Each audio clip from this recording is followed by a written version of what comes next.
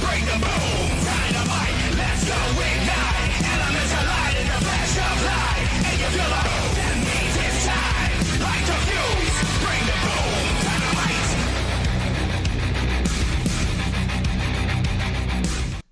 Yes, and welcome back to another Red Leaf Retrocast episode. It is the Russellcast. I'm your host, JD. This is episode 63, titled Wakayama, Princess of Too Many Tournaments.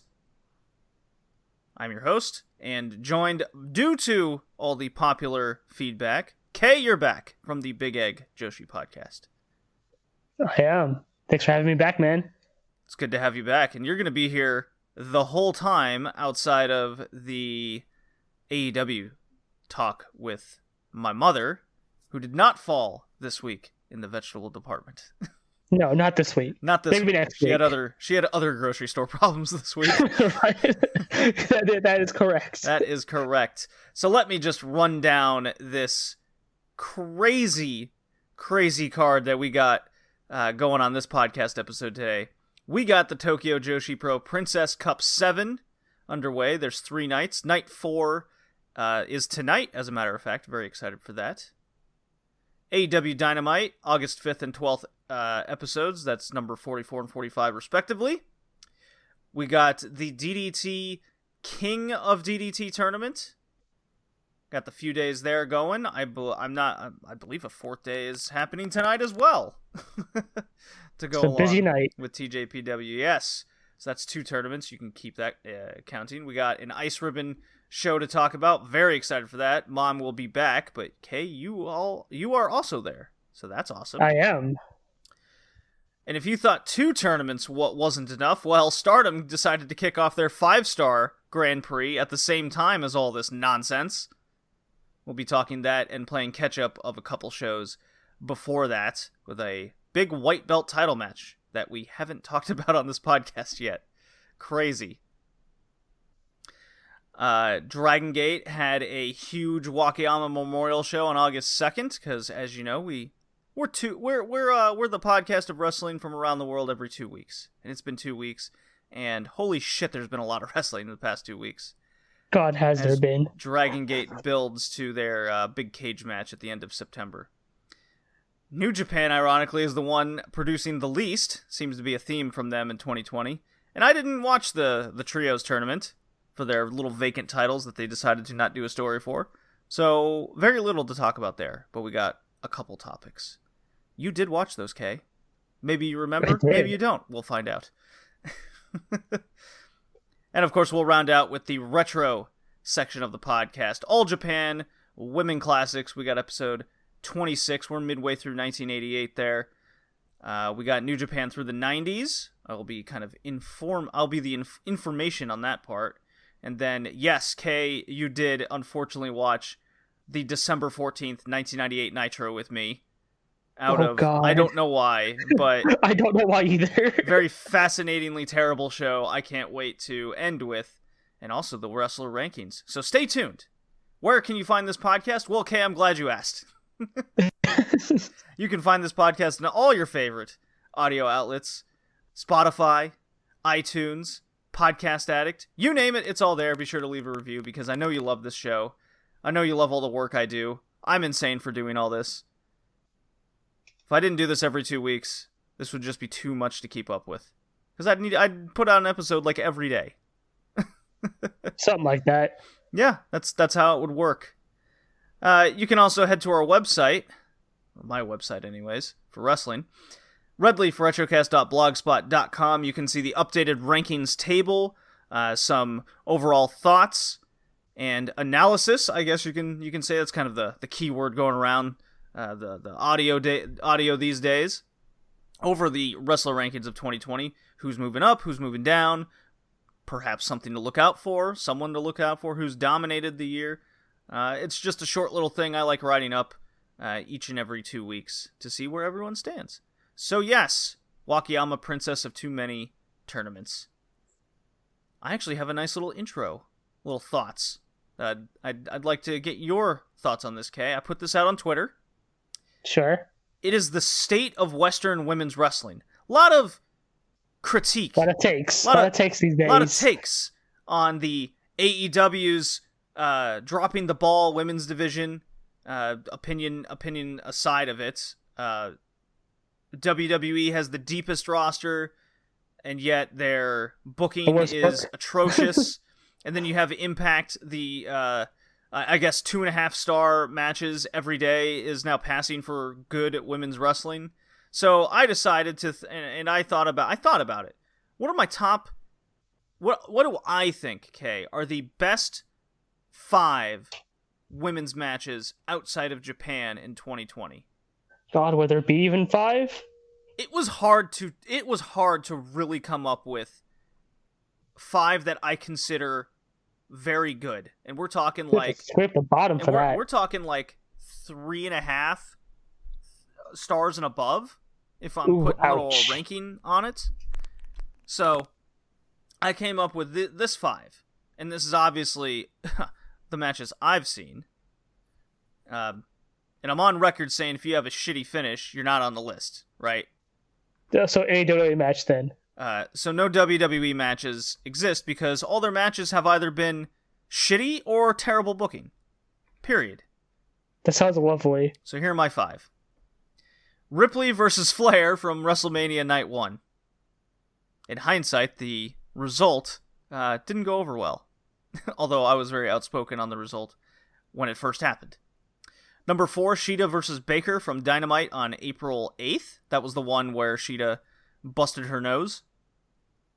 Number 3, Riho versus Nyla Rose, Dynamite on February 12th. That was the title change match. Shida versus Ford, Fyter Fest Night 1, and then Shida versus Nyla Rose from Double or Nothing. That women's title change. See a pattern here? A lot of Joshi involved, or at least Joshi that's in the States these days, like Riho and Shida there. Yeah, they, let's see, they make up, 1, 2, 3, 4 out of the top 5, and then you could make an argument that Nyla Rose is a Joshi. I was just about to say that. Because she spent so much time over in Marvelous. Right. So, I did get a little kickback, like, why isn't any Impact matches on there? I was like, well, can you name any? Can you name one for me, please? Yeah, I had a couple people go the recent Purrazzo Grace match, and I'm like, no. It's like, just no. I mean, it was fine. Thanks for trying, it was fine. Just no. That's hilarious. Do you have any thoughts over this, Kay?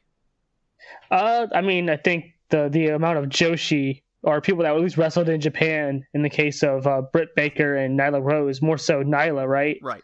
Sort of speaks for itself. I think I just think the training over here in the West is so lacking in some respects compared to sort of how it is over in Japan. But then again, Japan's had women's wrestling history for years, like decades and decades. Sure. Sort of over here, it's just become a recent thing again after like died for years, or just became a very not wrestling based division. I would say women's wrestling died in the 80s. WCW and WWF had a small little window of time when they brought some Japanese wrestlers over in the early to mid 90s. Just a few times though. It wasn't like prominent or anything. Yeah. Like, does anybody remember the WCW women's title? Of course not. No. Well, Nagata had it though. Yeah, so did Hokuto. I forgot about that. But do people like look back and go, man, remember those great Joshi legends that held the WCW women's title? Of course not. God, no. I mean, for Christ's sake, we watched an AJW match where the Jumping Bomb Angels had the women's tag belts, and like nobody knew those existed apparently. Right. Beforehand. Right. So that just should tell you right there how under sort of thought the women's division was back then. Well, and the narrative that WWE spun that first ever women's tag titles. Well, yeah, that too. When they came out, and it's like, no, they existed. They love to do that, don't they? They do love to spin their own narrative, rewrite history. Oh, God. And then I'm thinking about it, like, I was a avid TNA watcher back in the day. I still kind of watch them today, unfortunately. I have a problem, I guess. I'm so sorry. I know. And then I'm thinking about it, and I went through this. Like, when was the last time Impact Wrestling had a great women's match, right? Right. And it's been probably 8 years since the glory days of the Knockouts division. Yeah, like the Gail Kim era, right? When Gail Kim was over there. Right, the Gail Kim, Mickie James, Tara, Kong. Awesome Kong. When even you could even name a couple others to an extent. The ODB. Well, I mean, if you want, every division needs a comedy character, I suppose. Right. That was the belt. The heel duo, the heel group of the Beautiful People. There was something there. That's undeniable. They started something in the West, and then it wasn't until 4 years ago where WWE decided that women's wrestling was invented, right? Right. Stephanie McMahon, remember? But, he invented women's of course, wrestling. and that was after 5 years of developing a system of women's wrestlers that could actually work outside of the divas, right? Yeah, like I remember AJ Lee and Paige were all they had, and even then those two weren't nearly as good as what they would have later. Right, they got better. Because Paige was, 20 when she was brought up and Something introduced? like that. And, she was very young. yeah, and of course now she's retired due to injury, so that tells you what you need to know there. Right. So I found it very fascinating. I did speak highly last year of the Tessa Blanchard-Gail Kim match, but shocker, Gail Kim was involved. Shocking nobody. Right. So I'm like, man, really puts that in perspective. It really put a lot of perspective on just women's wrestling in general outside of Japan. Because I liked a lot of women's wrestling I saw in Europe with the Toni Storms, the Kaylee Rays, and the group. But they're few and far between.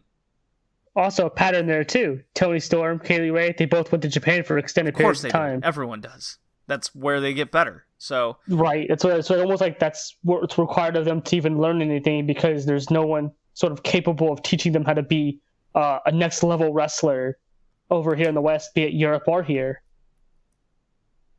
I can't think of a trainer here or even in Europe at the top of my head that could train or has trained prominent wrestlers. Well, like stars. To be fair, Gail Kim does a phenomenal job in Impact. I have spoken very highly of her. And Sarah Del Rey, who's worked with many Joshi over the years. She's a prominent legend and a great trainer in herself. Yeah, but that's sort of two names. They could probably name like a dozen over in Japan off the top of my head. Sure.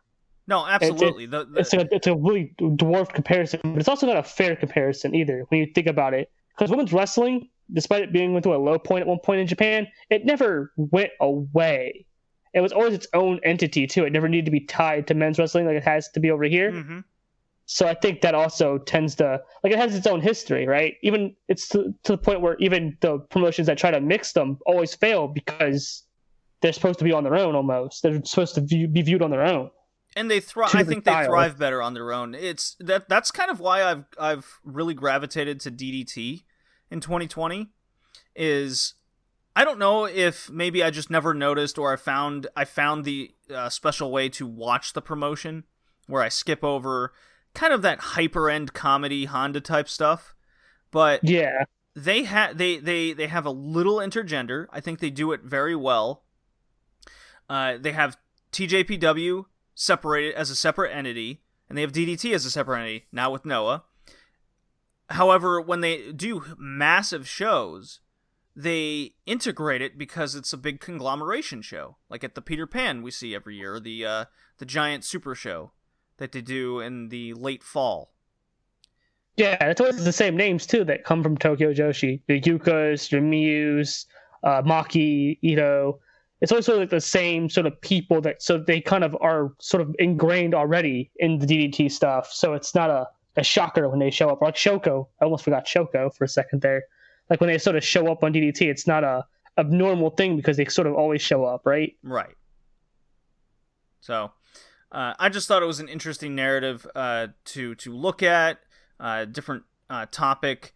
I still like and enjoy Western's women wrestling to an extent, but I don't agree with this narrative that it's the be-all, end-all, and it's fucking fantastic. Oh, God, no. I think those people need to go watch Joshi and learn what actually good women's wrestling looks like before they start touting better that. Women's wrestling, I would say. Maybe a lot better women's wrestling. I mean, we talked about some pretty good shows over there, like 17-year-old prodigies. Well, what I will say to just kind of praise in a way is the Impact's division is filled with youth, the Peraza, the Graces of the world, along with AEW to an extent, and to another extent WWE's farm system that they've gotten. Farm system, like buy talent, you mean? Yes, buy talent. Their farm Don't system. Make talent, buy talent. Yeah, they buy people for the farm. Like Sendai girls. Yeah, sure. Well, in Sendai's case, it's literal. Right. So, I'm very curious to see how the Western's women's scene will have developed over by this time next year, I would say, or even by January 2021. Where are we now? Who's on top? Why? What big matches have there been? And I'll compare them to this top 5. Because especially without the travel currently, we're missing all of the talent from Europe, and we're missing all of the talent from Japan. Western women's wrestling is on its own. And that's sort of starting to see some of the bigger flaws in it, right? Right. So I'll go a step further. I think in the next 5 years, women's wrestling over here will be a lot better because we have so many people already coming to Japan or having extended tours in Japan. Masha over in Marvelous, sure. Tekla, B. Priestley, obviously, and Jamie Hayter were over there for a long period of time. Yeah, I think in about 5 years, we'll probably have a bigger pool. I'm glad you brought the name up. Sadie Gibbs, B. Priestley, released or contract expired with AEW. Unfortunately, supposedly Jimmy Havoc's going to prison. Oh, Jesus Christ. Supposedly. These are all kind of rumors / confirmations, whatever you want to spin. It seems AEW is finally making cuts over foreign talent in particular. That makes sense, though. If you can't make it to the promotion to wrestle and your contract is coming up, you're not going to be renewed, or they might as well release you. It's been 5 months now. So yeah, it's been long enough. I think cutting someone like B. Priestley sort of makes sense now anyways, though I don't know where she's sort of in a weird limbo, right? Rev Pro in the UK is back up and running. Jamie Hayter's in the main event for their women's title.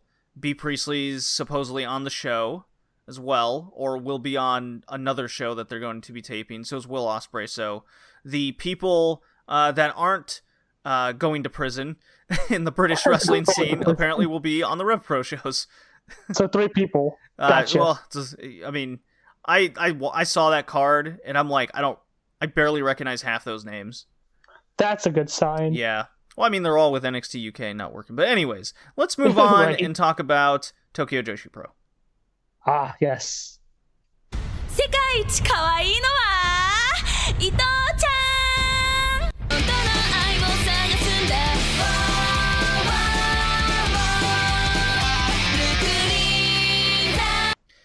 Yes, Maki Ito, my pick to win the Tokyo Joshi Pro Princess Cup number 7. I will put that number on there every time. Well, I mean, they've been doing it themselves, haven't they? The whole hashtag and everything. That's right. It's TPC7, I think is what it is. Man, we've seen 3 days of the tournament. I have kind of my recommended matches I've made to make this go by quick. So before I give those out and some of the results and who we think is going to win, I still think it's Maki Ito. That is my pick. I think it's Natsumi Maki. You think it's Natsumi Maki. Okay. I do. These are picks we did before the tournament started, and we're sticking to them. Damn right I am. I want to know, Kay, what you think the best match has been, something that has impressed you, and maybe a booking decision that you're not particularly fond of. So, I think both Ito matches were great, especially her one with Kamiyu. That was really good. I really enjoyed that match. Both have obviously gotten a lot better, right? I think you're more down on Rika than I am. I liked Rika's match. I think Natsumi. Look, man, if you're an up angel, Up angel. I just see flashes of red and anger, Flashes of red. and I just must see someone kick their head off, and I did get my wish. You did. Hikaru got her head clipped clean off by Miyu. It was hilarious. I gasped when I saw it. Yeah, the crowd did too. Yeah, the narrative, the story they're telling of Mio not liking tournaments and her losing to up angels, and it just kills one in the first round, and then kills another in the second, I believe. Yeah, she kills Raku, then she kills Hikaru. Killed Raku, yeah. So that made me happy. This just makes me really worried that Maki Ito is going to lose to the worst one of them all, and then Miyu is going to lose in the finals to said person. This is a real worry of mine, and I might just have to murder my computer in retaliation of this horrid decision. Well, hey, my bracket's already been busted. Rika's already out, so I had Rika and Natsumi as the finals. I mean, I was listening to the Jumping Bomb audio podcast, and they were going over the odds makers of it, like the Vegas betting odds, and Mizuki, the wannabe Riho wrestler. The better Riho. Yeah, I mean, we got wannabe Jumping Bomb Angels teams, we got wannabe Rihos. I mean, can't these idol chicks do anything on their own? Okay. I mean, Mizuki's just better Riho. I think we can agree on that. She's just better Riho. More personality. Look, Riho's a refined and uber-talented world champion. Riho is like a saltine cracker. Plain, boring, and just exists. Where's my friendship drop? We're in friendship timeout with this one. Where is it? I'm not going to forget to play it on this podcast. I may have set you up for that. You did. You definitely did. But you deserve it nonetheless. Here we go. Facts are, my leg is broken. The facts are, I'm a conspiracy victim. The facts are, you are now in a lot of shit. And we are on a friendship timeout, so I cannot help you. This is done. Reba, get me out of here. There you go. You're in friendship timeout. That's okay. I'm used to it by now. Yeah, you live there. In fact, I'm going to change it in Discord right now. Oh, you go ahead and do that. Didn't you just change it back to? Well, you're back in. Oh, that's okay. I never leave anyways, really. It's always a temporary leave. Done. FTO. I own it. All right, yeah. It's okay, you can't handle my opinions. Back to this Princess Cup here. So I think I'm trying to remember some of the matches off the top of my head, because a few of them were pretty short or concise and stuff like that. Yuka versus Misao I liked. Misao's use of spray to just constantly blind Yuka was hilarious. Yes, the Hyper Misao kryptonite of Yuka Sakazaki, the Arabian magical girl, falls to the superhero. In like the most cheating way possible. But to be fair though, if you paid attention to the match, Misao had a game plan. Like every time Yuka got to the second rope to do her like 450, she'd run over and grab her leg. Sure, it was everything she could to get an advantage over Yuka, and Yuka is working heel these days. Oh yeah, she is. She's channeling some of that Miyu Yamashita energy from her run, where by the end she's just like kicking people in the face and just not caring. Yeah, Yuka makes a good mean face. She does. She does. Her voice doesn't work though. No. When she gets on the mic and starts preaching happy, I'm like, that's not what I just saw. I love the contrast though. I just love it. It's so Tokyo Joshi. I mean, you kind of got to put your mindset in the promotion, I feel. So Yuka is a serious wrestler, but as soon as in the match, she is this person currently, right? But as soon as it's over, it's like she's now the happy magical girl. So I don't know. Maybe it's part of the maybe it's spinning a character, but that's what's presented. It's what's presented to me on stage, so to say. Oh, I almost forgot to mention Yuki Aino. Jesus Christ, she's just so good. I keep saying every time I talk about her, but I did not expect her to be this good or this much of a star looking, like coming up on a star, like coming out of COVID, coming out of the lockdown. She was such a nothing wrestler beforehand. We spoke about this on the last podcast, Kay. The improvement of this roster. It's showing. Even in this tournament, it's showing. It's incredible. I went into this tournament like probably coming in at the quarterfinals or even the semis and going, that's when I'll start. And then kind of just, it just worked out where it's like, hey, we gonna watch it live tonight? Yeah, sure, why not? And I'm gonna be honest, I am out of women's wrestling going on right now, outside of the Ice Ribbon main event scene and some of the stories they're telling there. This tournament, I'm liking this more than the 5-star. Yeah, I think the 5-star has it picked up steam, or at least it should have by now, normally, wouldn't it, right? But I just don't think it's sort of picked up enough steam for me to get excited too much about it. Though tonight might be different, though, given the card that they showed tonight. We'll get to Stardom in a second, going into more detail. But yeah. I'll go into more reasons why I do think why TJPW's doing more. I think it's doing more for its fans and fandom, and I think it's doing better overall storytelling, at least from kind of a sports perspective. Yeah, I can see that. I mean, there's even small stories like, so the Suzume Nekoharuna match that they had, right? Mm-hmm. Those two sort of came up around the same time, and they both had two different trajectories, right? Like Suzume became more of a serious wrestler, and Nekoharuna became more of a comedy-ish wrestler. Right. And they had a pretty good match. Like, I did not expect that match to be good, because Nekoharuna is not very good, and it was pretty good. Suzume has gotten really better, and then she loses in the second round, of course, but, small stories like that I like. Yeah. So I'll just go over kind of my recommended matches, so if you got a pen and paper out and you want to catch up on the Princess Cup, here you go. And I'll go into a particular wrestler that I have fallen in love with in a second here. Oh boy. Oh yes. So Maki Ito defeats Himawari Unagi. That's on day 1. Also on day 1, Natsumi Maki defeats Mina Shirakawa. Oh, that's a good match. That's a good match.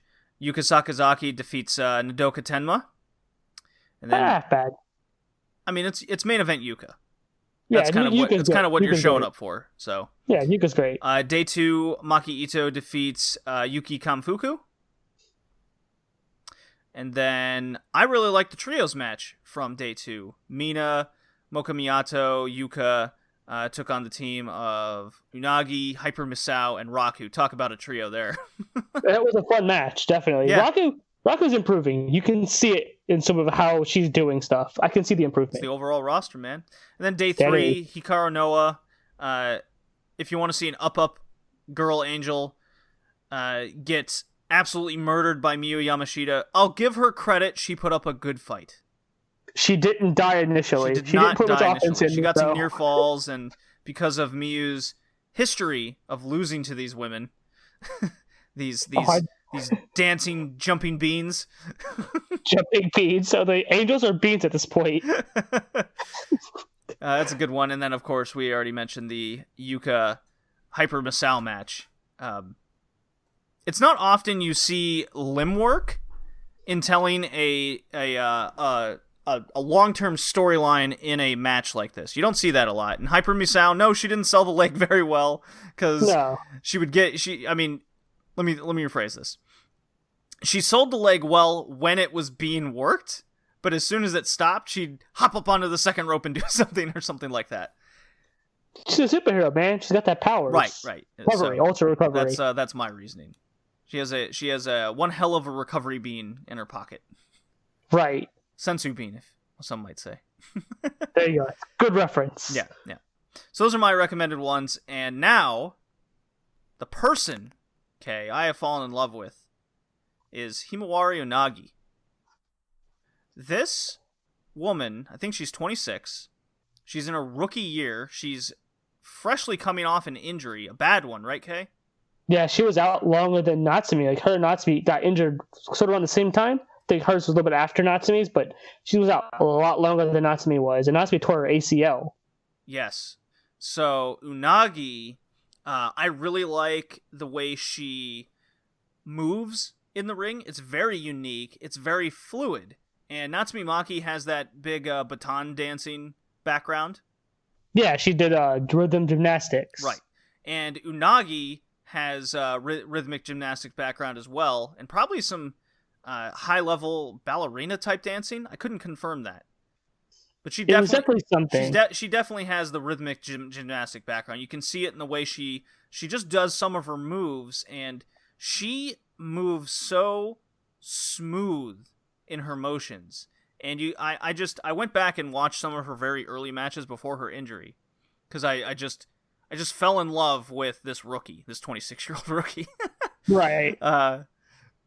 And she didn't have this smoothness before.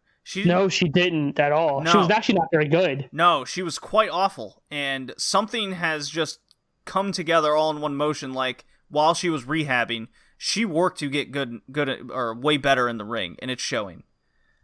It is. Like, I didn't expect her first match back. She looked really good. I was like, oh, was she always this good? And no, she was probably the worst of the rookies, I'd say. Like, I think initially, because her, Neko Haruna, and the Mirai came out at the same time, and she was the worst of the three right off the bat. Like, she was not very good at all. She had a lot of problems keeping up with the wrestlers. Her timing was bad. Her moves always looked sloppy. I mean, just go back and watch it. She was not very good, and just the absolute turnaround is crazy.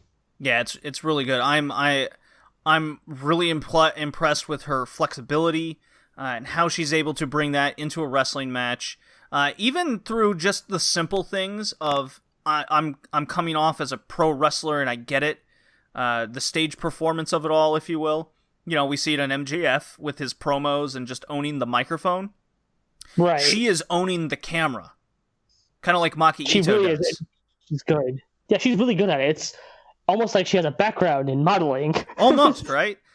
Right. You know, and what pops out to me, these are all just like weird little things that just stand out to me. But when she gets up on the second turnbuckle and she pops her arms and her neck back, that's owning the camera. Like, her movement and the snap. Like, I don't know why it matters to me, but if you're gonna make it as someone that fans get behind, does this make any sense? No, it makes total sense. Like, I get exactly what you're talking about. It seems, I think if you watch Tokyo Joshi, there are a few wrestlers that do that, right? Like, Mina is one of them. Mina's Kami definitely one of them. Kami is definitely one of them too. It's weird. I mean, Yuka's one of them. Every time the camera looks at her, she's always making a face or doing something that works within her character. Right. I think it's how they're trained almost. You know, that is something I don't see. I don't recall seeing in other Joshi promotions.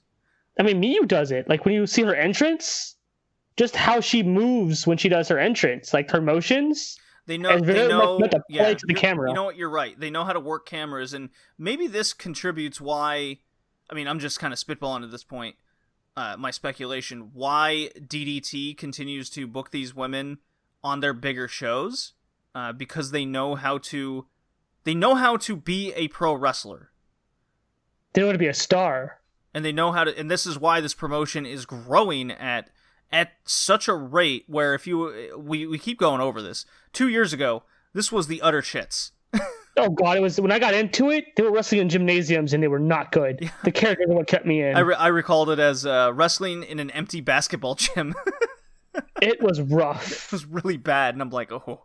And even Jay, when he from the SmackDown podcast, sometimes comes on the Wrestling Cast, member of the Modern Game Cast, as I plug everything that he's on. He was like, how's Tokyo Joshi Pro? And this was maybe 6 months ago, and I'm like, oh, dude. I mean, they got some characters. I will give them that, but the wrestling is really rough. And even he said, yeah, I'm not really into it. Cut to August of 2020, so 8 months later, basically. Right. This is absolutely crazy what we're seeing here. And that's almost 3 years since I first started kind of watching more shows and getting to know the roster a little bit. It took 3 years for the roster and to make a bigger main event scene to really become a compelling product to watch. So one of the crazy things is, so the promotion's constantly had growth since like 2016, I think they've said. Like, they've never stopped growing. They've continued in popularity, but the wrestling never caught up to it, right? Right. Now the wrestling's caught up. I think the wrestling is catching up to it, and I think that's dangerous because I think when the wrestling starts catching up even more, I think we're looking at a promotion that could probably rival just Stardom in general, just how many stars they made. Well, it's funny you mentioned that because Wrestle Universe, Cyber Wrestle, Cyber Agent people, the people behind the promotion, they are technically bigger than Bushiroad. Oh, they're a billion yen company, like a multi-billion yen company. Don't you get me started on billions of yen, Kay. I'm referencing our Billion Road playthrough that we Twitch streamed the other day. We're going to be playing more. So yeah, just so we don't go long-winded over gushing over how enticing the Princess Cup is, and Seedling has its own style and its big main event and the wrestlers there, but TJPW is definitely one to pay attention to. Watch the rest of this Princess Cup. Go check out the recommended matches. I did. You say Natsumi Maki, I say Maki Ito. We'll see after tonight if either of them are still in. We could both be wrong, and it could just be Miyu from the Up Girls. Art Mizuki for a second year in a row, but they don't really do that. Don't put this hate in the world. Hey, I'd be okay if Misao won it though. Hyper Misao winning the, Oh, that'd be awesome. It might not be the worst thing in the world. All right, be great. So with that, gonna cut to my mom. We'll get started with the Ocean War, AEW with DDT. When we return, I will be talking about the DDT King of KOD DDT tournament thingy that's going on. So, be back in a sec.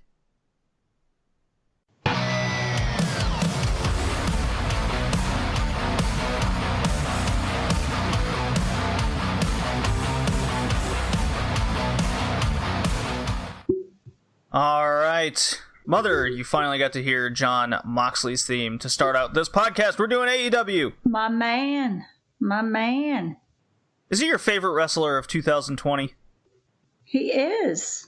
I liked him from day one. Day uno. My man. Yeah, for sure. Him and Darby Allin. Darby Allin. Yeah, those are my two faves. Well, then you must have been excited for Dynamite episode number 44 on August 5th. I was. Had a little disappointment, but I was ready. So we got a bunch of topics to talk about. We're kind of loose-handing this. We're kind of pressed for time for what we're to cover today. We've got 2 episodes of Dynamite, the August 5th and August 12th episodes. We got a little dark. And the Women Tag Team Cup that started on YouTube on Monday nights. Yep. Because 2 hours just isn't enough for the women to wrestle on TNT. Apparently not. But I don't know why. I don't know why either. But if it's any kitty cat, Jesus. Oh God, knocking things over. Where was I? Oh yes. No, but I told you to put that cat in the room. I know, and I didn't listen. Let's see. But yeah, if it's any indication of what we saw in the Women Tag Cup, it's probably better they're not on TV. No, that's not true, because you have up and coming stars, and why not give them that exposure? I think it's because most of them aren't even signed with the company yet, or if they will be. Well, who cares? I think I think it's functioning as tryouts. I really do. I think it's tryouts. I think it was more or less confirmed too. You could very well be right. I could see that. Yeah, this whole women's division. Yeah, this whole women's division thing has become quite the topic of conversation with AEW. It's quite entertaining, actually. I mean, unfortunately for the women, it was a small group to begin with, but you lost 2 real key players.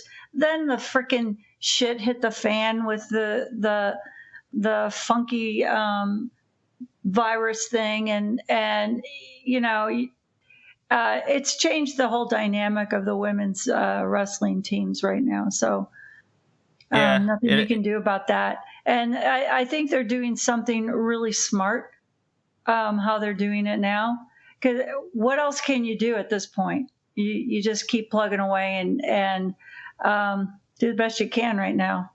Yeah, I'm trying to look at it from their perspective. Like they had this vision to bring a lot of the Japanese style. Yeah, absolutely. Over here, with Riho when she came in, and there was a momentum. There was a serious momentum. It was doing really well, it even was turning me a little bit. I was enjoying it, and then this happened, and so now we got to look, because there's no way that traveling has changed, everything's changed, so now we have to look on our land, and it's slim pickings. It's slim, yeah, it's slim pickings, and again, we're kind of stuck in this limbo of where you can go, when you can go, how long you can stay. Are you going to get it? You might get it. You're going, and all the variables that go with it. It really makes it very, very difficult to get new experience talent on top of that. Yes, exactly. Experienced talent, and they're working really hard towards it. But it's a long road ahead. Yeah, it's gonna be a long time. Long road ahead. And Britt Baker, she's seriously, when you think about injuries, and for the extensive injury, it usually takes a good year to really be complete. Because you've got rehab to go through. You can't really do that much yet. If you do, you're going to re-injure it, and you don't want to do that, because that'll really suck, because now you're going to be twice as long to come out of that. So that's going to be a interesting scenario with that, because she's, whether she's still on the chair or not, Britt Baker, doubt it, but she's still playing it, because she's got, next month they're going to have it. So she's got to play not injured for a while. Right.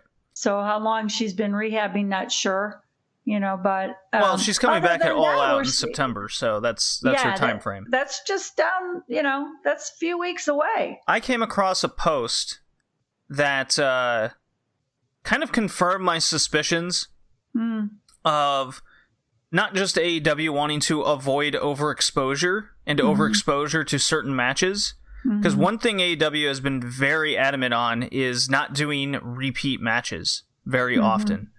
Right. They still have, we just got our second match here with Moxley and Darby Allin, one-on-one. And then Britt Baker and Shida have already had, I think, 3 matches, right? At least 2 big matches. They don't want to hit up the Nyla Rose thing right away. Riho and Nyla Rose only had 2 matches. So if you look at the women's division and who is signed, everyone's kind of fought each other already once or twice over, right? And I really believe that they do have an idea, but they don't really know how to execute what they want to do, and a lot of that was impeded upon. Because I do agree with you. I think there was some sort of momentum hitting around that January-February area, and they were beginning to do some real things. The other issue is, as we mentioned, is the lack of talent and experienced talent at certain levels. Nobody is at Shida's level that's currently in the United States unsigned, in my opinion. Not in AEW. Well, I would say not in AEW, and not on the indie scene. That's gettable. Right. Now, is there plenty of people out there with potential? Absolutely. Yeah.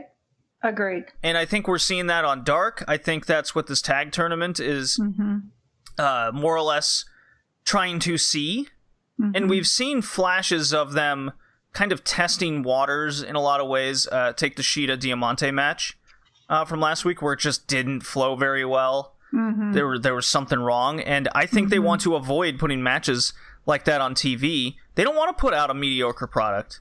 Right. They want to put out something meaningful. They don't want to have a throwaway match. And if it's a quote unquote throwaway match, they want to, kind of like the one we watched last night. Well, it got over a certain. If they're going to put something on, it's got to accomplish something. And we might as well just touch on this right quick, just get the women out of the way, much like AEW does. Big Swole and Baker have the ongoing storyline of Baker's injury. She's now wearing a Michael Jordan jersey, so, immediate heat from me. That was a fun match, though. It was Britt Baker being the dumb heel. I'm gonna sick on my makeup girl on you, and the announcers are like, she was a wrestler years ago, right? And like slowly things are coming back to her, and she's like, I won't do this backflip off the top rope. That would be silly. I'm scared of that. And Big Swole rocks her. So less than 2 minutes there, it gets the story across where Swole will now face Baker. Okay, fair enough. I got a laugh out of it. Whatever. And then the next week, the August 12th, that was yesterday. Which was yesterday upon recording here. Shida, Shida more or less squashes Heather Monroe, another indie type wrestler. Shida gave her some licks in, so obviously we're doing the Allen Angels rule of career ender. Pinky Moore. Pinky Moore.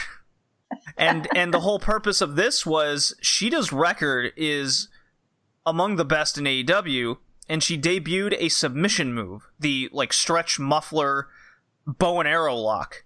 Yeah. Right? So now she's even stronger. So at least from a small sample size perspective is nobody's ready. English is getting really better. Excuse me? Shida's English is getting even more better. Yeah.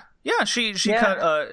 She didn't try to overdo anything. It's just I'm waiting. Come at me. Whatever she said. Yeah. And I'm like, okay, fair enough. They did have the little tease that she just wants to face opponents. Her record's 18-1 or something. Mm-hmm. Right. For 2020. So I'm patient. I'm very patient with this because I know how long it takes even a women's promotion to get off the ground in Japan. Right? Mm-hmm.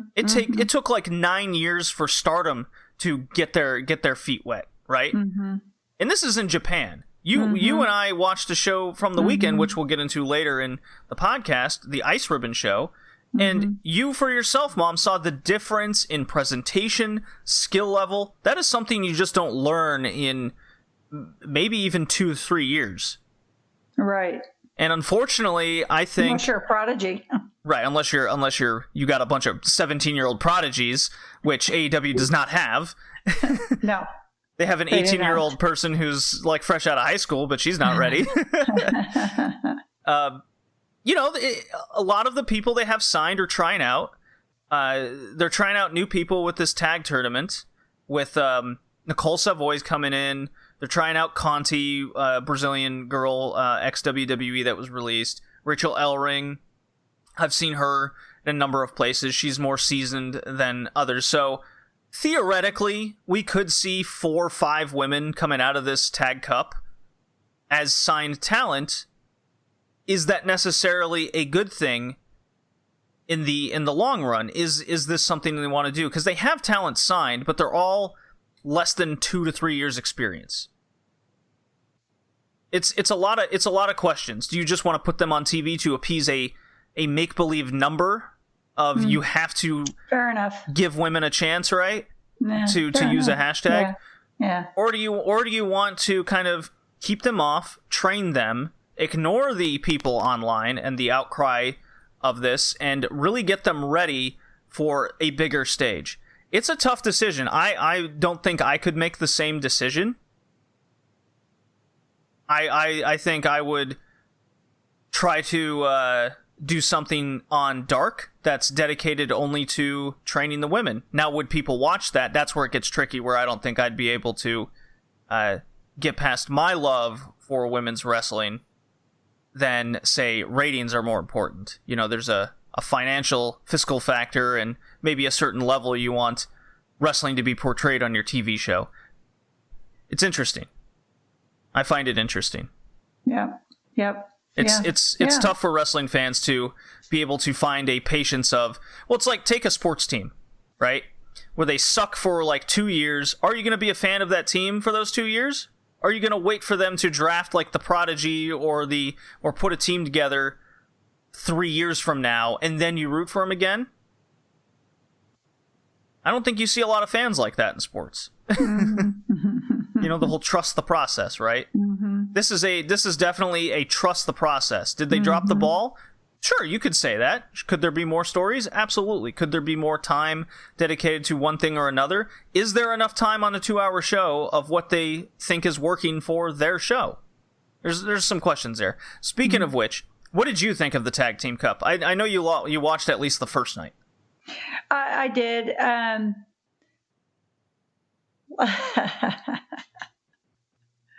Well, they kicked it off well. You know, you had Penelope Ford and Melanie Cruz. Melanie Cruz and not good wrestling. No. No. Well, I haven't watched it since. Well, there you go. It's exactly. You know, I have not watched. I honestly have to say I have not watched it. I honestly completely forgot about it. Well, that's kind of the thing, right? Yeah, it doesn't leave a lasting impression because it's, in my opinion, it's not good. No. Now, is the idea good? Absolutely. I know what they're trying to do. I get it. You know, it's just not working for me. Well, especially now that you have something else to compare to. Well, I didn't need that. Well, correct. You did watch the Ice Ribbon show later, but now in hindsight, you're just like, wow. Absolutely. Yeah. So keep listening to the podcast, and you'll get Mom's thoughts on that.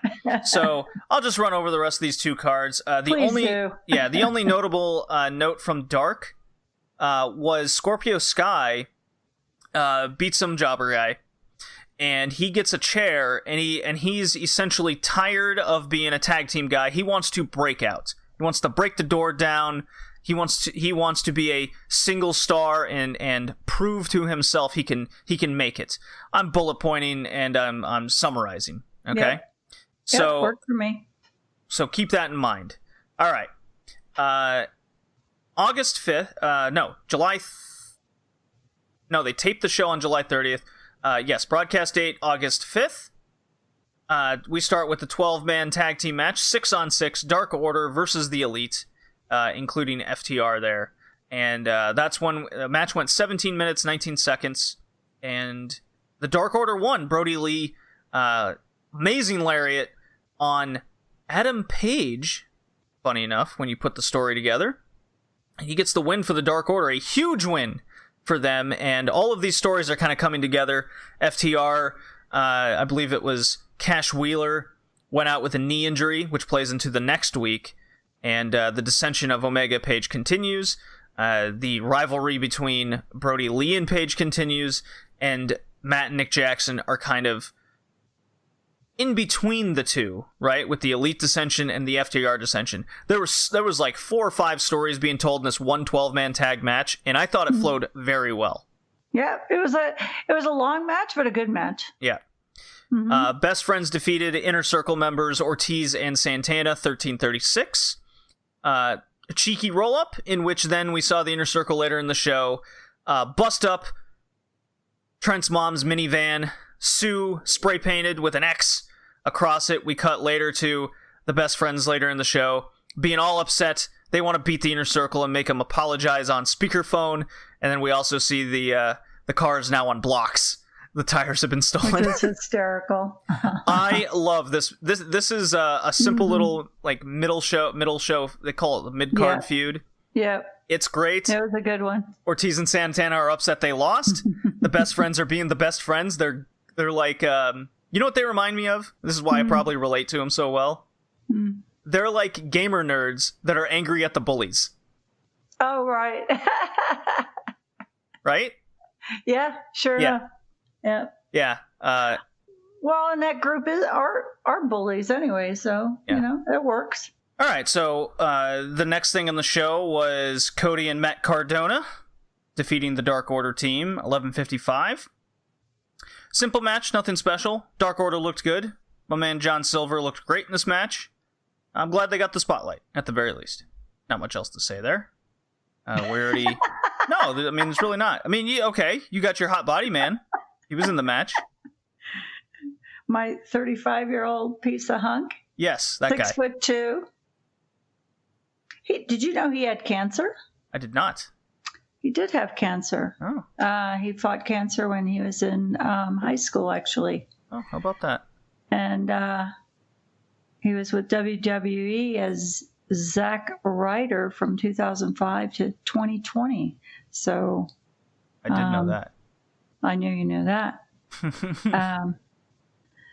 And actually, I thought this was a decent match for Cody. Oh, okay. But it was a duh win. There you go. Yeah. We already spoke about the Big Swole match, and then our main event, Moxley defeats Darby Allin. Now, all in between this, MJF is still doing his campaign rally. You know, the Dictator John, AEW deserves better kind of deal. And he was asked the question, what if Darby wins? And he goes, it'd be horrible if the 120-pound emo kid won, right? Obviously, MJF wants Darby to win. Well, and of course, somebody gets bloody because every show has to have some kind of blood. Oh my God, Matt Hardy did a promo talking about Sammy Guevara. Sammy comes out from behind. That's pretty bad. 13 stitches. Jesus Christ! He just gets nailed with a chair right above the eye or something or another, and he's just right between his eyes. He is just He's a got puddle. 13 stitches right between. It looks like right between his eyes. It's going to be quite a forehead gash. My God. Yeah, that was a good one. Yeah, it was quite the shot. So, yeah, definitely got me more interested in Sammy against Matt Hardy. So another good little mid-card feud that they got going there. But yeah, what'd you think of Moxley Darby Allin? We had our reservations on why Darby was getting a title shot, but turns out I thought it was a good match. Really good match, actually. Match. Moxley draws first blood. Who's going to win? Yeah, just a huge sucker punch or something or other. Yeah. Darby's mouth is already bleeding. About 5 seconds in, boom. Yeah. Well, he said Darby's his favorite wrestler in AEW, and he would tell him, kind of his own hindsight, stop doing crazy shit. But you're not going to listen to me. I did the same thing. Exactly. I did feel that Darby wasn't 100%. My energy level of him is slowed a little bit. He's been off TV for a while. Yeah. So I hope he gets his mojo back. They're really start and stop with the guy. Yeah, they almost he was really hot for a while, and then something happened. I mean, he fell off that big ladder. But ever since then, bringing him back has just been really slow, and just not feeling that energy from Darby either. There's something missing with a number of those mid-card guys from early this year, whether it be Darby, Sammy, Kip Sabian. Kip Sabian's been off for a while too. Yeah, like all three of these dudes, MJF to an extent, he's kicking up smoke now with his promos. Yeah, but well, look at even Matt Hardy. He's been off to the wayside. You get a lot of the guys, Jake the Snake's buddy. Lance Archer's beating guys up in a locker room, throwing them in trash cans. Jake the Snake's talking over the beatings. Quite funny. Like, there's a lot of entertaining things on the show. This show had some good energy to it. There's just a few things. It's you know what it is, and I was talking with Sigma, guy who watches in our little Red Leaf Retrocast watch party on Wednesday nights. Yeah. We finally it all just kind of hit us. Like, we enjoy the shows, we enjoy the matches, but it just seems like everything's crunched for time. They have all these ideas and all these things they want on the show, and they're having to like pick and choose the most important things. And 2 hours just isn't enough, right? But it is enough. Well, that's the other thing. Like, it is enough. I hate 3-hour weekly wrestling shows. I couldn't do it. I wouldn't do it. I would have to split up a third hour on another night. Yeah, I'm out. So what I'm hoping what I'm personally hoping for is they keep 2-hour Dynamite and then like a 1-hour Saturday night show or something, right? Or something. Well, they already have the AEW Dark. I mean, AEW Dark right now is only an hour. You could have AEW Dark as a 2 and have your Dynamite as 2. That would be a tough one. Or even just an hour and a half. Maybe it just needs a half hour. I don't know.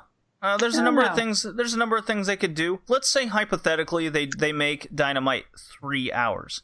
I can tell you right now. I would do 2 hours Wednesday, and I'd have the 3rd hour finale on Thursday. That's what I'd do. Right. It's like, no, I'm turning off that 3rd hour. I gotta get to bed. I gotta go to work in the morning. Well, it depends, you know. I mean, look, then you may as well be watching WWE at that point, or Nitro in my case. Yeah, that was 3 hours. Fuck, I cover Nitro for this podcast at the end, and that's a 3-hour show. 2 hours, 40 minutes ish, without the commercials, and I split it over 2 days.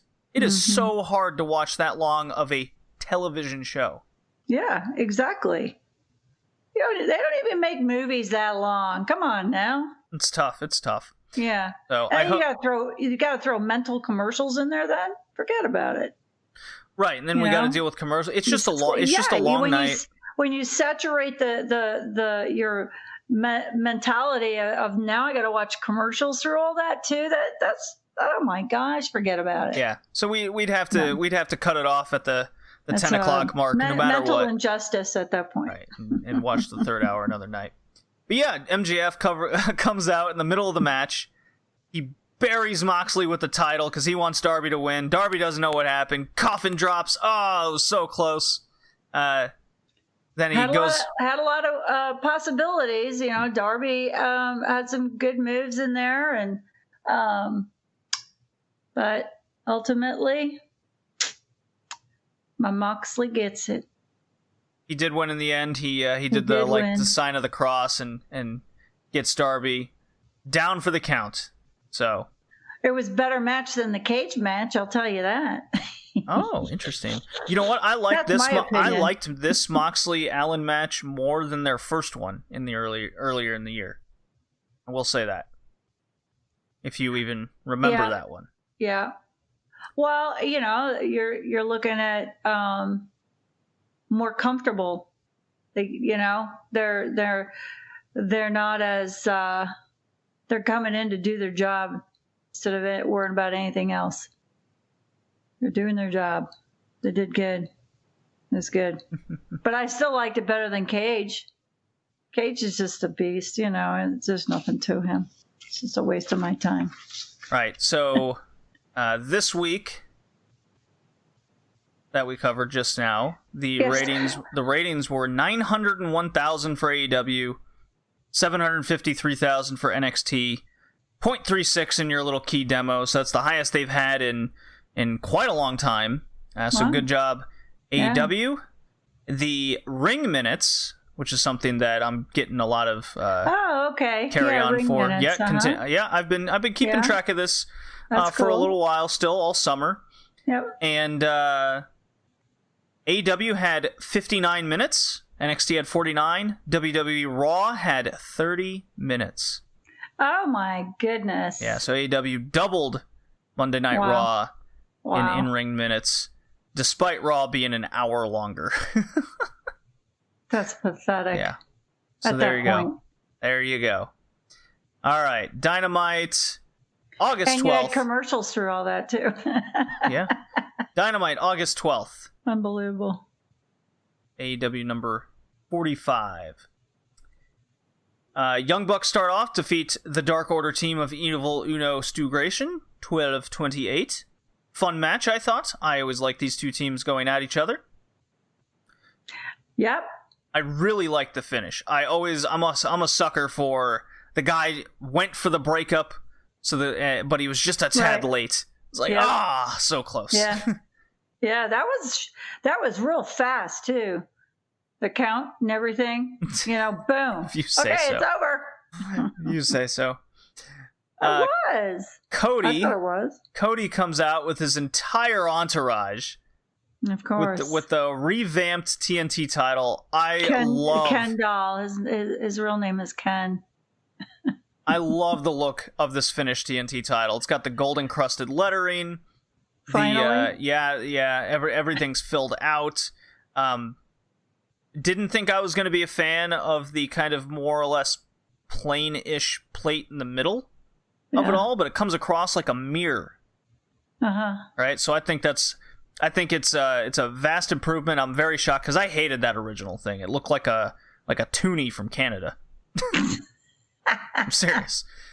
But Cody, despite coming out with his entire troop, his entire Boy Scout crew, he defeats Scorpio Sky in a pretty decent match, 11:46. I did time it. Scorpio Sky just looked absolutely dejected after this loss. They both had their own special entrances. He was going to win, honestly. He was really looking good. He really was. Yeah. I was disappointed for him. So it's definitely interesting to see where it goes. I thought they could have changed the title here, but clearly there's other things in mind with... Right. Cody is definitely becoming a bad guy. Now we got the Brody Lee thing, so... Right, Brody Lee came on the screen. He has the old, decrepit title. Right. And he's like, well, he beat Paige last week, so that was his big win, right? Yeah. And he's like, I'm coming for your title, Cody. And this all kind of makes sense, because on the same show, we had Lance Archer beating up more guys in a locker room. I'm going to pull all this together, you'll see. Right. Lance Archer rips Jake the Snake's shirt off, and he has everybody dies on his back, and Jake's like, oh, God. All right, let's do this. Really funny. So, I think they're setting up Lance Archer for an AEW title shot at the right time. He's picking his... well, everybody dies. Everybody dies. He's picking his moment. Yeah. Something's going to happen with Archer. There's a plan. That's what they're getting across story-wise. That's why Darby got the shot before him, while Cage and Lee already had their shot, and MJF wants the shot at All Out, the big pay-per-view, right? So this all makes sense. Lance has his own idea. Darby was just next in line. Okay. So that's how that all comes together. Scorpio Sky busted into the top 5 with all of his wins on Dark, so he got the TNT title match. That's why he called his shot. And this is the beginning of Scorpio Sky doing something. You know, you could have hot-shotted him to get the title and then done something with Cody. Could have easily done that. They're going this route where Sky is now upset that he lost, and he's got to go think about his next step. You know, a little longer-term story than everything happening tonight. Yes. But you liked the match? Thought it was good? Yeah? I did. Okay. Well, we're talking about the Scorpio Sky match. The only thing that I didn't like on this particular match was that the momentum, it was real obvious when it became very slow, and you know they're at commercial. Yeah. I just, it was very noticeable on their match. It's definitely more noticeable when you have Cody in the match, because he's very used to being on TV. Yes. Right? Yes. That's not something we saw, or at least that came off to me with the next match, tag team title match, Paige and Omega against Jungle Boy and Luchasaurus. I didn't feel it, didn't see it, you know, but boy, you could definitely feel it with Cody. Yeah. Yeah. So I've really liked commentary on this night. I was seemingly paying more attention to it than normal. Because of just it just seemed like these guys were having fun. Shivani, JR, and Taz. They're just saying like outrageous things, just of them having fun. Like JR, he always has a trouble with seemingly communication and getting picture-in-picture. Because we've noticed this where he's like, okay, we'll see you in picture-in-picture, and there's never picture-in-picture. Right. So, there was one moment in the night where he goes, all right, we're going to go to picture-in-picture and get that secret hashtag. You like your secret hashtags, Shivani? You're going to hide it from us? Shivani's like, I wouldn't do that. And he goes, all right, let's go to commercial where you can win a fabulous prize. You know what your prize isn't going to be? A new car. It's like, what? And Jim Ross is a stickler for like old 80s tag rules. Got to use the rope. Got to do this. Got to do that. You know, and he's commenting on the ref slow counting. Right. The guys in the ring. It's like, no, you got to get out within 10 seconds. Like, what does he have? An hourglass? Right. I don't know. I really like those things when. Because I think it's pretty obvious. It's off the cuff. Right. You know, it's fun. It's fun. That is the word. And it's obvious. AEW has established that this is their style, right? They have fun. This is their style of tag wrestling. Yeah. This is how I would describe it. It's a lucha style without the rollout rule. And what that is, Mom, if you're unfamiliar, is when a guy rolls out of the ring, someone on the team just can come in and they're illegal. What we have here is essentially that rule, but they still have to tag out. Whether they're holding the rope or holding this imaginary quote-unquote rope or not, doesn't really matter, and you can do your tandem stuff in the ring. Just eventually someone has to go out. Yeah. I've seen this a lot, like in Ring of Honor, a few other promotions. We see it in Ice Ribbon in that tag match. So you know, it's very common in modern wrestling. Gotcha. But yeah, the other commentary thing was tonight was your favorite one, Taz. When Kenny Omega Snapdragon suplexed Luchasaurus, and then Marco flew at him, and he Snapdragon Marco out of his boots. Taz goes, he just Snapdragon a dinosaur. Then he gets Marco, and he said something along the line. I wish I wrote it down, but he said something along the lines of, he just snapped water out of his ass. Really funny.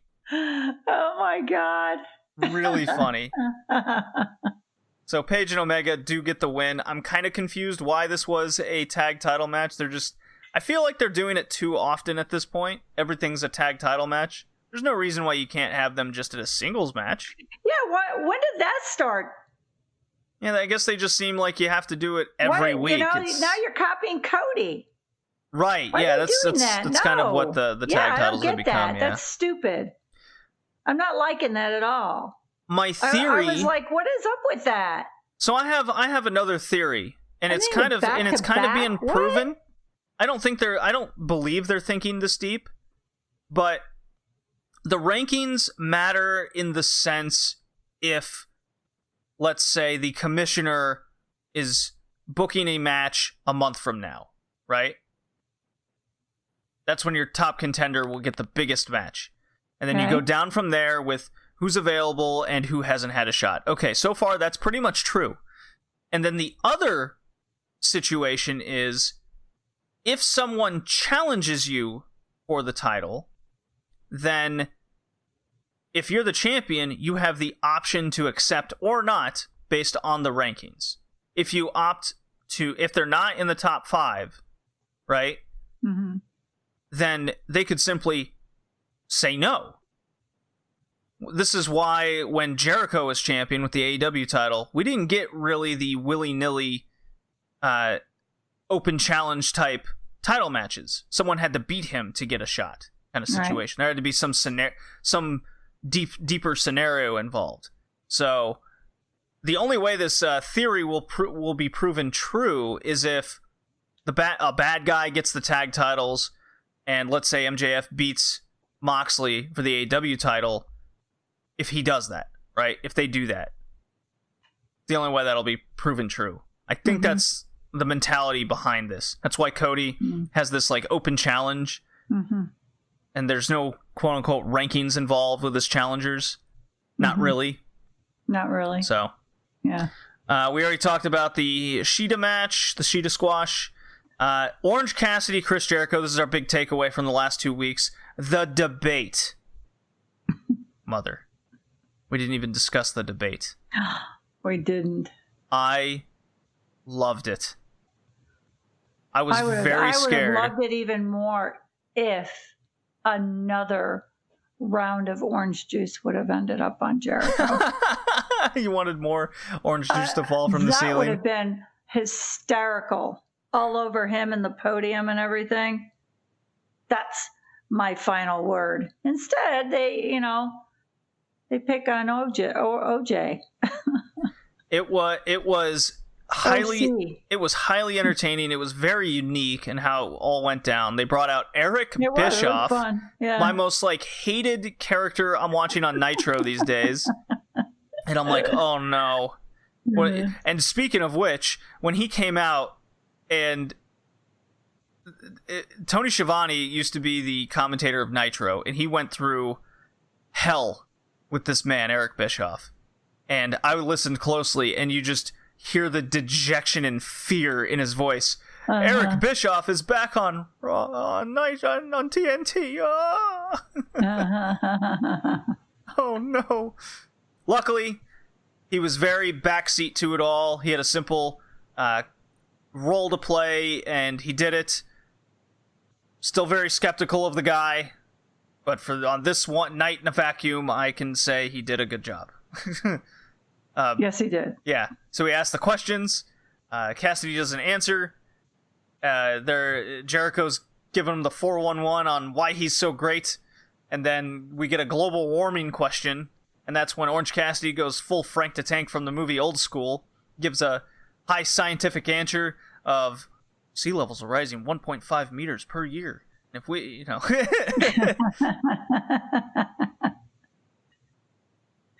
Yeah, it was a great little thing. I liked it. Yeah, they really built up Cassidy well.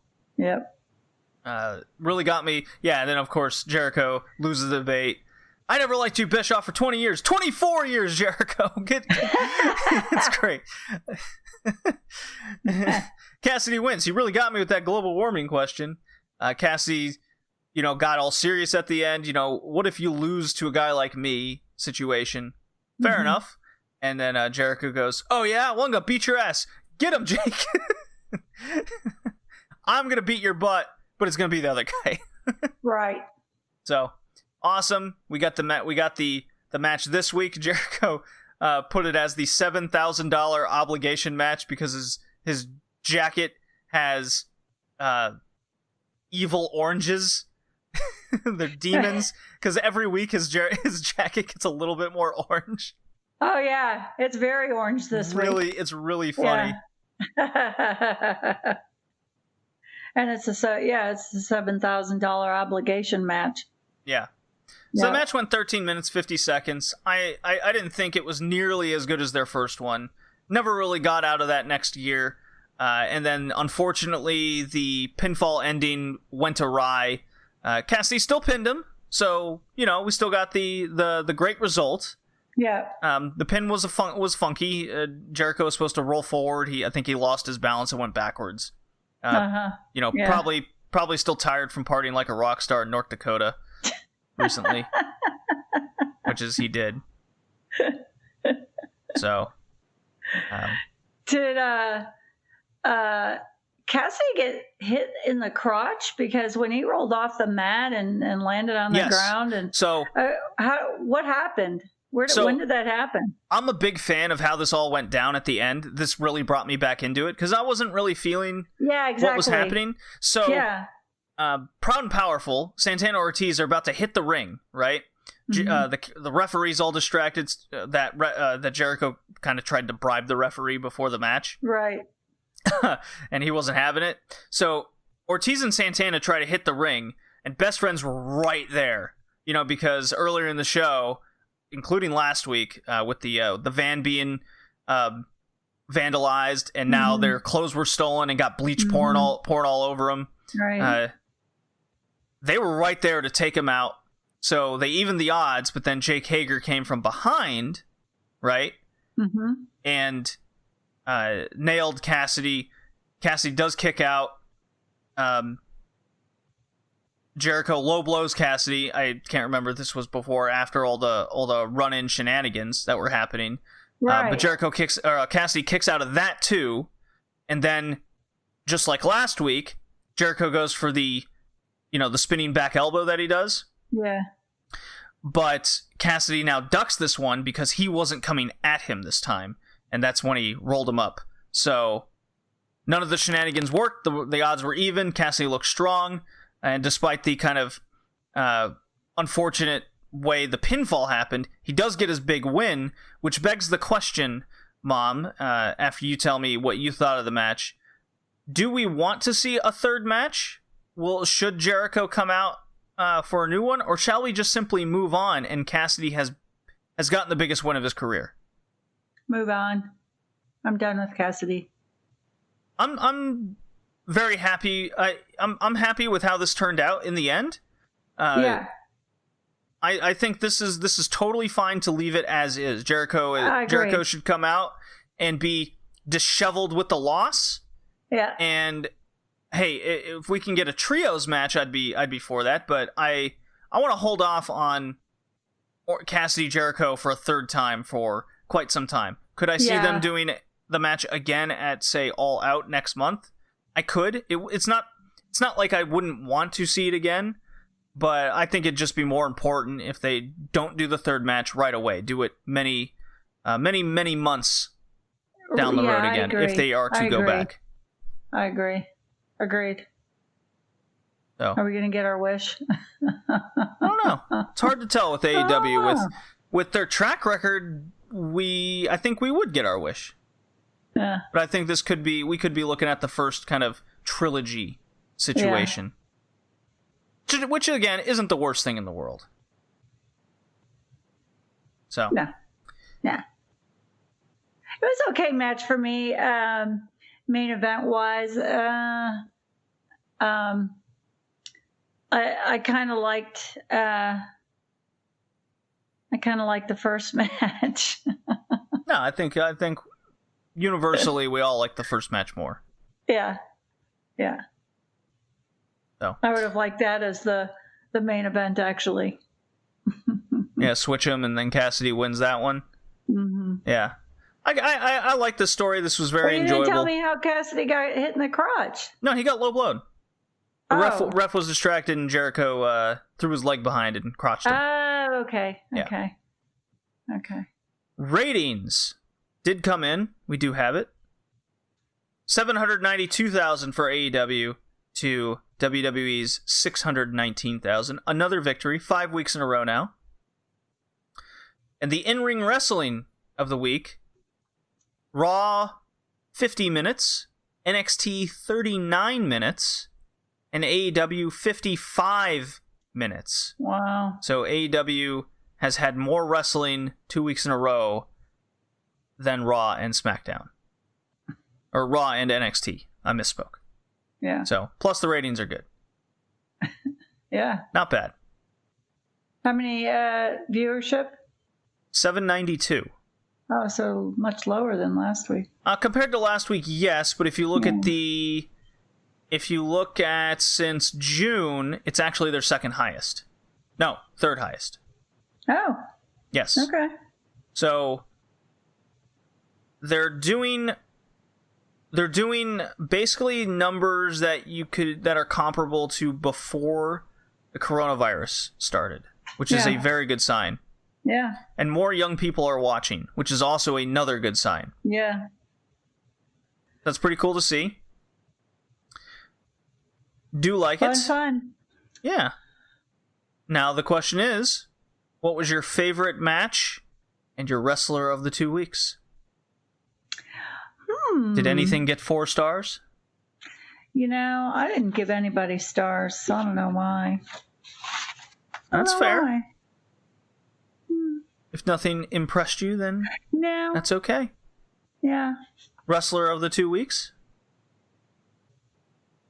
Actually, I actually enjoyed Matt Cardona. Okay. Out of all the people, out of everything you saw, Right. Matt Cardona. Oh my God. Okay. Oh boy. You gotta throw him in there because I like him. I'd like to see more from him. I don't like that he's best friends with Cody. That makes me ill.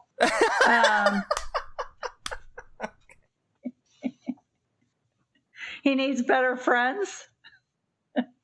I would make a very good friend. Oh boy.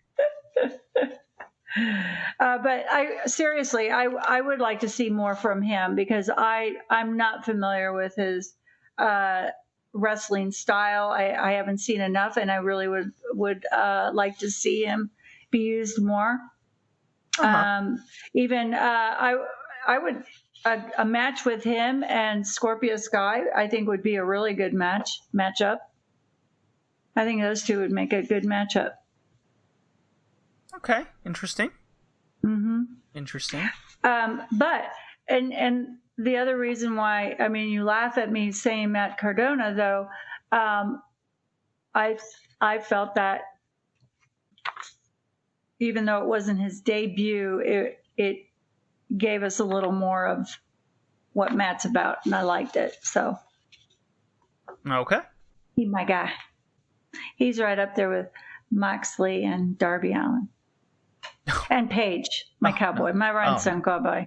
I'm sorry, but I would say you have a type, but that is quite the cast of characters. I have not a type. Oh, well, all right, I Mom. just like what I like. That was 2 weeks of Dynamite.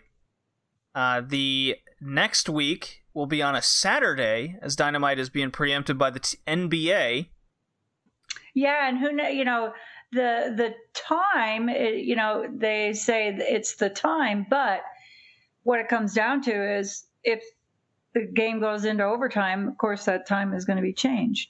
Well, yeah, it'll be when the game's in. When the game ends. Fine. Yeah, so... Yeah, the same thing happened to Nitro and whatever on television anywhere at any time. Things happen. Yeah, you have to stay on that channel, watch whatever, and wait for the match to begin. Yeah. So as someone that's very curious about the ratings and the in-ring minutes and all that, I'm very, very curious to see the results of those 2 weeks when we return. Mm-hmm. And it was confirmed that the Women's Tag Cup Finals will be on Dynamite next Saturday. Correct. So I put a little thing out on Twitter that says, "Do you think the finals Women's Cup match will be over under 10 minutes or over under 2.5 stars? Basically, average match. Do you think it's going to be better or worse than an average match? What do you got, Mom?" Well, so we know it's going to be Shida for sure. No. She's not in the cup. Oh, she's not in the cup? No. It was not in the tag cup. Oh, well, who's in the tag cup? Well, your semifinalists are Brandi and Allie versus Big Swole and Nicole Savoy. Okay. Swole sisters. Okay. And on the other side, it's Conti and Anna Jay versus revamped LAX, Ivelisse, and Diamante. Oh. So, if I was having my way, the finals are simple. It's Swole and Savoy versus Diamante and Ivelisse with the LAX girls going over. And then they have another singles match to determine who challenges Shida, which was my kind of thoughts in January when I put that out, which is looking more and more real as we go on. What I think is going to happen is Allie and Brandi are going to win. I bet you they listen to this podcast. There are no coincidences. Only inevitabilities. And the inevitability is do what I say. Funny. Yeah. So I got over 10 minutes. 11 minutes. I think the match is going to go. But I'm doing the rock steady. It's just going to be fine. 2.5. I don't see it lasting over 10. Okay, so you got the under. Do you think it'll be a bad match or a good match? Or just average, like I think? I think it's going to be average. Okay, so you also think average. All right. Yeah. I guess we'll find out Saturday. Yeah. We certainly will. Yes. All right. Yes. See you next time. Thank you. Get ready.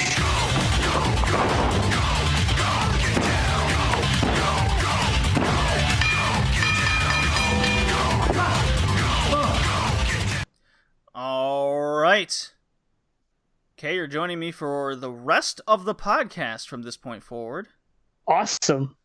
This is great. DDT, Dramatic Dream Team, the promotion I never thought I'd become an avid watcher in 2020. It's a weird year. If there's any promotion to get into in this baffling year, it is DDT. And I have found the way to watch it in which I enjoy. I also think the promotion's becoming a little bit more serious in the last 8 to 9 months. Right. But they're still keeping what makes it unique from everyone else. Don't try to DDT, as New Japan seems to be wanting to do badly. They're going to lose horribly. They're going to lose that war. Beer Garden Day 3. So DDT puts out a lot more shows than I thought. I thought it was kind of like a Dragon Gate or a New Japan where there's a couple house shows before their big shows. You watch the big show once a month kind of deal, and you move on. No, DDT puts out like something every weekend. It's like a weekly show, which kind of also contributes to why I put this sucker in the Ocean War with AEW. Right.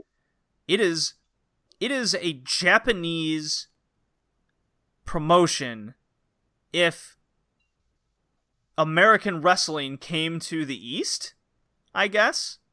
Maybe? Like the... They did have a Money in the Bank match. It's probably not the best way to describe it, but... well, we saw it with the DDT TV show, right? They had matches with stipulations, they told stories, they had payoffs on TV, they had goofy shit happen, they had serious shit happen.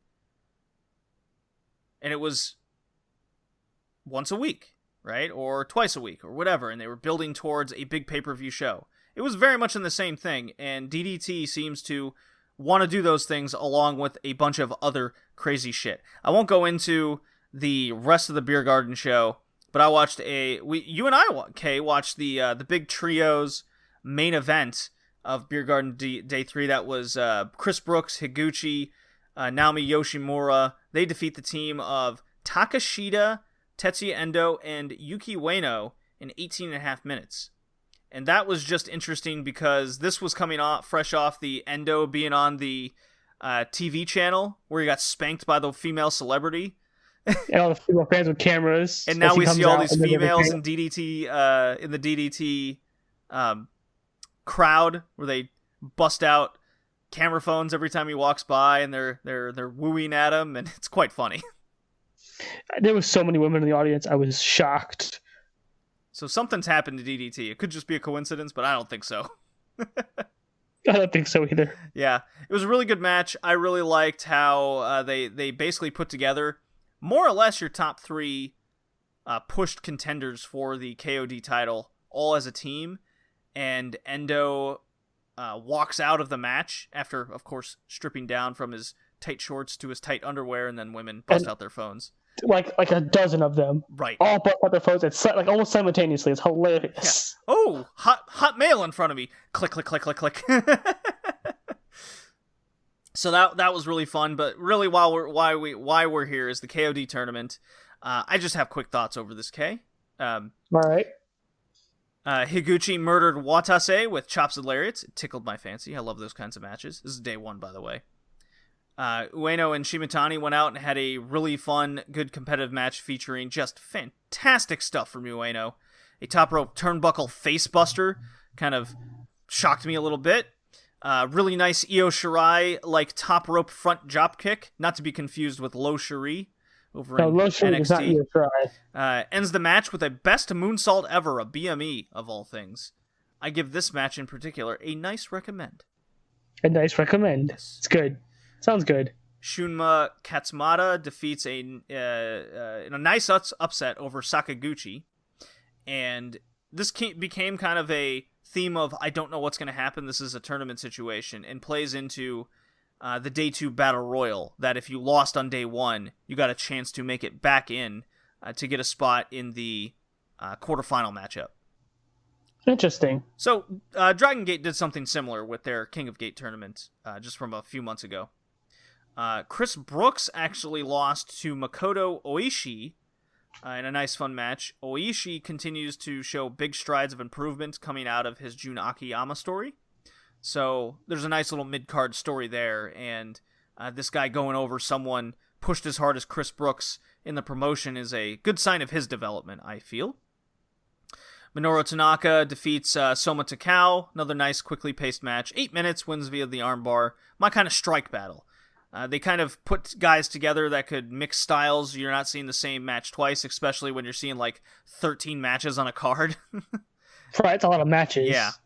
And Akito of the faction All Out defeats the KOD champion in a major upset in the main event of round 1. Endo is out. There's the story there. Akito becoming part of, I believe it's Akito, he became part of the cyber agent managerial position when they merged everything with Noah. And, what do you know? He wins in the main event, knocks out the KOD champion. I'm not saying conspiracy theory, but I think Booker Man's getting a little happy here. Also, half the women left the attendance after he lost. Just an exit. Fuck this promotion, I'm out. I'm not coming back for Day 2. No, it's like he's out. Okay, cool, exit. Day 2, the Battle Royal to get back in, saw Endo Canadian destroy Chris Brooks on the apron to win the match. My favorite move. I mean, no match is complete without a Canadian destroyer. No, never. T-Hawk of Strong Hearts defeat Oishi. He really needed a roll-up to squeak this one out, so this was very enticing. It keeps Oishi strong. T-Hawk already has his strength of the card kind of established at this point. We could go on and on about Strong Hearts and their how they left Dragon Gate, how they got into DDT, immediately won. I believe it was the trios and tag titles, basically. And how they were more or less not released, but not re-signed with AEW with their contracts signing. Seems they found a bit of a home in DDT here, along with, I guess, Big Japan Wrestling to an extent. Then there was the Danshi Hidino Yuki Ueno match. It went 10 minutes. It was really bizarre. It was filled with sexual assault. Both men stripping to their tight Speedos. They made out, in which it did not work on Ueno. He shocked him and made out with Dino instead, and it ends with the best moonsault ever. That's a hell of a description. Look, man. It's still DDT at the end of the day. Sexual assault, making out, the best moonsault ever. It's quite the combination. And then our last two matches on Day 2, Takeshita defeats El Lindemann, really cool, just under 14 minutes. Higuchi Harashima, old man Harashima, apparently, because his age was just confirmed. 13 minutes, 47 seconds. This went from trying to win to doing battle in the match.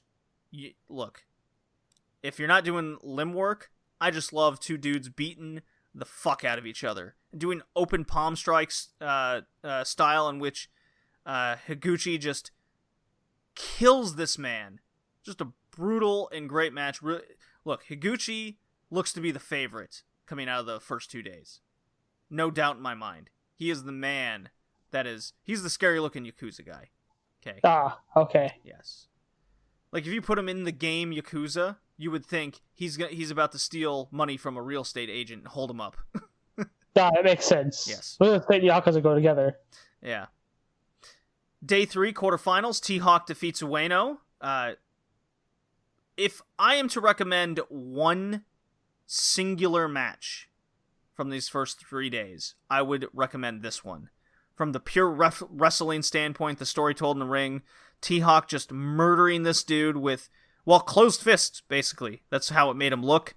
I don't think I've seen T-Hawk this in motion in a couple years. So it's pretty cool to see. Higuchi, our Yakuza man, is back. He defeats Takeshita. in a really good solid main event on day 3. So there you go. You have and Endo and Akito won the other matches to round out the semifinals, in which Shigeru, I think is his name. Probably messing that up. Anyways, guy comes out with a box. Everyone picked their colored balls to match up the semifinal opponents. It's T-Hawk versus Akito and Higuchi versus Endo. I could totally see a T-Hawk Higuchi finals with the way the momentum's gone, but it really seems we're heading towards Akito versus Higuchi.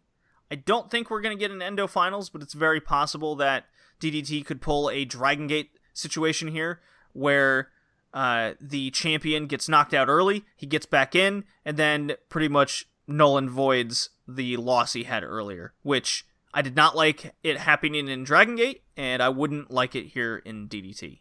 So there you go. There's our DDT King of DDT Finals. I think Higuchi should win. I want him to get the big push. And would you be interested in watching DDTK going forward? I might be interested if it's in like Tokyo Joshi. I've seen a few matches here and there, mostly obviously involving the Tokyo Joshi women, right? Mm-hmm. But I would be against watching it. Yeah, we'll see what happens. Just watch parties. Hey, you want to pop in, watch this sucker? At least the finals. Sure. Time for Ice Ribbon. Yes.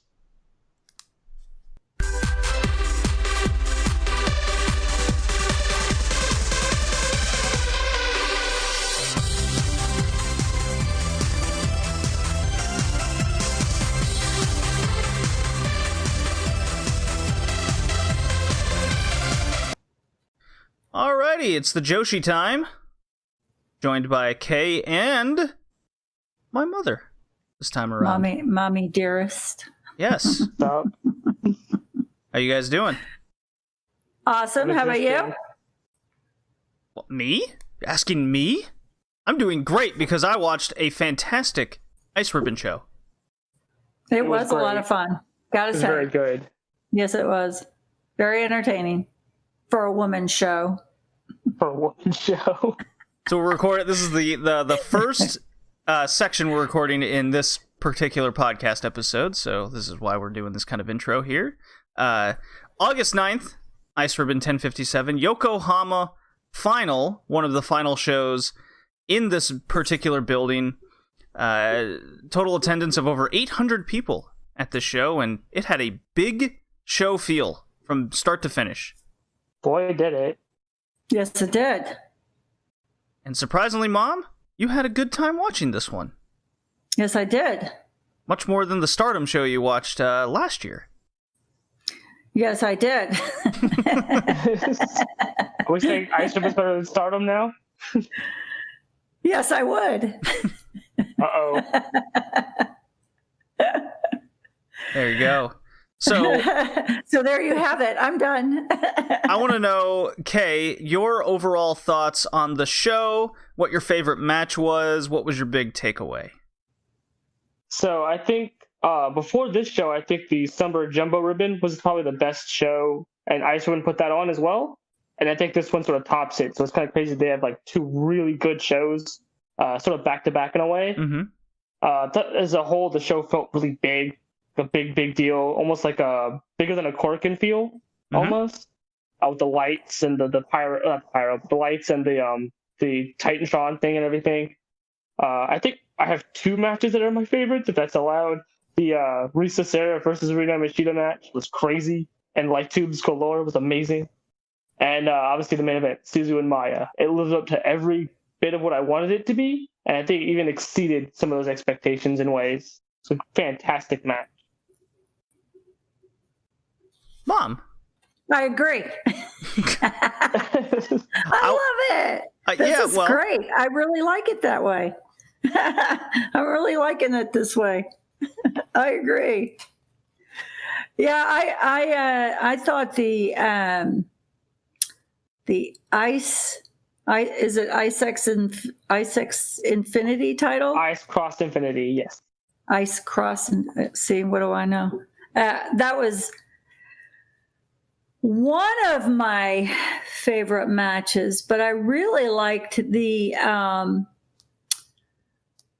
tag team match that the 16-year-old won. The Asahi Okane one? Ooh, Yeah. that's interesting. Yeah. Yeah, the returning Mio Shirai match. I actually don't have the name of the players, but I just have that. The. Oh well. Well, it's very fitting since they wore baseball jerseys. Right. I thought it was really fun, and I enjoyed that the 16-year-old won. I was rooting for her, and then of course the main event you had a prodigy crown, so that was pretty awesome too. So there was young winners. Really putting over the new talent, as some might say. So I'll just go over the card here real quick. 8-man tag elimination match started the show, in which we saw finally the last of a rookie class debut in Yuki Mashiro. She had some moments at the end. She ended up losing in the final two to Maika Ozaki. Then followed was your match, Mother, the Akane Fujita Asahi tag match. They defeated Miku Aono from K's lower level Actress Girls promotion. Hey, how dare you? It's not her promotion. How dare you besmirch them? Yeah, she lost to the returning to wrestling. Could be a one-off. Could see more at his wrestling after all. Mio Shirai, she looked great as the match was going on. I think we could all say she got more and more comfortable as things went on. We got to see all of her kind of basic hits. And Asahi rolled her up, so that was quite fun to see. Oh yeah, Mio looked like by the end of the match, Mio almost looked like her old self, almost to a T. It was great. Yeah, she's in great shape, moving well. Good to see that. It's funny the mother returning to wrestling against a 16-year-old fresh out of school. Right? It's crazy how that works. Nice ribbon. It's great. Cherry successfully defended the submission title against Metsuya Uno. Ram Chow won the triangle title away from Teihonma in the only intergender match on the show. Short and sweet. Mom, you're not a fan of intergender wrestling, but what did you think of this match just from kind of a wrestling standpoint? Well, I didn't feel threatened. Like other transgender ones that I see as far or intergender. Did I? Oh my God, I'm tired. I apologize. I can't even talk.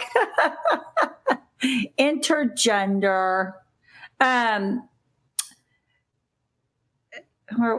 I lost my thought because I was in shit, JD. Well, what'd you think of the wrestling of the match? Oh, so I didn't feel threatened by the guy. It worked for me as Good. Far as watching having that one man in amongst the women. Not like I've seen American when you have the man and the woman. It's not nice. I think it's very disrespectful. Well, it seems he concentrated on wrestling moves rather than kind of forearms and kicks and stuff. Just being downright nasty kind of thing. I know what you mean. Yeah, I think I get it too. Yeah. So I didn't see that on this. I've never seen it. When I do see it, and so that was kind of refreshing to see that. And I'm not big on women wrestling to begin with, but I think this show changed my view because it's more wrestling, not the nasty wrestling that can happen in America. Interesting outlook. Mm-hmm. Is it maybe the theatrics of the Western women's wrestling over sort of the straight wrestling focus? Yeah, maybe that's what it is. I think it's to me, it seems calmer and more precise. And I'm watching moves more than I am watching with American. You've got it's a totally different vibe all around. It's much brighter, and you have a different energy that really plays out on the mat. It's funny you mention that, because Ice Ribbon's kind of goal, I mean, their motto is "Be happy with wrestling."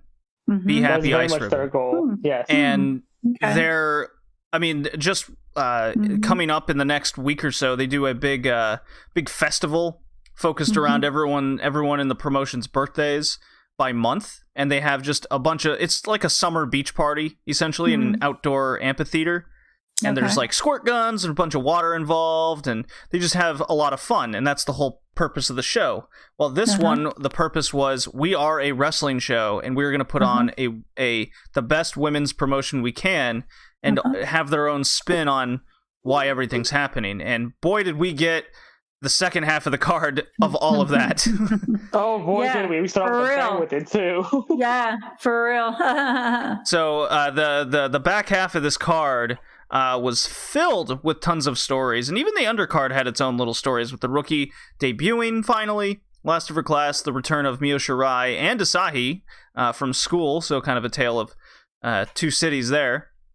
Right. We had the ongoing submission thing, the triangle match just being the intergender thing, making it different, and then we have the storied history, of Hamako Hoshi against Makoto, as the Ham retains her title, the only one on the show. The only one to retain. It's so funny. Of Ice Ribbon's own titles. Oh yeah. I guess that counts, right? Yeah, I gotta specify. Excuse me, kitty cat. Hamako retains. 12-minute match, kind of went on forever, but anyways. Kitty cat, really, why? Why are we doing this? It's like having a child. They always want to get involved when you're busy. Oh my god, it's podcast comes on, I start talking, and he knows something up. Yeah. The Fantastice. Lock that cat up. Just lock the cat up. He is all about everything right now, and it's getting annoying. Oh my god!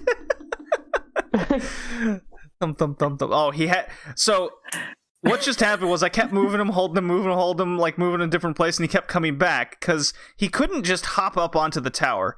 He had to jump up from the mic table and leap to the tower. Oh, jeez. He had to do that. He had to do that specific thing. Because he's a fat, big boy, and he can't jump that high. No, he can. He chooses to... I see. He chooses to do it at this time. Right. Gotcha. All right. The Fantastice title was finally crowned with the big rivalry, Risa Sera against Rina Yamashita, in a 21-minute death match filled with light tubes, blood and guts, and Manami Toyota on a motorcycle. Yeah, that's like the most wholesome part of the entire match, right? Well, by far, that gets 5 stars, that one. Oh, that's a 5-star match for sure.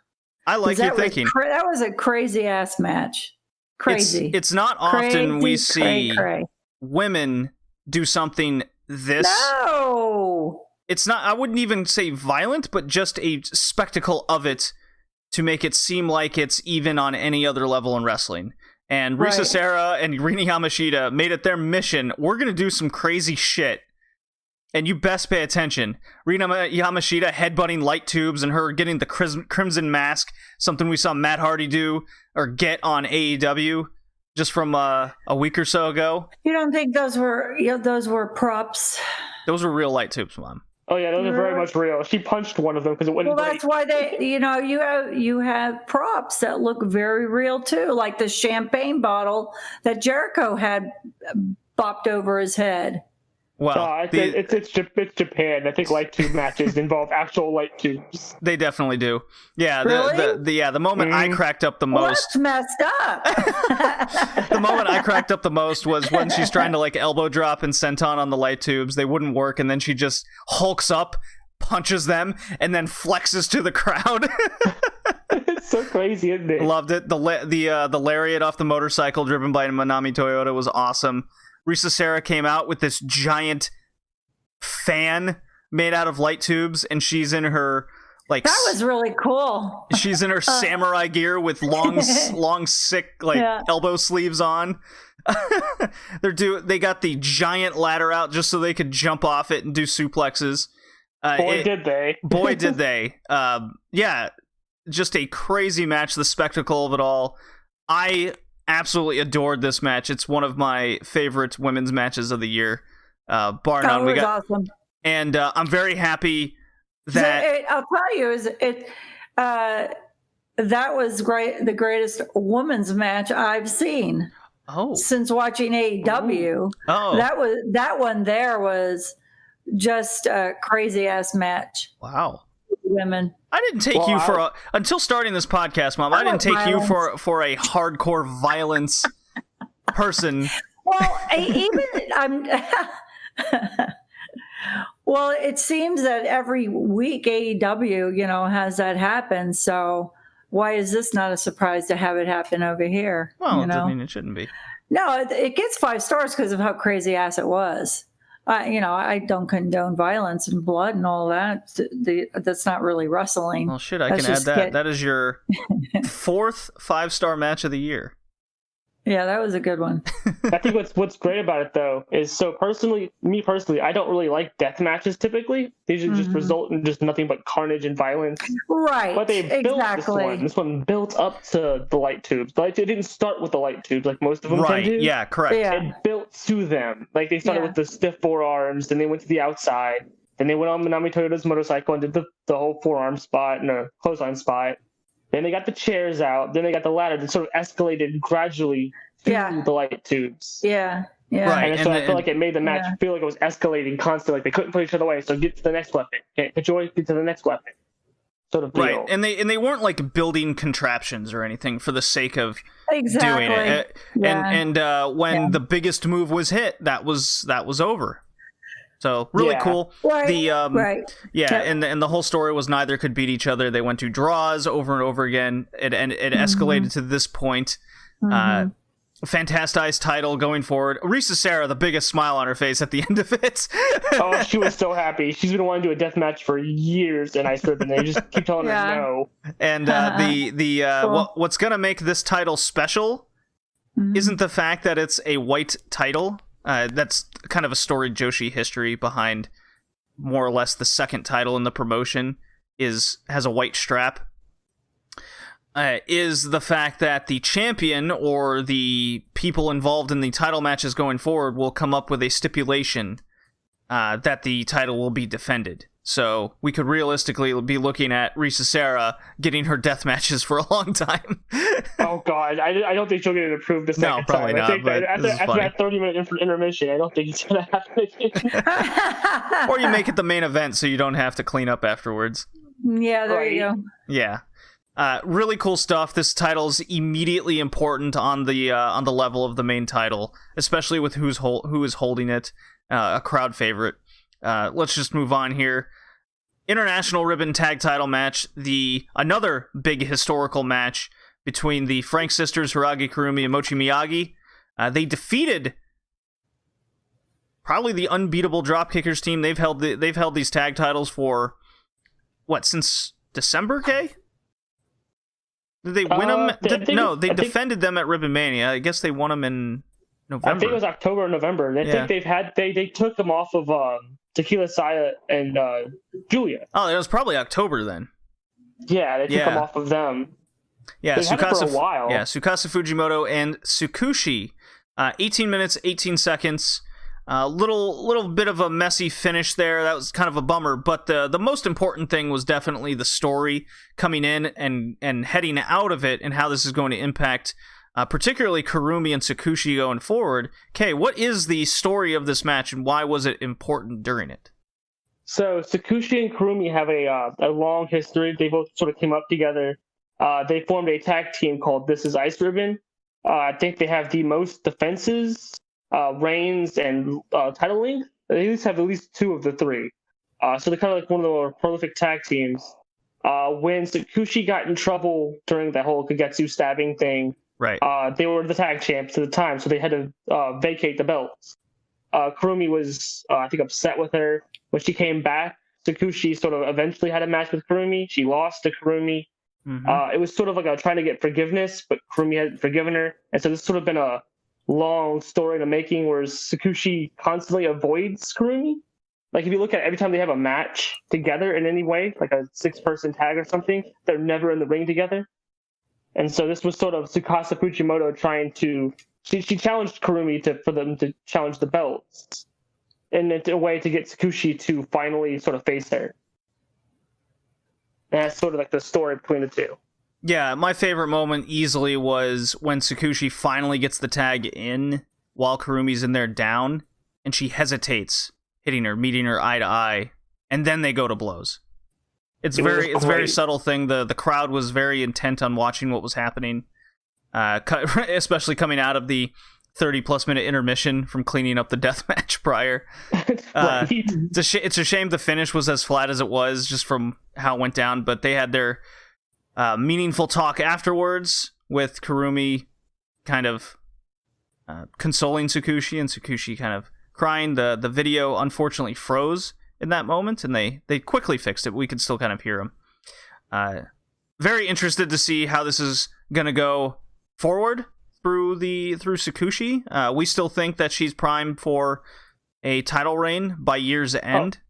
Oh, definitely. I mean, you don't beat Tsukasa Fujimoto, you don't pin her, even in an attack match, without like bleeding somewhere. So, and then we got our main event. Even if there was a frozen little glitch, I didn't know what they were saying anyways the whole time I was watching the show. So, well, it's body language inflections. Even if I could hear them, I wouldn't know what they were saying anyways. Body flexions. And but you know what? Yeah. I don't mind it. Okay. I didn't mind it at all. I actually become more involved with the show because no one's distracting me, by all the commentary, because I tune it out and just watch the show. Yeah, I find that to be helpful too. There's either no commentary or it's in a different language that I understand. Yeah. It doesn't distract me. They're not telling me what I'm seeing. I'm seeing it myself. Yeah, exactly. Mm-hmm. And then we got our main event. Maybe that's what I should do at AEW when I watch AEW. I know you just want to keep talking, JD, but I have one more thing to say. I think I'm going to do that the next time I watch AEW. Just turn off the sound and watch the wrestling. Turn off the sound and listen to us the entire time? No, I'm not going to listen to you. Oh, I'm not going to listen to anything. Boo. I'll just watch Avoid silence.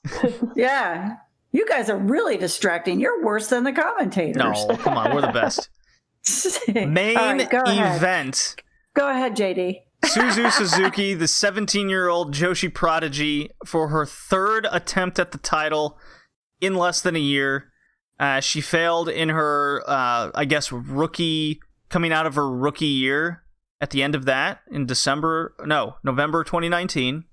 Mm-hmm. She had her second try with her new look and, moveset, if you will, coming out of the coronavirus, getting the first show with fans back, and this is her third attempt to the unbeatable champion, and this was a really good...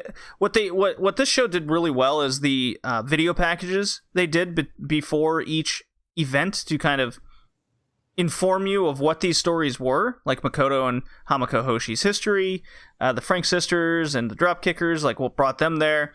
And this one was just really, really good, highlighting Suzu's rise from being a child to who she is now. And then Maya, oh my god, this package is like, she won the title like 2 years ago. And it just started listing off all of her defenses and who she's beaten everybody multiple times over. Just unstoppable. Suzu comes out with her awesome gear with the grand entrance, but she's all business. She marches down, and then Maya's music hits, and they got the green screen going, and she comes out with this just queen of the Alps princess look, with a cape and I don't know how to describe this gear and fur on it, like it's crazy. she is the top of the top. Ice Queen. Well, Ice Queen, Ice Ribbon, Ice Queen. Well, I mean, that is what she goes by pretty much. Yeah. So this match went 25 minutes. Crystal Snow. Yeah. Yeah. Match went 25 minutes. It lived up to every minute of it.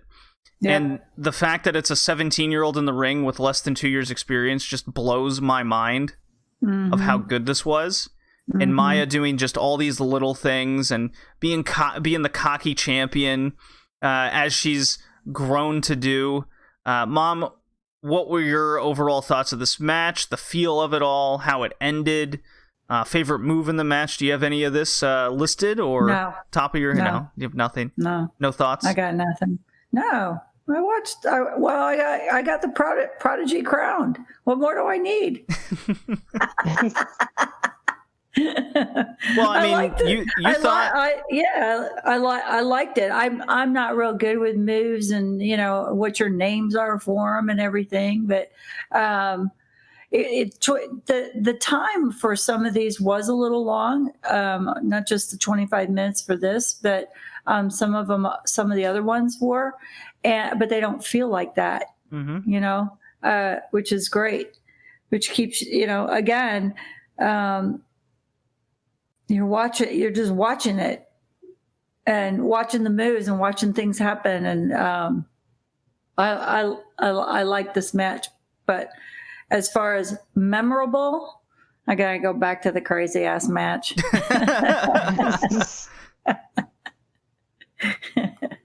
Okay, what were your thoughts over Suzu finally being crowned and how this match went down? I think everything surrounding this match, from the package, like you had said, right? I think my favorite part of it was Maya crying, like them having the picture of Maya, video of Maya crying for winning MVP. Like the fans vote on those awards, right? Yeah. That the fans voted. Oh, is that why she was crying? Mm-hmm. So they thought she was MVP, and she had that long journey.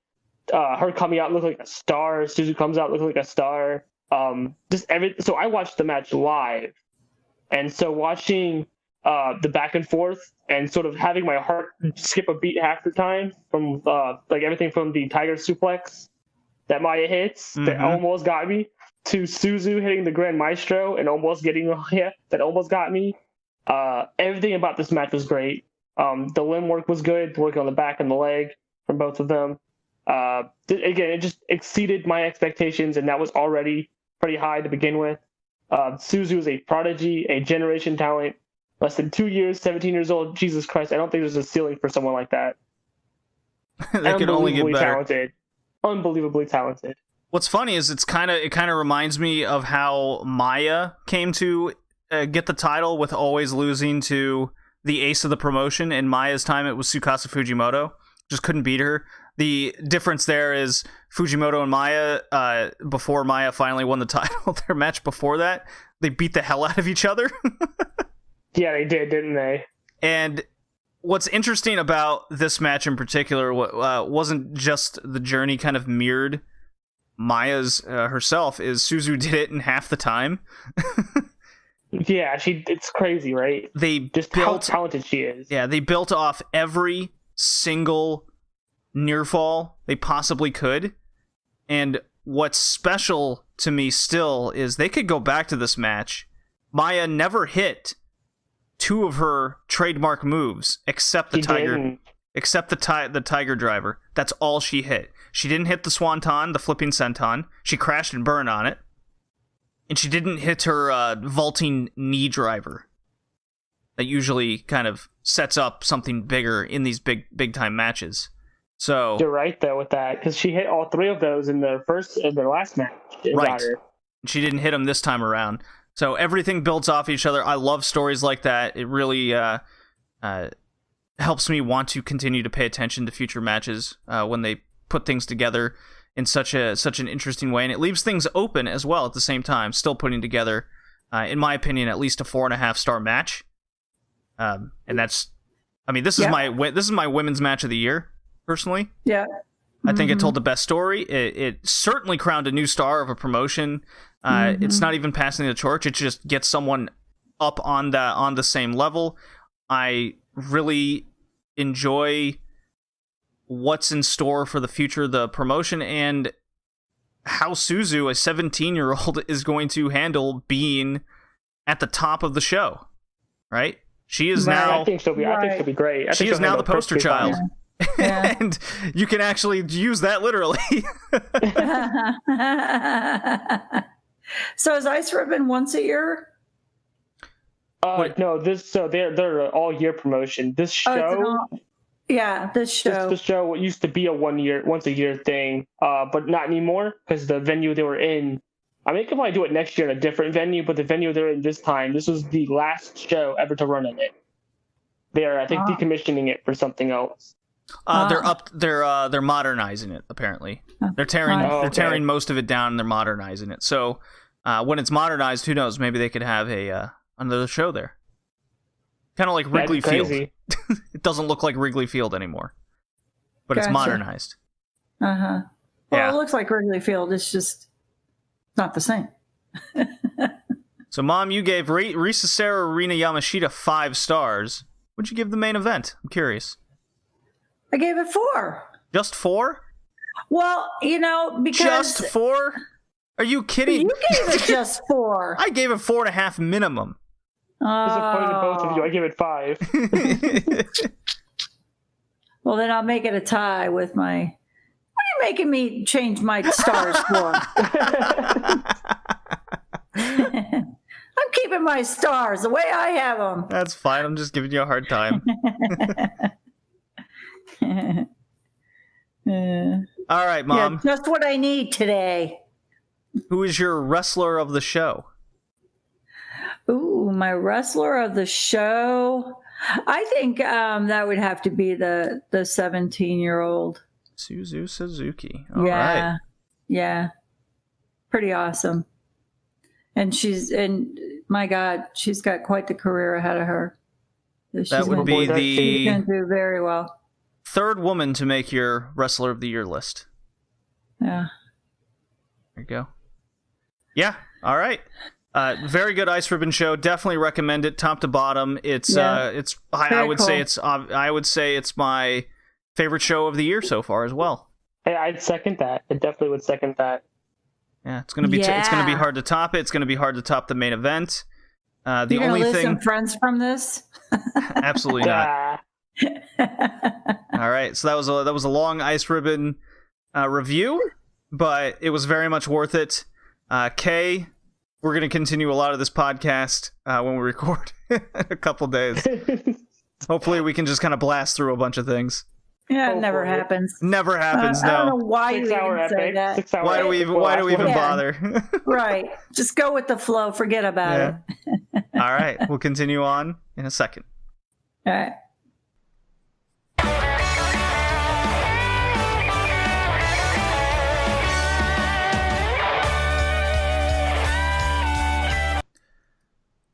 Okay, we have a lot of Stardom to talk about. Boy, do we. I don't know how we're going to fit all this in and make it quick because we have so much podcast left to do. So skip the undercard. I think we're definitely skipping undercard matches that don't matter. I have all these notes here. Not really necessary considering it's just kind of going over a match. Right. But really, there's a lot of stories going on in Stardom right now. And before we get into the 5-Star Grand Prix talk, we can finish up the July 23rd Summer in Osaka show. Himeka defeats Saya Kamitani 8 minutes. Basically, Himeka is being established as even though she doesn't have the future title, she's being established as better than Saya at this point in time. It was a good match, though. I enjoyed it. Yeah. Tokyo Cyber Squad, Jungle, Kiona, and Konami defeat the Stars team of Tam Nakano and Mayu Iwatani. This match was awesome.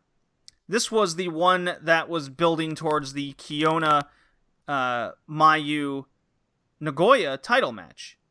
And the saddest day ever. What I gotta say here is, fuck, I wish I saw this match before I saw the title match. Yeah, that was my thoughts too when I watched it. It's almost in hindsight, like the match kind of felt like it didn't matter, and I kind of felt I couldn't connect to it, despite how good it was. especially the pre-match promos when I talk about the arm and working on the arm. I'm like, yeah, but that doesn't go how you want it to go, though. But that really contributed to kind of looking at the Nagoya match in a certain way because of how this match went down. Jungle won with the Kinniku Buster here, so she worked a bit cocky. She overpowered Mayu. She got a real good post-match promo saying she will plant Mayu into the ring with her Jungle Buster.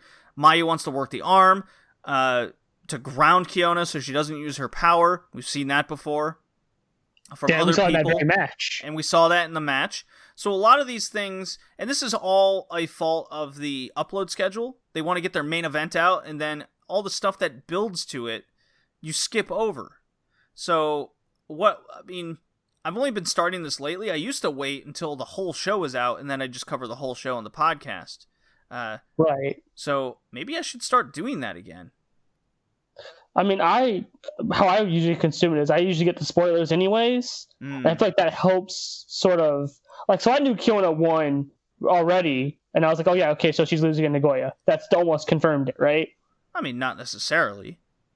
I mean, that's in my head. That was like, okay, so she pinned Mayu. She's definitely not pinning Mayu in Nagoya. The chances from like the 1% chance is like now 0. Yeah. Well, but it definitely hurts how they upload it sometimes. Not all the time, but definitely times like this it hurts. I think this particular time it definitely hurt the match because I rewatched the Nagoya match, and by and large, this did in fact add to it. It did. So. Artist of Stardom title match, the Donald Del Mundo team defeated the Oedo Tai team to retain. Not much else to say there. It went 16 minutes. Boy, Oedo Tai sure matters these days, don't they? Bunch of losers they are. Natsu Sumire really taking a backseat role in Stardom right now. I've noticed that. Very strange. She's not in the 5-star. She's off doing bikini photo shoots and promoting her own stuff. It's almost like Stardom's kind of phasing her out, and I'm not really liking that. Yeah, I don't like it either. I think they might have offered her a contract. She probably turned it down, and so now they're trying to phase her out. I don't like it. I mean, I think getting rid of Kara Yama or Death Yama would be okay. I think she has her own stuff she does elsewhere, so it's fine. But Natsu's sort of an integral part of just the faction she's in. Getting rid of her, it might as well just kill Oedo Tai, just get rid of it altogether. Well, she is a heel through and through. She's a great promo. She's a great undercard to midcard entertainer. And I think she does have, like, even though she never wins and she eats a lot of pins, somehow she still maintains a sense of credibility where you could believe she could win a match at any time. Yeah, not only that, but she's like the last Oedo Tai. Like, she's the last person in the group. Like, she's the only person in the group currently that feels Oedo Tai, right? Right. So getting rid of her, like, then what is Oedo Tai anymore? Yeah, very strange. Summer in Nagoya, Riho and Tam Nakano. That's a tandem. They didn't lose, but they. Riho never loses. Yeah, Tora and Natsu get DQ'd because that's now Tora's new thing is getting DQ'd matches. I'm sure that will go over with fans well. No, the fans die immediately. Like, I've never heard a crowd get so quiet so fast. It's like she's dead on arrival. Yeah. We did already review the Mayo Jungle main event in the last episode 62. What wasn't reviewed was this 8-man tag match. I don't know what it is about 2020, but 8-man tags, like 6+ man tags in 2020 have been awesome. This went to a 30-minute draw. It was all of Donald Del Mundo against Queen's Quest. This was basically the Momo Shuri show, and holy shit, that last 10 minutes was basically the two of them beating the hell out of each other. This was the faction versus faction showcase. Every wrestler here is going to be in the 5-star Grand Prix. This was awesome. It's a huge recommendation to check it out. I'd say before you go into the 5-star, watch this match, because it tells more than one thing. That's for sure. Right. So this match is probably my favorite, well, probably, like, not the best match. I wouldn't say it's the best starter match, but it's probably my favorite starter match this year. I think it showed off all the strengths of every QQ member. I mean, I'm a big Queen's Quest fan, big Momo fan, right? It made DDM look actually good. Like, I feel like the members as a whole sort of tend to lose it for me sometimes. Sure. Especially Julia. But I think Julia looked good in this match anyways, so I think that helps. I think the promo afterwards too. Like Momo was like, "So let's we're the future. We have all of the youth. All people here are like 20 and under. What we got Grandma Julia over there with 26 years old. Well, I think Shuri's older than that, but anyways. Well, I think they're both old. Yeah. Quote unquote old. Quote unquote. So that kind of makes sense why the crowd had a lot taken out of them for the main event. Oh yeah, definitely. This match prior. It's fine. I thought this was a really good, because this is the maybe they could have saved this match for the July 26th Cork and Hall show, but then you would have taken all the momentum out of the tag titles or the Wonder of Stardom, but obviously too many people involved. Utami and Saya were in that match in the tag titles, so this was really kind of the only time you could do it. And it builds them all up too. I think I think the future of what they're building up, I think they're going to focus on QQ and DDM now. Oh, that's going to be the big faction war going throughout the rest of the year. Cork and Hall, Summer in Tokyo, July 26th. Momo defeats Maika in 10 minutes. This was the Maika would catch Momo, and then Momo got a high kick and killed her. She pinned Maika with like her third finisher, the Meteora from the top rope. A rookie finisher. Right. Like the one that she used to do as a rookie. Right. So that's interesting. Keep that in mind for the 5-star. Oh, I thought it was funny that they went to this match already, and then they were going in the first round against each other in the 5-star. So this kind of established Maika as, you better pick your game up, girl. Right. Donald Del Mundo, that's Himika and Shuri. They defeat Mayu and Saya Ida, 13 minutes. The takeaway from this was, the pre-match promo here was really funny with it was hilarious. Ida and Mayu. I put Maya. That's like typo. Instinct at this point. Yeah, Ida's cross-armed and flexing, getting swole, and Mayu is slightly behind her. She's eating like peanuts or something, and they talked about leveling the up. muscles. Really funny. Oh, it was great. Azumi won the high-speed title. Thought it was fine. 7 minutes. Riho is no longer champion, so she's being phased out of Stardom, to say the least. That one I'm not surprised about, though. No, Azumi looked good. I thought it was a good match. Not much else to say. Her gear, though. Jesus. The back tassels need to go. They just cut those off with scissors. The Evangelion look she's going for in the entrance, that's all so well cool. and good, but the back tassels got to go. Yeah, those back tassels almost take the entire gear. Like, if she had those tassels removed, that'd probably be the best gear on the roster, in my opinion. Yeah. It looks so good. The tassels kill it. The tassels do kill it, I agree. Vacant tag titles, Utami and Saya do defeat Jungle Kiona and Konami, 14-28. Felt this one was pretty flat. Can't say I'm a big fan of Saya getting pushed up this quick, but I guess they need to. They're really bent on making Tokyo Cyber Squad Jungle Assault Nation Part 2. Yeah, so I remember when people were predicting this match, a lot of people thought that they were going to give Kiona the tag belts as a consolation, and I was like, no. They're promoting the crap out of Utami and Saya. Like, their Twitter account had like them vote for the name. Right. They have them on all the posters. Like, they're winning the tag belts. That's not even a question. That's just a guarantee. I mean, there are John 2.0 at this point, right? Even the build-up in that press conference. It sucks to see, though. It really does. But I kind of get why you're getting rid of TCS. I just don't like how they're handling it. I don't like it either, and I don't know, maybe this is affecting their mental game right now, just on the fact that they're in this squad, they've developed this bond, and because of the unfortunate situation of it all, they're forced to disband, and just simply trying to get rid of it and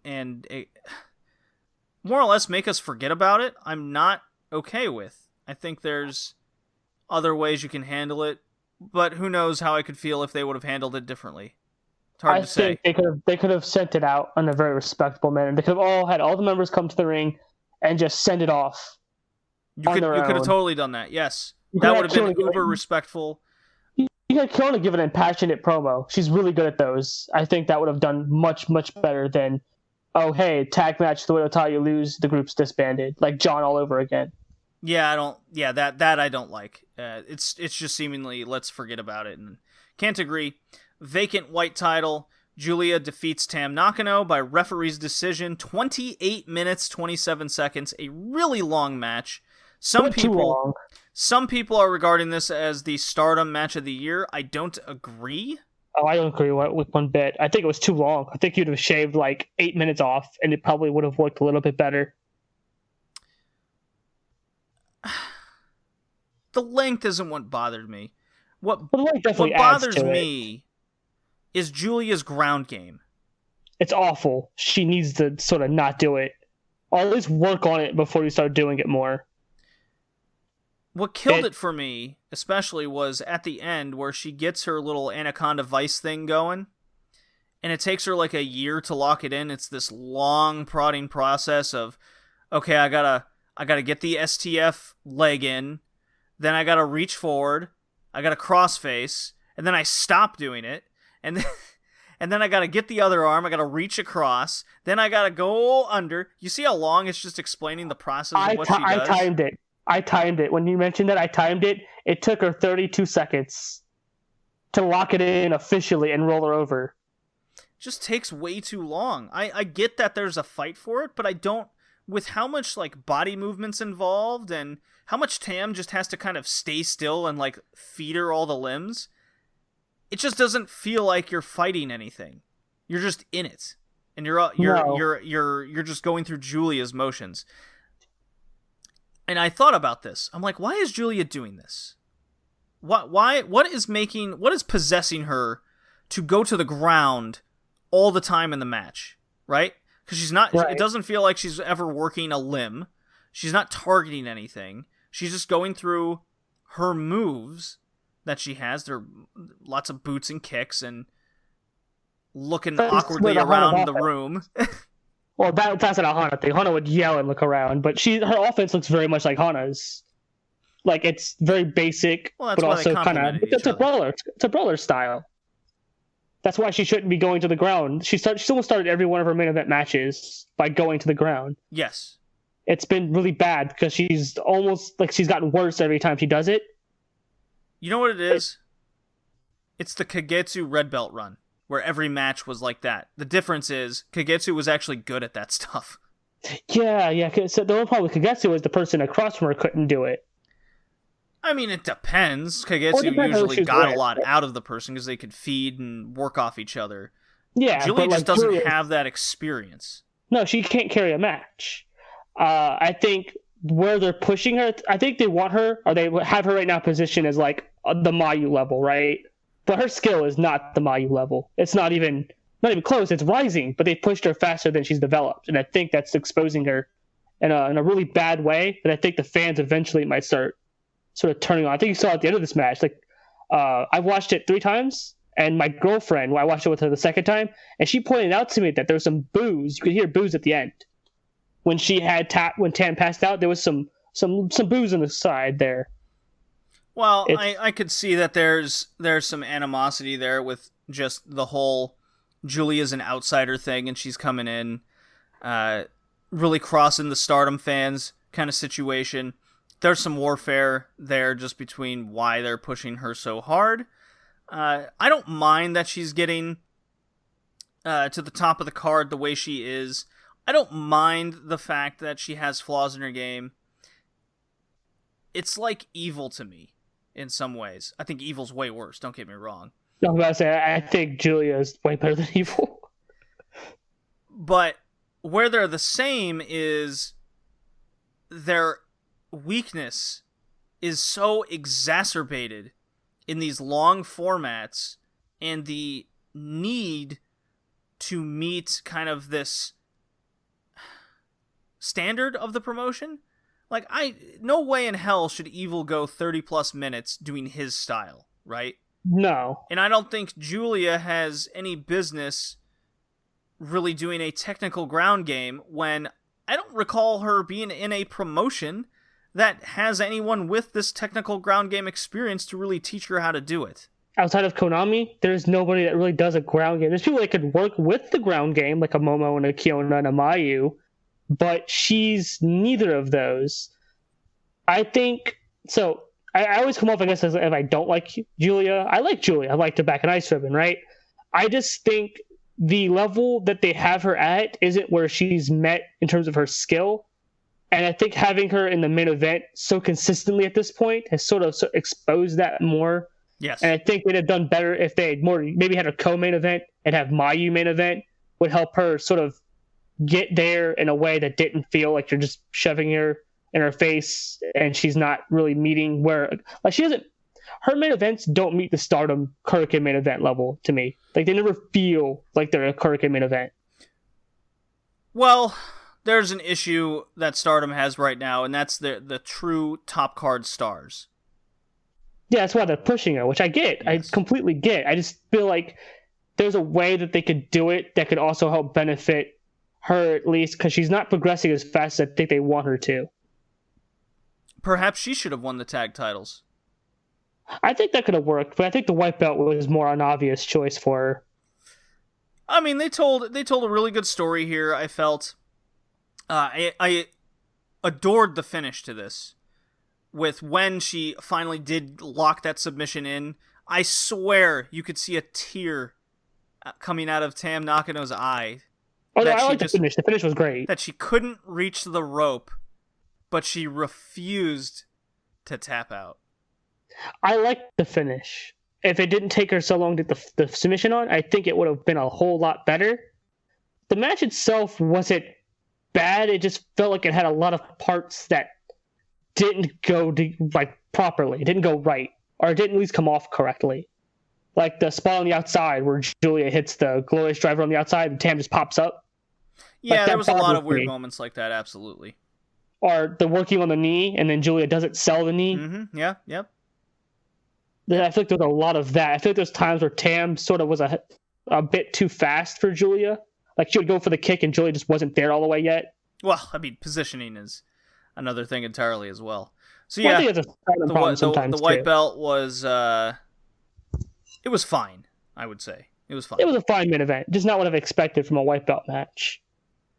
And the 5-star Grand Prix has begun. We got August 8th and the 9th shows. Not really going over match by match. The table is still very early in its development. It's still anyone's game at this point. The top person can only have 4 points upon this podcast recording. So I gotta say, the move from the 15-minute time limits to 20 minutes, I think, is a great move to get way better, quote-unquote, big matches out of the 5-star.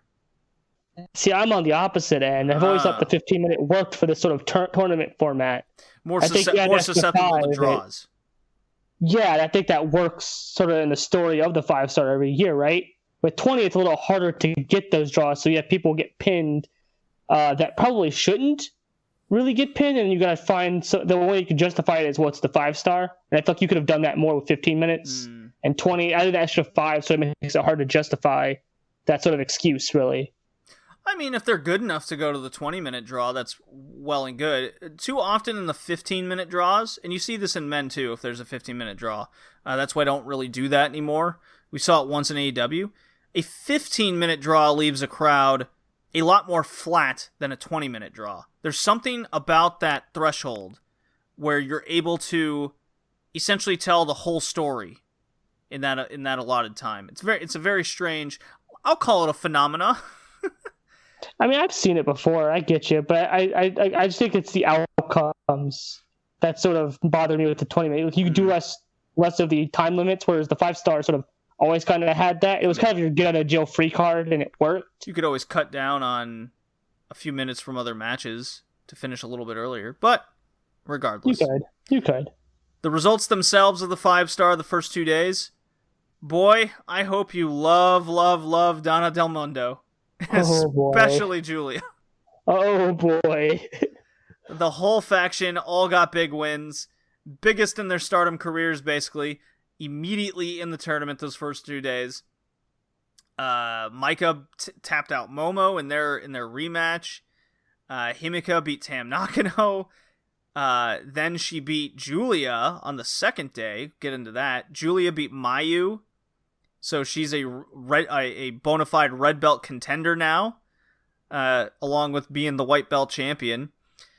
So you had really good promos from Maika throughout this tournament, or not Maika, Himika, which was quite surprising. She's Himika's gotten really good at it. Well, I think she knows how to talk and how to get her character across. I wouldn't say they're fantastic by any means, but I would say they're enticing. Yeah, no, I think she does a good job of getting her character over, which I think, in contrast, if you go to the second night, the Julia match, in contrast to Julia, sort of kind of overshadows Julia a little bit, because Julia's promos sometimes come off a little stilted. Sure.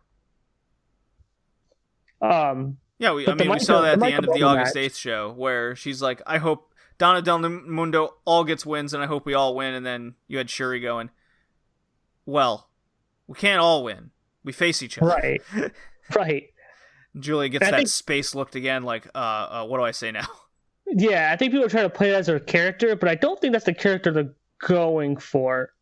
It never comes off that way, at least to me. It doesn't come off as she's like this sort of delusional person. I think outside of the loss thing, where she refused to admit that she lost, she sort of hasn't displayed that since then or before then. Right. So it's kind of a weird thing that I think people would think that's a character. I mean, granted, I could be wrong, and they could continue to do it, and then I probably would be wrong. But I'm just not seeing it currently. It just comes off as, like you said, like she doesn't really know what to say next. Yeah. But Himika knows exactly what to say next, because after her match with Julia and she beat her, I thought Himika Julia, they had really good contrasting styles to each other. They did. It was a very good match. They complemented each other quite well. A little bit of brawling, a little bit of thug life going over there with the lariats. We're seeing a lot of that from Himika. I think she could nail a lariat better. She kind of hugs them a little bit with the clothesline. A little bit. It was still a very good match, though. I really enjoyed it. It was great. And Himika says, for all those who love Himika, says something like, "I'm glad Donald Del Mundo all won tonight." Oh wait, Julia, you lost. I love that moment because it's like, oh man, Himika is like.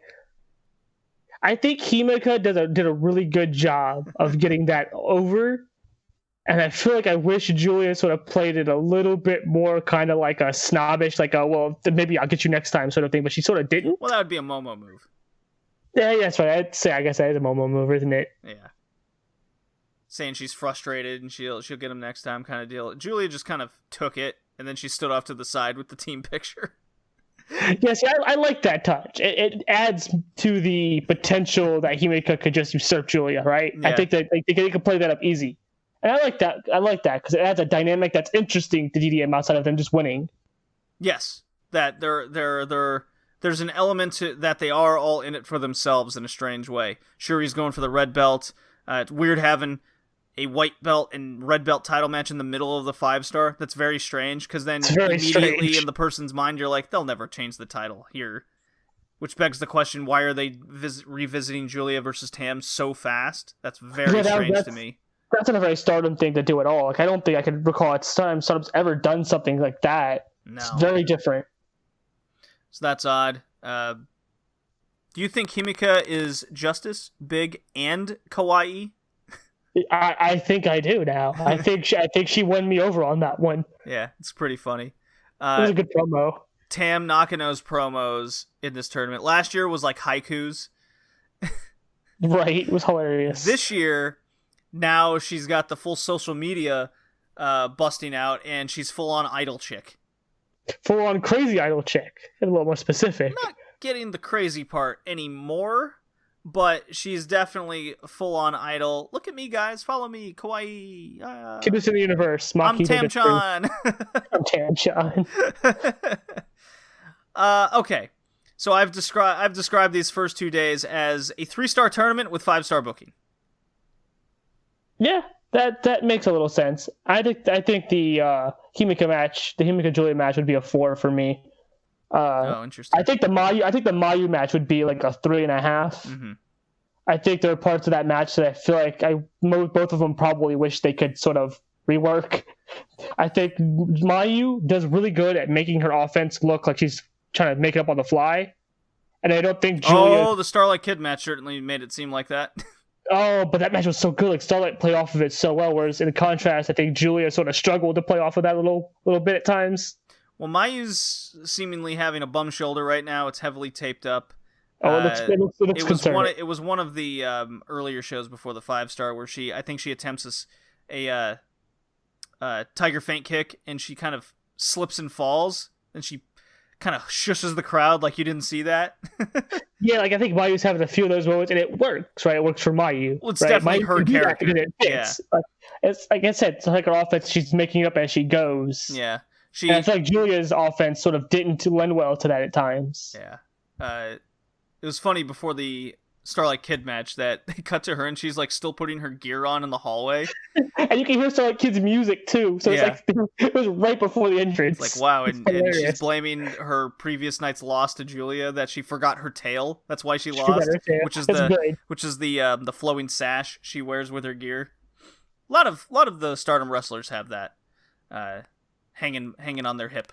So yeah, it was I like Mayu. I feel like, contrary to what some people might say, certain people, I like Mayu. I don't know how you could like Mayu when you're a Momo Stan account. Oh, listen. Momo wins, I like Mayu more, because then she's away from she doesn't have the red belt and Momo has it. But I still like Mayu. I think Mayu works really well. I just wish they had somebody else next to her, because they definitely don't. I think Starlight's getting there in a hurry. Oh, I think she's getting there really fast. And I think she knows it too. Yeah. So I got little matches here. Kiona versus Utami, the battle of who's stronger. That's my number 3. So good. It's my number 3 so far. Kiona versus Shuri, aka Match of the Screaming Warriors. Oh, I loved it. It's so good. I don't get how people don't like how Shuri screams at people. I love it. It's amazing. She is a screaming Amazon. They both are. I love it. Very terrifying. And then my personal favorite, I think the best that I've seen, was Momo versus Azumi. The I will kick the flippy shit out of you Azumi match. It was so good. Like, it's like Momo was like, stop flipping, and just kept kicking her in the head. It was great when Azumi jumped off. She tried to do her springboard crossbody, and as she's jumping off the top rope, Momo just kicks her in the face real hard. I was like, whoa! And the crowd gasped. I loved it. I popped so hard. Yes. They had such good chemistry together. And it was definitely a match of Azumi wants to do her flippy shit, and Momo's like, I'm going to stop you. I'm going to kick you in the face. I'm doing flippy shit. Yeah, they were perfect with each other. With Momo losing to Micah the night before, in which the crowd was shocked, to say the least. There was a boo. I could hear the booing at the end. Well, Momo's got a lot of fans, man. And Micah's part of the heel group, so... I didn't have a problem with Momo losing. I had a problem with how the match played out. That was the first day. I mean, it played off their singles match from the 26th. And this time Micah just caught her and Momo couldn't escape because she hit those 2 stay moves, but this time Micah kicked out. So it played against each other. It's the biggest win of Micah's career. Now, anytime she gets that submission in, she could easily win and be believable. So these are the kind of booking decisions I've really... described that. I like how you described that, because my first reaction to it was I didn't like how Micah had 90% of the match in control. I mean, that was exactly the first match. Yeah. Well, I mean, most of it was Momo in control. It was like Micah tried to get control, and then Momo would kick her and just get back into control. I think I like how you described that. I think that sort of changed how I viewed that match now. I didn't even put that together. Yeah, you really just got to see kind of the bigger picture of it all rather than just in the vacuum. Otherwise, you get kind of the WWE eyes. Yeah. So, and then I didn't put this in my top 3, but I personally like the Mayu Starlight Kid match, the Can You Match My Lucha Shit match, in which Mayu did not, and then when she thought she was going to lose, she cut that shit out. She did.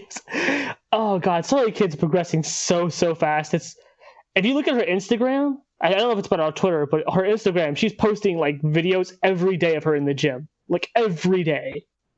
I think she hits the gym every day. It's crazy. I think she knows, or I think the company's probably told her, "Hey, get swole. You're going to the top of the card. You're going to the top of the card, kid. Get swole." Well, they all got to level up. Doing that. Got to level up. So yeah, my if you go listen to Smack It Down, I had said coming out of each block is basically going to be finals Konami. It's going to squeak by. This is my bold pick. And the safe one is Utami coming out of the blue block. If I have those colors right. And I had Momo and Himika. See, before the tournament, I was like, I don't know about Himika. I just don't see what everyone else does. But she's looked quite good and strong. But, if history tells us anything, if you win at the start of these block tournaments, you're not going to win. Yeah, that's true, though. Like, I think I had a moment where I looked at the blocks, and I was like, man, I think Utami's actually going to win this. But I'm like, wait, Utami's won all of her matches so far. She's definitely going to lose to Maika, and she's probably going to lose to Momo. She could pull the Okada and, like, lose the last couple days and still get in. They could do that, right. But I think it tells it better if she makes it just short this year again and makes it next year. Well, she made it in a rookie year. She got injured last year with Kiona. You could definitely tell Kiona and Utami wanted to do the match that they wanted to do last year here. And boy, did they. It was so good. Fuck, that apron powerbomb that Kiona does to her, it's like, wham! God damn, girl. And Utami just drapes off, like just limp. It's amazing how that works. It's very good. Utami's gotten so good. Like, I think before a big criticism of her was that she couldn't carry a match on her own. Well, she certainly can now. That Natsuko match proved that to me. I think she carried Natsuko to a decent match before Natsuko decided to be Natsuko. I have sworn off watching Tora 5-star matches. She's bad. She's bad. Remember how last year the thing was she hit all of her finishers and everyone kicked out of it? Guess what this year's is? She hits all of her finishers, everyone kicks out of it, and then she gets the chain. Yeah. Isn't that better? It's no change. She just added the chain to it. Good God. Yeah, I'm not watching any of those. I'll just look at the result and I go, cool, I guess, whatever. They're not fun. No, they need to do something with their ties. Either scrap them or fold them into whatever is going to happen after TCS goes away. Like, just do something with them, for fuck's sake. Well, speaking of fun, we got a Dragon Gate show to talk about. Oh, boy. R-E-T.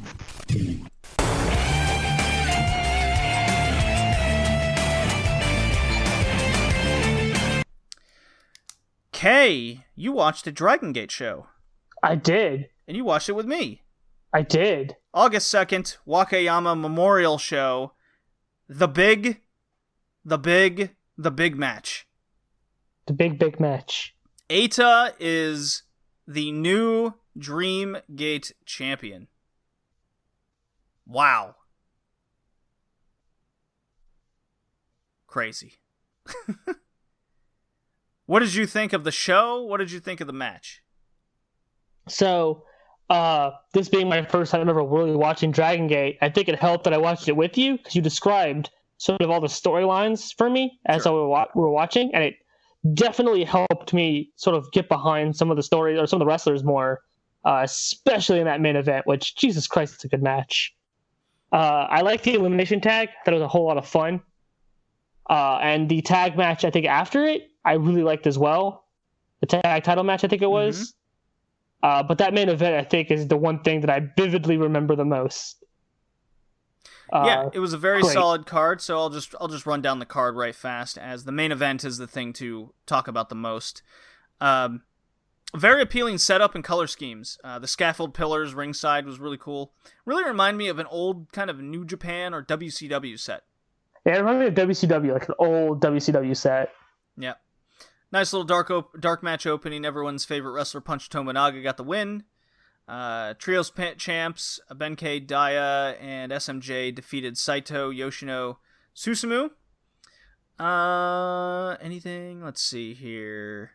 Daya won on Saito with the Reptilian Rana. The next match was Kabune and Kagetora defeated Kamai and Kai. This was fun just because the rookies slapping the piss out of each other. Yeah, that part was it. When you explained that to me, I was like, oh, it's added more to the match for me. It was good. I enjoyed it. Yeah. KZ defeated Kanda, old veteran guy kind of coming out of injury, as far as I know. KZ won with his new finisher, the $1 Million Dream. $1 Million Dream. Till all his time. My God. Yeah, it was kind of a squash match, which Dragon Gate doesn't do that. So, interesting to see what they do with KZ going forward. Ultimo Fuji versus Gamma and Mochizuki, a combined age of 200 years old in this tag match. That's an old person match right there.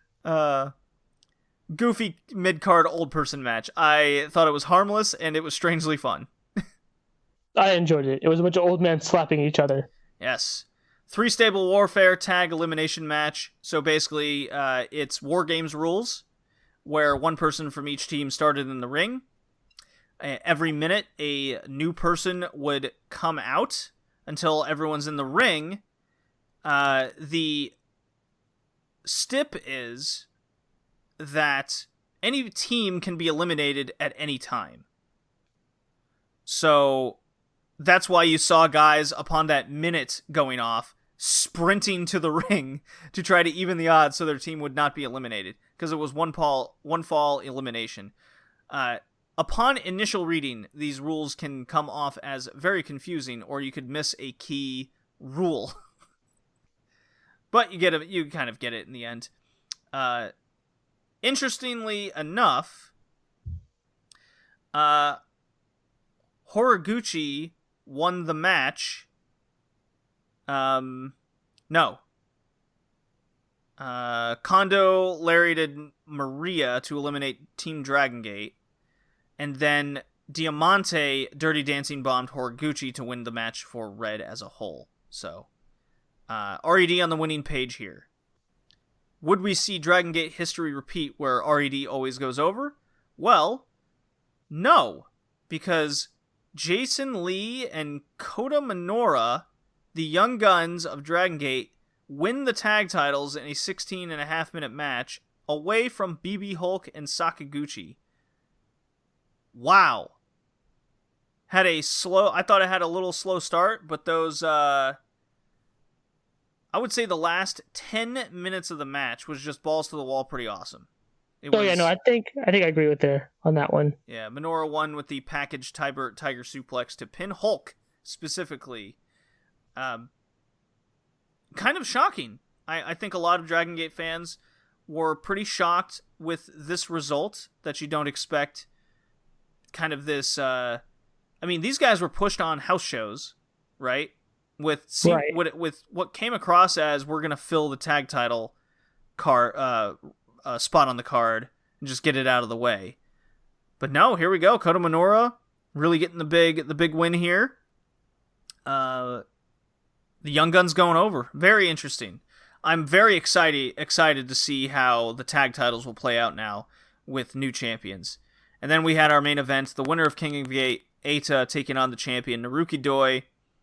Eita, leader of RED, in first ever Dreamgate title match challenge for Eita. Match went 31 minutes, 47 seconds. Story has been, ever since fans came back, that in all the tag matches Eita and Doi have been together, Eita's lost every time in one way or another. And with him getting pinned with different partners. So the question was, will Eita get his shit together over the strong champion? Or will he falter, fail Red, the faction, and essentially in like non-kayfabe terms, prove he's not ready for the main event? And I can honestly say that the quality of this match just was outstanding. It exceeded my expectations. I have been really begging at this point in the year that I've wanted a blow away Dragon Gate match. I really wanted something to just blow my mind, and this exceeded that. Twofold over with all the limb work, repeating the King of Gate kind of match to an extent and how it ended, and then they went into essentially a second match, continuing what they did in that first one. It's to me, excellent in-ring storytelling, excellent out-of-ring storytelling. Dragon Gate really had me guessing coming in and out of the match. I still thought Eita was going to win, but I can't say I was confident. So, Kay, tell me what you thought as you were watching Eita versus Naruki Doi, your first Dragon Gate show, your first Dragon Gate main event. What was your favorite point in the match? What stood out to you? So this is the one that I think I remember vividly the most out of the entire card. I remember bits and pieces of some of the other stuff, but this one sort of stuck out to me pretty big. So when you described to me the story going into this one, especially like the working on the knee submission, or the arm, submission, I was following up the entire match, and I'm a sucker for limb work and especially storytelling in wrestling, especially in the ring storytelling. And this match kept building and building, and even I was buying into some of the near falls, and I just found out who these two guys are, and I was already kind of invested in sort of what was going on. I really liked everything about this match, and I mean, we've talked before, I don't really watch men's wrestling all that much, and I don't sort of have it that much on a high pedestal compared to the women's wrestling that I watch, but I think this match alone sort of stands out more as just a wrestling match that I enjoyed a lot. I think it was cool. Every bit of it got me, and I was invested. Well, what got me was definitely the building of limbs. And there's a point in this match where it reached that next level. And that was when Eita started kicking out of all of those protected moves and the moves that had beaten him on the more or less house shows building up. Because I've at least paid attention to the results. I've watched some of those house shows. I don't watch all, because you can easily burn yourself out on Dragon Gate by watching every house show, right? Because some things are more dry, some things don't come off as well. Maybe the cards aren't interesting enough. Maybe they're just not telling the stories that satisfy you, right? You can't overexpose yourself. Doing the same thing with DDT to an extent. Right. So when Eita kicked out of the Doi 5, I mean, he took an F5 out of the ring over the ropes and to the floor, and I thought he crashed and burned head first on the apron going down. That told a story. Good thing he turned out to be fine. Right. Because, man, it was quite the moment there. Yeah, so that had the moment. Another key moment besides all Eita surviving basically was there was a ref bump. Eita low blowed Doi, and here I am thinking, oh, well, RED is going to hit the ring, they're going to run wild, maybe Team Toryumon get involved, and it'll be a little faction warfare. But no, Eita turns them down, saying, okay, look, I know I kicked him in the balls, but I'm going to win this on my own. Yeah, the chair spot where they were going to hand him the chair, and he just didn't grab it, said no. Well, that's the other thing. Good. That specifically was BB Hulk. Yeah. And then he pointed out to me later on about him looking at the belt in the picture. Now, we could all be conspiracy theorying this up, but with Dragon Gate, they don't ignore stories. This is a heavily involved storyline promotion, and they don't forget about shit, a decade ago, let alone probably 20 years ago with the way Dragon Kid and Shuji Kondo are developing. Just with the more time that goes on, you tend to remember these two hated each other 20 years ago. Something's up. So BB Hulk wants to hand Eita a chair. Eita turns him down. He's like, look, I'm a heel, but I'm going to be a heel on my own. So just chill, guys. I'm going to win this and prove to you I'm the leader, basically. Right. And prove to himself in a lot of ways. It's almost like he's coming across as a good guy in a weird sort of way. So he does end up winning. Eita hits his moves. He wins with the arm submission. I think. Did I get that right? Yeah, he did. I think he did. Yeah. The same arm he worked the entire first 13 minutes of the match to build that up. He looked at the entire match in general. He would go back to it sporadically. Yeah, absolutely. He kept kicking it. Kept doing everything. It was never ignored. And then at the end of the match, he's doing the celebration. He's tearing up the contract. Everyone's kind of looking at the camera for pictures. And then you can screen cap pictures of BB Hulk cocking his head like a crazed animal. He's like, I want that pretty gold thing around your waist. I want a belt. I want the gold. So I'd be all for a BB Hulk title opportunity, to use a phrase I absolutely hate, but him not winning it. I don't think. I think at this time in his career, he doesn't need the Dreamgate title run, but I wouldn't mind a Dreamgate title attempt. Right, sort of establish the new guy as the champion, and a guy within his own faction, especially because the guy just came off of being pinned to lose the tag belts. So yeah, So for me, Eita Naruki Doi is a 5-star match. Utterly fantastic. Huge recommend. It's right up there. I don't have a whole lot of 5-star matches this year, but who knows? By the end of it, I might have a top 10 of just 5-star matches of 2020. I have a few 5 stars. So, now the build to Dead or Alive begins with the Gate of Adventure Tour. And it is also note, coming out of the Wakayama show, every champion in Dragon Gate now is under 30.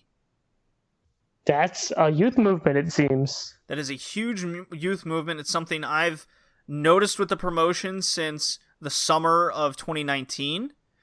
You can tell all the rookies that they're pumping out, and you know, as much as it is to pain a lot of fans, the upper card wrestlers in Dragon Gate are getting old. Yoshino's retiring this year. Naruki Doi's 40s something. BB Hulk's in his 40s. Mochizuki's 50. You know, the list goes on. These guys are old. You need to start pushing these young guns. And, you know, they put the title on Benkei last year.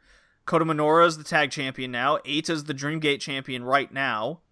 Dragon Dia's been protected.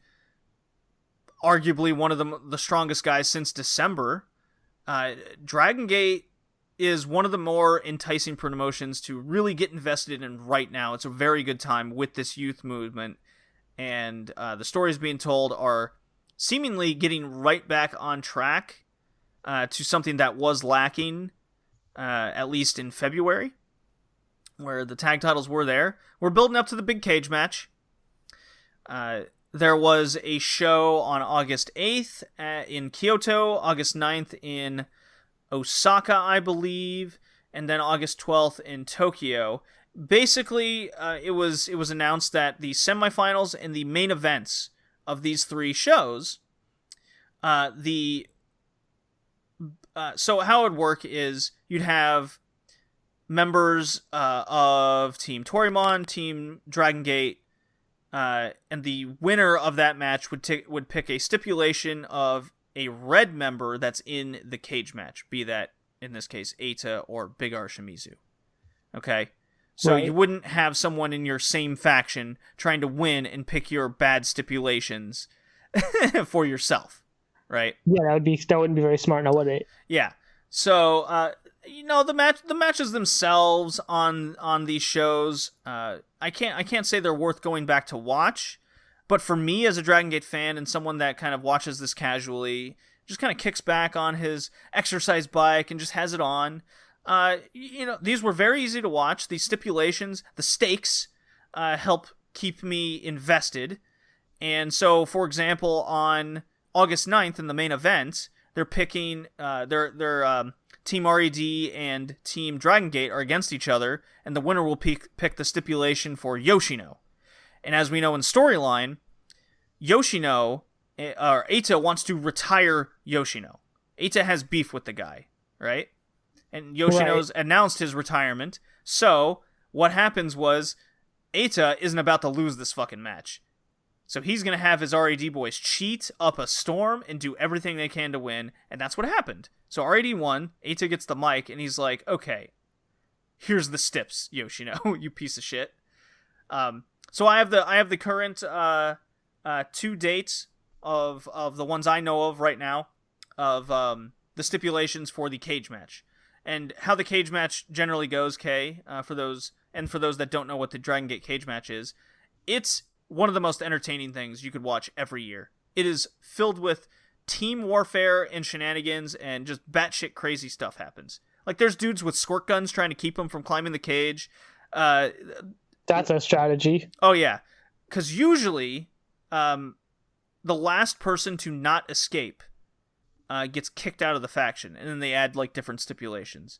Like, if you escape, then you can opt yourself out of your faction, like if you want to get away and kind of do something on your own, or you do decide to kick someone out. Most often, people would just keep their factions the same. Well, this year, each member in the cage has stipulations to their name, so it's almost like while you're watching this, you gotta kind of remember the list. It's not confusing, but it's a lot to remember. So I'm just going to go with this. Kai is for Team Dragon Gate. This is based on the August 8th Ishida Trios match win over Torimon. So Red is picking his stips. If Kai loses the cage match, last to leave, he must leave the promotion forever. Forever. That's crazy. If Kai escapes first, he must join the heel faction Red. So this is Kai's basic incentive to, like, be middle place. That's a funny way to phrase it, but yeah, you're not wrong. It sounds like I don't want to win, and I don't want to lose. I just want to get, like, third. I want to get middle of the pack. It's crazy, right? Interesting stipulation, I would say. Eita, based on the August 8th Minoru trio match for the win over Team Torimon. If Eita loses, he must join the Dragon Gate generation. So, he must stop being a heel, I guess. If Eita does not escape first, he must defend the Dream Gate title against a Team Dragon Gate member. So that could be like Ben K, Koto Minoru, those type of guys. If he escapes first, he's totally safe. No risk at all. So that gives Eita all the incentive to try to be the first guy to get the hell out. Yeah, definitely. And then Big R Shimizu, if he loses, he must leave Red, or he must change his hairstyle to a crew cut. That's a funny stipulation. I think if he just straight up loses, because he lost last year. He was the guy that lost last year. Right. I guess if he just straight loses, he must leave RED, he must change his hairstyle to a crew cut, and he must go to his former name, Ryotsu Shimizu. That's hilarious. So, his whole objective is to not get last. Not get last. And then, if Yoshino loses, he must retire on the spot, have his head shaved, and immediately have his retirement match versus Naruki Doi, which is one of his longtime friends and rivals. Right. So that's quite the stipulation, which, honestly, could see it happening, because he's announced his retirement. That would definitely be him going out with a bang. But the way I see it, I could see Eita not escaping first. That's the most likely situation. I could see... That's tough. There's a lot of different things. We still got Yamato, and who are we missing? Who's ever left on Team Torimon? It might be Naruki Doi who's in it, actually. Don't know their stipulations, so we'll see. Dragon Gate looking good as we head towards the cage match at the end of September. Seems interesting. I will agree on that one, at least. I think you'll be back for that cage match, Kay. I think I will be, too. Yeah. All right. Let me play the New Japan drop. It's got to be Minoru Suzuki. Kaze Ninare. Yes. Has to be. The only song I know. Gotta find it. Oh, God. What a disaster. Here we go. Talking New Japan.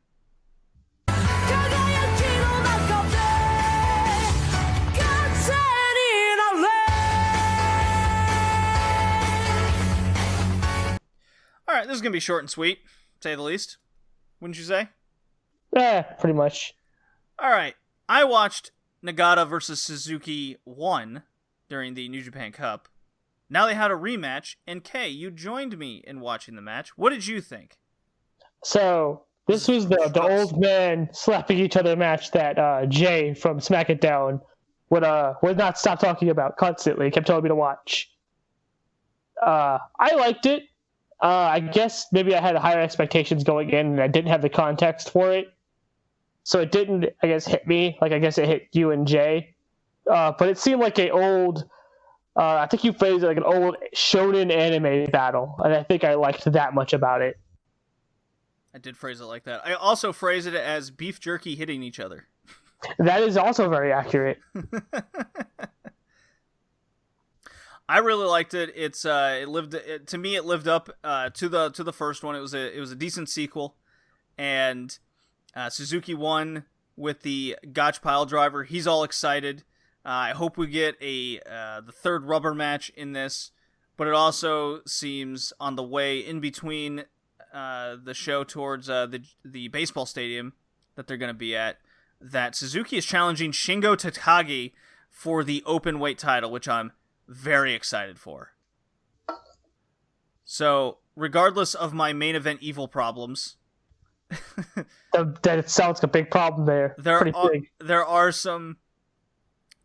some good things happening in New Japan. The tag titles are probably my most interesting story. I've watched all the promos of Tanahashi and Ibushi, where Tanahashi's old and his knees are shot and he's weak, and Ibushi doesn't know if he can count on him anymore. Doesn't know if he can count on the ace. He's turning his back on him. You have the dangerous Techers, the gods of wrestling, Taichi and Zack Sabre Jr., taunting them in all of their multi-man tag matches. At one point, they had Tanahashi. They were holding him up, and they're encouraging Ibushi to join them and knee him in the face, the Kamigoye. Right. And he didn't do it. So they're like, why don't you find a better partner then? One that's not broken and fat. Broken and fat, Jesus. Yeah, they're really making fun of Tanahashi. These promos are great. This is my most invested storyline in New Japan since Wrestle Kingdom, I guess, would be the point. So basically all year. Didn't think I'd be saying that about the tag titles in New Japan. So I'm excited for the Jingu Stadium thing. I'm not excited for another Okada Yujiro match or this Kenny Omega Pro Wrestling title, the KOPW there, or the Kazuchika Okada. I don't know what the KO stands for. They say it's like King of. I think they're full of shit with that K. I think from how you described it, it's them trying to be DDT, and boy, you shouldn't do that. No, and the stipulations for this Kapwa title that they have is like you can choose between a lumberjack strap match, which that's what AAA and Mexico does, and they're stupid, or a handicap match against Gedo, and I can't imagine anyone on the planet voting for that one. Then you have Shingo, I think, challenged someone to a barbed wire or an exploding barbed wire match, straight out of New Japan in the early 2000s. Why does this sound bad? Because it is bad. Good. And I don't even have context for it, but when I see what New Japan is, I don't think barbed wire death matches happen there. No, you think that from Big Japan Wrestling. Right. The one thing you showed me where they had light tubes everywhere. Right. No, yeah, that was that match. Yeah. So, I think we're definitely checking out the baseball stadium show. Evil and Naito are having another match. Perhaps you'll hear me again go crazy on this podcast saying, why did it go 35 minutes? I don't know. I'm going to pull my hair out and murder my cat. I don't know. Who knows what my mental state will be at the end of that match? It might break you. You might run outside naked and just be caught, with that. Yeah, I might be mentally. Yeah, I might come down with the. No, I won't even say that. Anyways, we did watch episode 1 of New Japan Strong. I thought it was fine. It's an easy hour. Some of the matches were fine. I think 11 kind of fell flat for me, but I don't know what that reason was. Just none of it really hit me in a way that I got interested enough to keep paying attention the entire way through. Yeah, we could be watching it tonight, but no hurry on it. No, Tokyo Joshi Pro's tonight. That's more important. Tokyo Joshi Pro, King of DDT, those are my priorities. But I liked Kenta Carl Fredericks. I think New Japan Strong has a lot of potential. I did like the Lions Break shows. I did like episode 1. In fact, I'm probably more interested in it than mainline New Japan, which is quite funny. That is interesting. That's interesting to say that both about that and Stardom this year. It's just interesting. Yeah, they were among my favorite promotions last year was New Japan and Stardom, and boy, have things flipped upside down. So it's a weird year. Now to go to the table of victors. So this is the Wars, Kay. The Wars. Ocean War. AEW versus DDT. Should have a sound effect for it. AEW is currently winning 10-4. But they did not win this time in these 2 weeks. I think the King of DDT tournament has been so easy and simple to watch with good matches up and down. I haven't hated a thing on the show. The Beer Garden show was just plain fun. Yes, AEW was good, but I thought I think something's missing. I think something's missing currently. Maybe it's too many WWE stars in AEW. I don't know. You know, it's weird that you say that. I think I had a thought about that last week, and I was like, yeah, I kind of wish they'd maybe de-emphasize a little bit of that, just to an extent. Maybe. Well, we did watch. I'll get to it in a second. So DDT has closed the gap 10-5. Joshi War, Stardom versus Ice Ribbon, and I've added this now. Seedling versus Tokyo Joshi Pro. That'll be an interesting one, especially because Seedling's kind of hard to come by right now. It is hard to come by. So what I am doing is Tokyo Joshi Pro with its Princess Cup gets a point, and I'm backtracking to Seedling getting a point from their awesome July shows. So yeah, especially that main event match. So 1-1. They got their own Joshi War going on. Now, as for Stardom and Ice Ribbon, I think it goes without saying that Ice Ribbon wins with their utterly fantastic show and match of the year candidate in Suzu versus Maya. Up and down the card, it's one of the best shows of the year. I think it goes. They've had 2 of those. Just think about that. They've had 2 of those coming out of lockdown, and they had 2 before lockdown. Right. It's maddening how good they've gotten. And then New Japan versus Dragon Gate versus Big Japan. We did watch a Big Japan match of Daichi Hashimoto retaining the title against I don't even remember who it was. That put me to sleep halfway through. Daichi matches are very slow and prodding, so they're either, I think, really great, or they're just kind of average. I thought it was kind of average, so Big Japan does not get a point. Although, when I get my hands on the August 10th show, that has the Big Japan tag titles on the line and another Daichi defense, we could be looking at a sleeper winner there, coming in on the second half of August here. But needless to say, Wakayama Dragon Gate gets them the point. It is 7-3-2 in the Puro War. There we go. Gotta try and keep up with that the best I can. It is a weird year indeed, and with that, it's time to get into the retro section of the podcast as I find my Bull Nakano drop. Bull Nakano.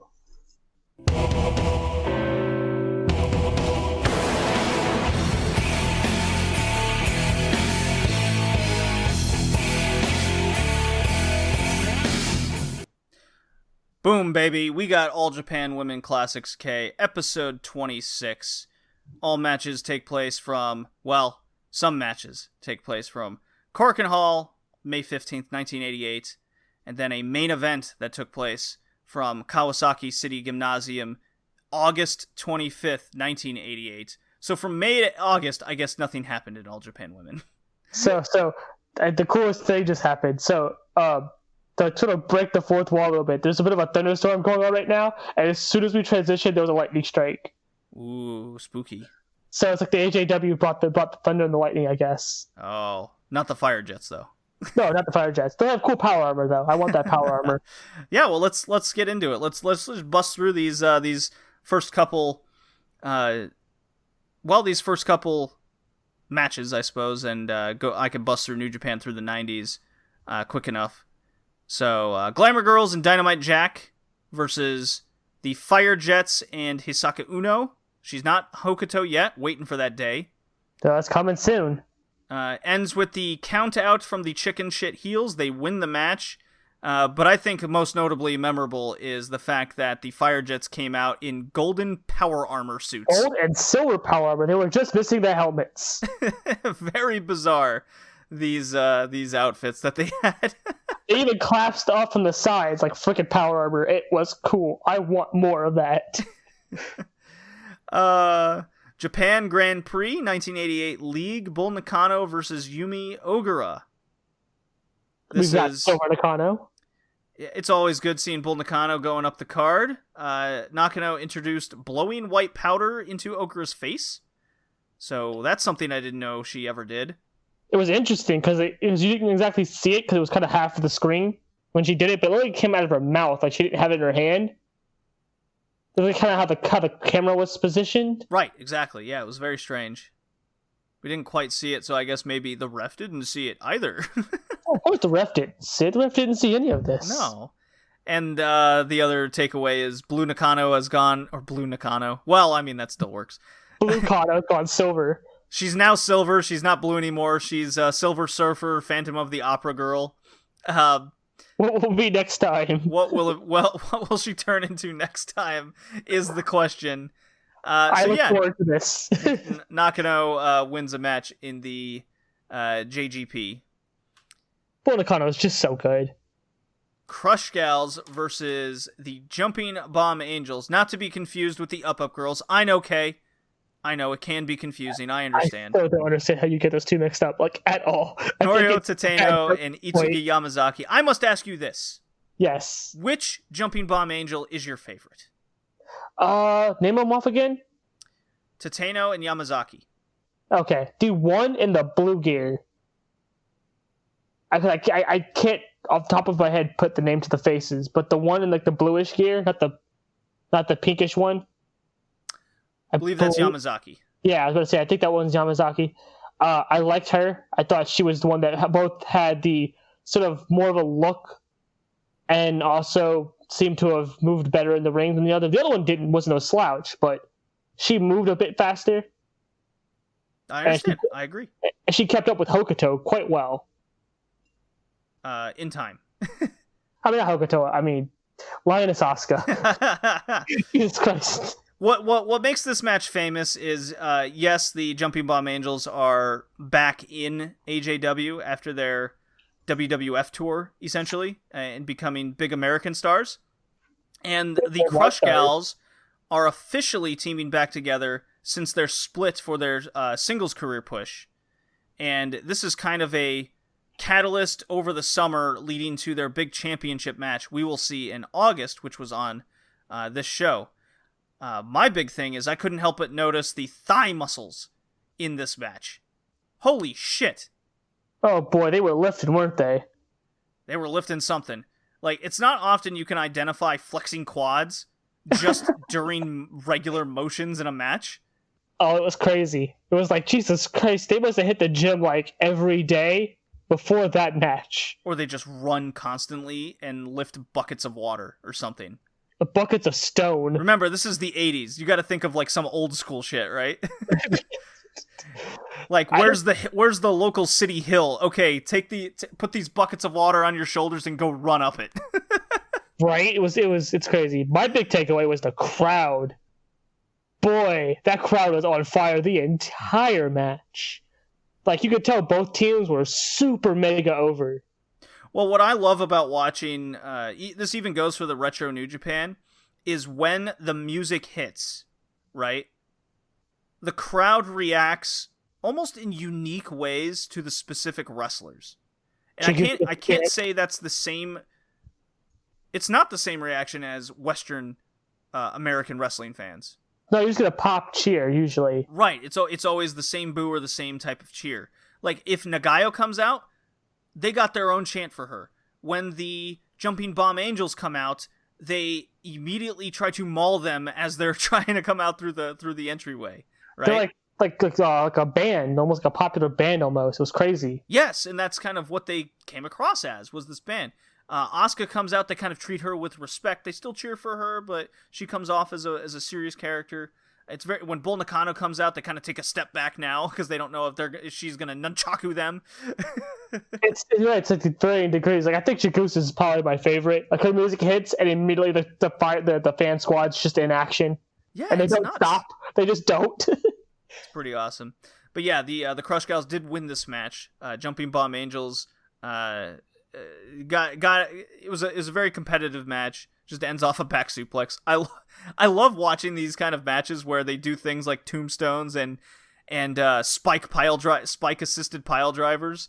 And it's moonsaults. And moonsaults, and they're just transition moves. It's great, isn't it? Like in modern wrestling today, that's been the problem. That's the problem. That's what's making wrestling not popular. It's like, right. Are you kidding me? They did this shit in the 80s with women. And it works. And it was super popular then. So it's definitely not the wrestling style. But let's get on to the 3WA World Title match. Nagayo defending against her longtime friend and rival and tag partner, Lioness Asuka. The Kawasaki City match, August 25th. Very famous. This is the match famous for Asuka, quote unquote, ripping her shoulder out of her socket, and the match was called off. I think you mean Chigusa ripping her shoulder out of her socket. I'm sorry. Did I say Asuka? You did. Oh, I'm sorry. I misspoke. Nagayo got her arm ripped off, and Asuka wins the title by technical submission or something, and she hands the title back, saying she basically doesn't want to win it that way. So it's vacated after the match. This was, I wouldn't say it's a 5-star classic, but I would say in terms of storytelling, it certainly was. No, they had their 5-star classic after this. Well, they had one before this as well. Yeah, but I mean, they would have several after this, even the one in Gaia. Right. But they even referenced this. They referenced the arm being taken out of the socket sort of deal. Yeah. So with Chigusa coming out and mocking her by having her hand in a sling. And this is kind of how their blood rivalry started, was coming out of this match where Asuka would constantly target shoulder work and all this. It was a big storytelling element. I had to do a little research over this because I'm like, okay, did she really do it? Was it really pulled? Was it kayfabe? Because it was just sold so well, where a bunch of medical staff attended to her outside the ring when she fell, and she sold her shoulder so well, it looked like it was hanging off. The ref comes in, they did a full-on medical move where they quote-unquote pop it back in, but then Asuka hits a couple more moves and it's back out. It's I can't continue. And I love, this is old school storytelling. This is stuff you don't see anymore. You definitely don't. Yeah, utterly fantastic. I loved how the classic video stayed on them to the back, and it's Asuka consoling her, and then she's punching the wall, kind of it's not a full punch, but it's the fist to the wall as she's walking down it, saying fuck, fuck, fuck kind of deal, right? It was very well done. I think it got both of them really, really over, and I think it makes their later matches that much better. Like I said, they had the one in Gaia where Chigusa comes out in a sling mocking Asuka. So I think remember when you did this to me? It was so good. I like that callback. I think it was good. I think it was legit. It looks very, very legit. So I don't think she tore her shoulder or anything. I think she may have just popped it out. So a month later, Nagayo would go on a tour of America. Okay, so it was a work. That's why I think it's a work. It's not. That would make sense then. Yeah. So God, she started so well then. Jesus Christ. Yeah, these late 80s AJW classics have really taken it up a notch.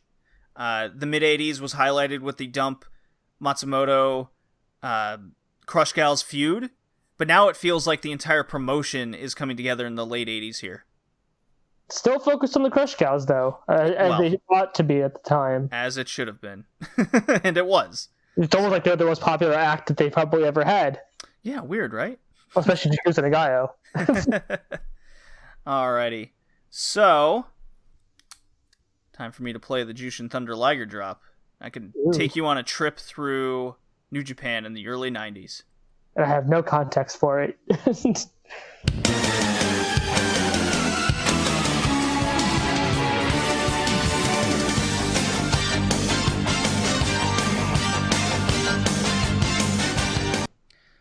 All right, so I am finishing out 1992 with this one.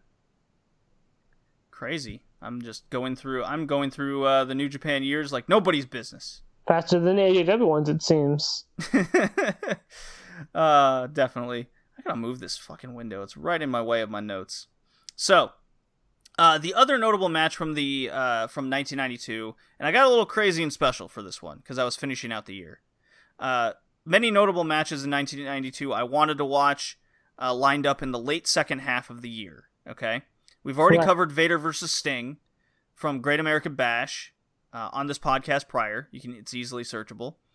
And one of the matches I've personally seen plenty of times was Bret Hart versus Shawn Michaels from Survivor Series 1992.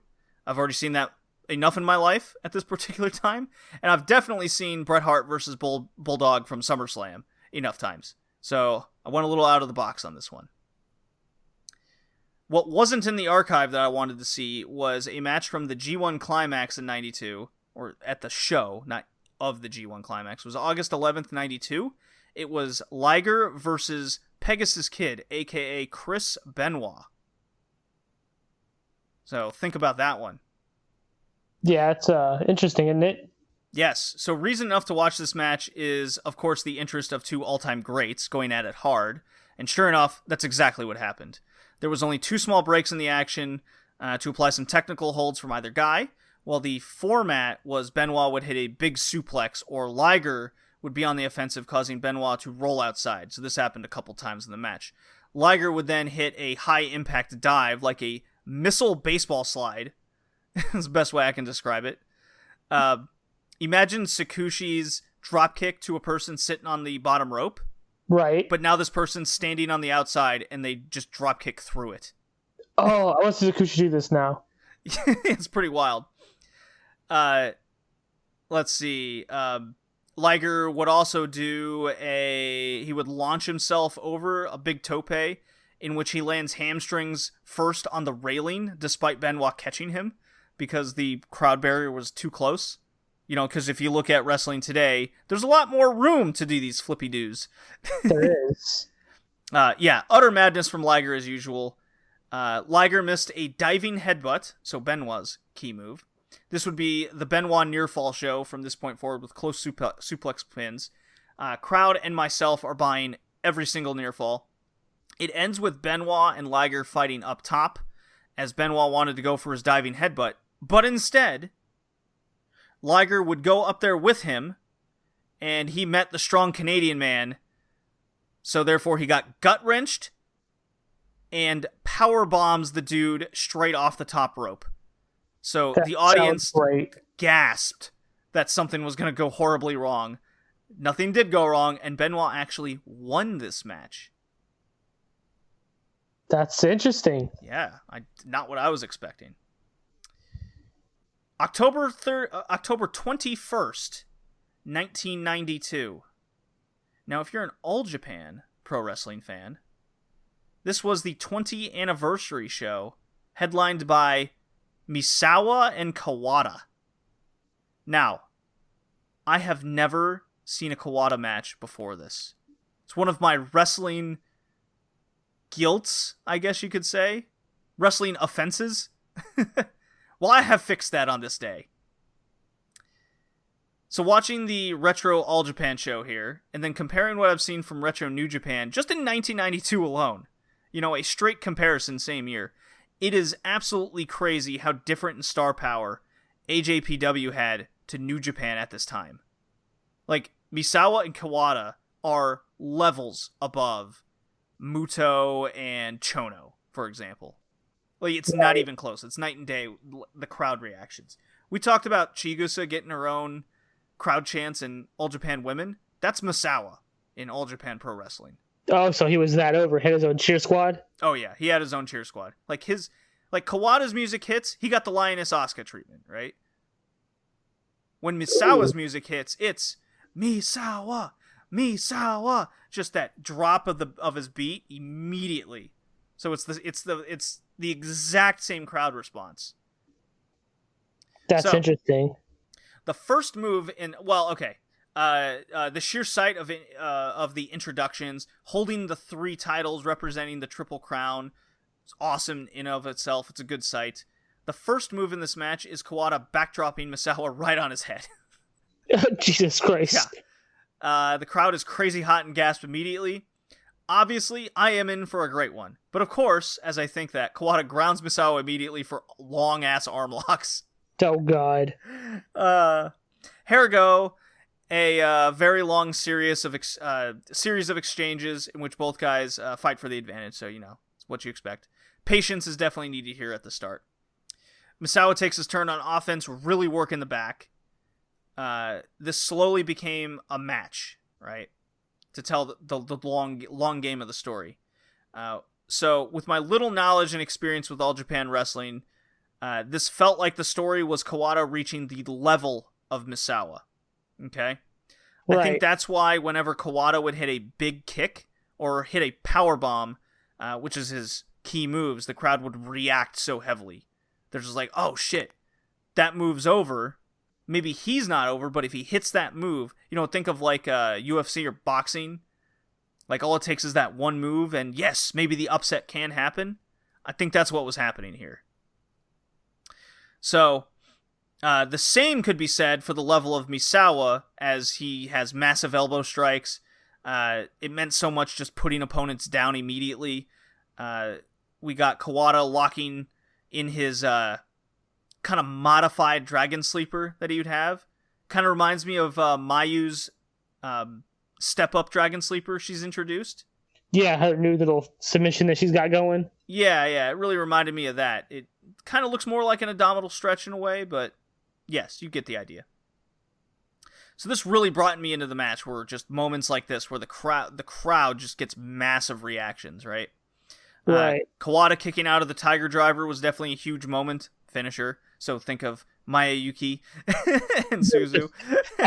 You're breaking this down to me, but damn right, you heard it. I compared Mayuki and the 17-year-old Joshi prodigy to Misawa and Kawada.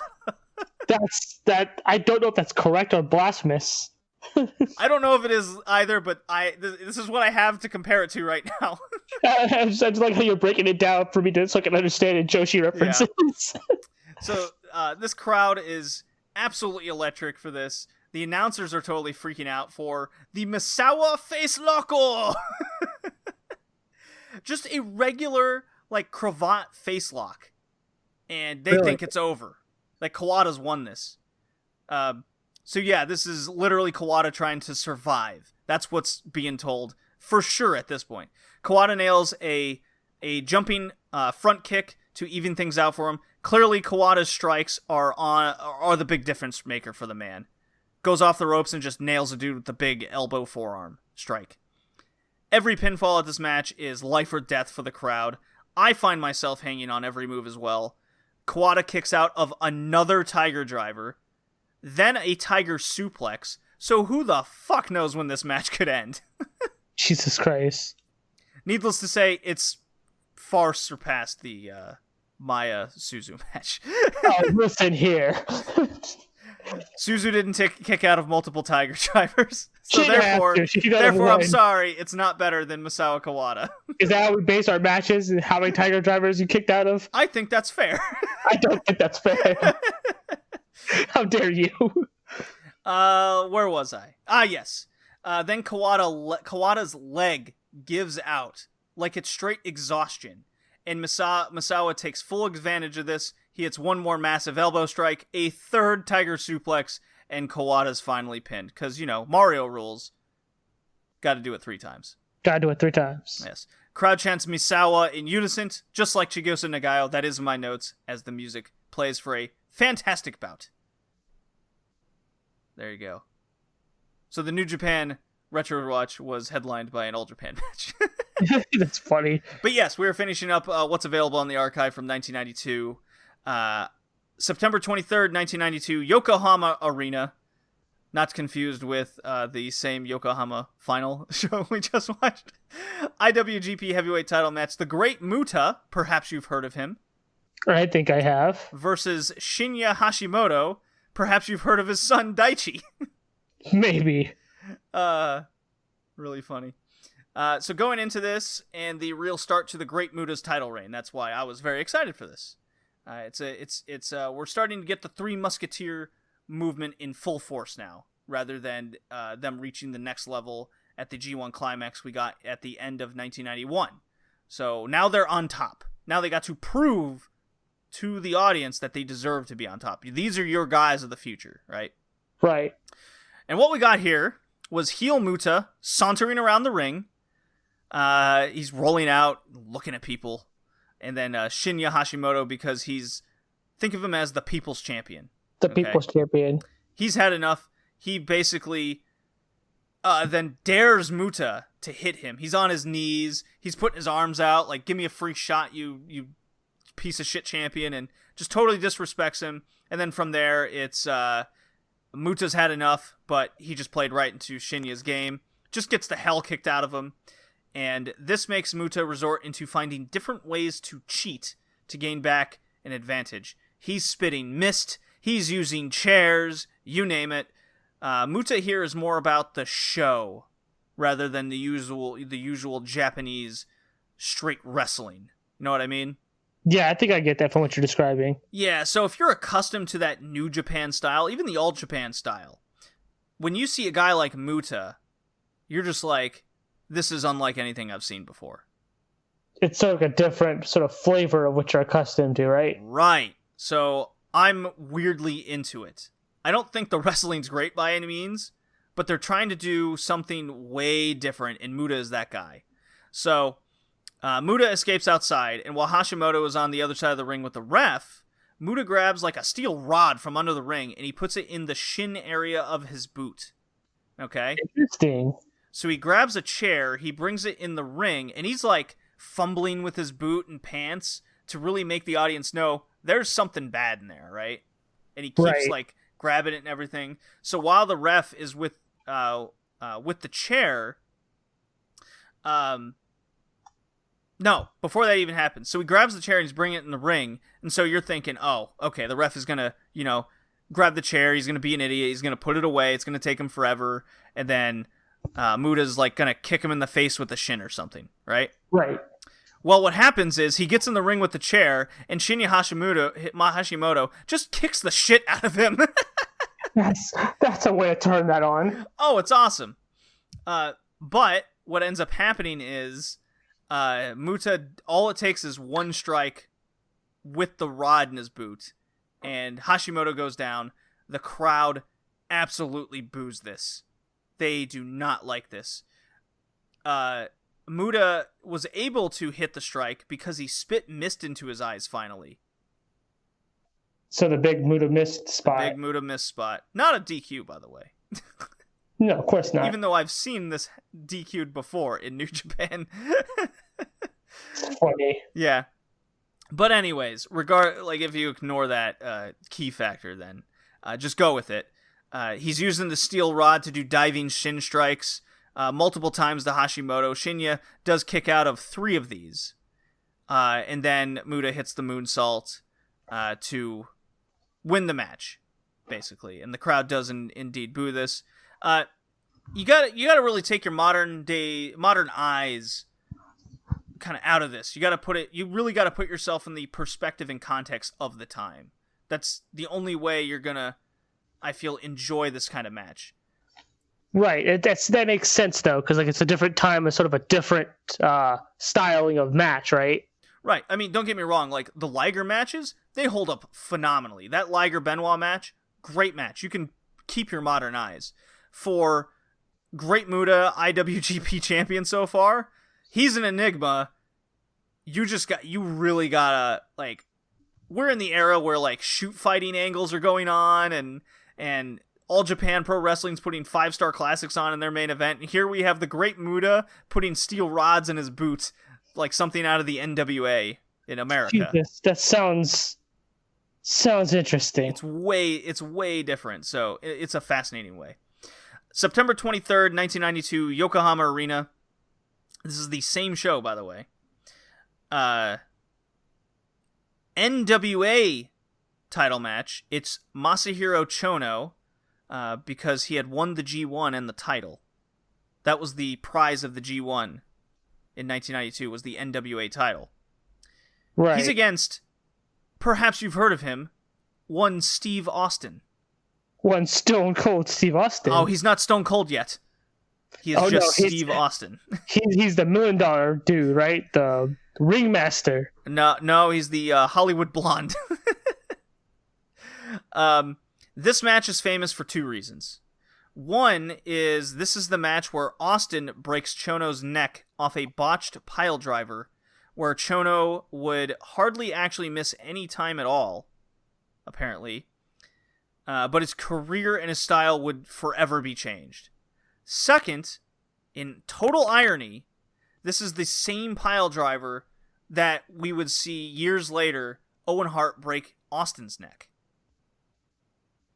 Really? Really.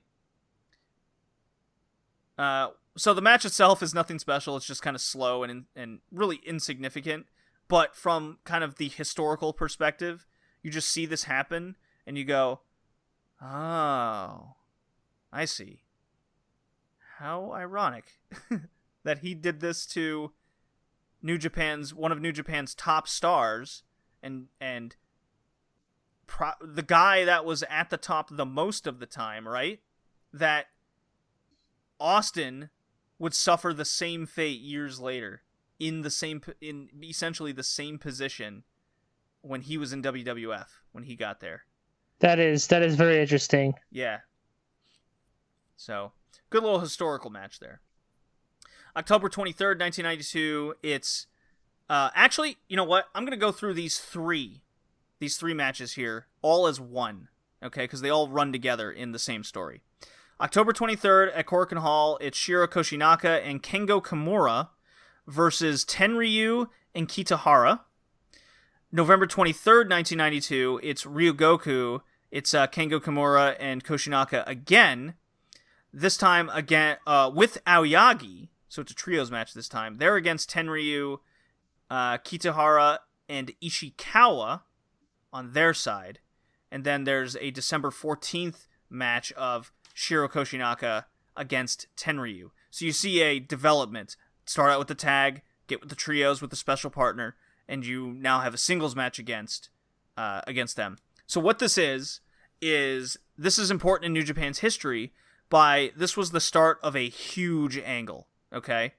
Yeah. There was a promotion called SWS, and it collapsed. So Ishikawa, whom we saw in the trios match, joined Tenryu in forming a promotion called War. All right? WAR, all caps. WA War. Not Raw's War, just War. Okay. So, soon after September, the promotion engaged in an interpromotional war with New Japan. So, ironically, warred with New Japan. That's interesting. The crowd was so fucking hot for these three matches.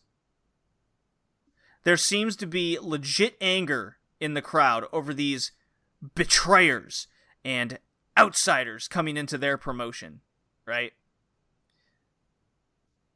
Right. It seems so. It's like the outsiders coming in, but more heat than like you would get like nowadays, right? Oh my god! Like people hated the NWO and their quote unquote invasion of WCW and they're taking over. I have never seen anything like this. This was absolutely like maddening from the crowd, right? Right. So the match, like all the matches are simple brawling. That's really all they were.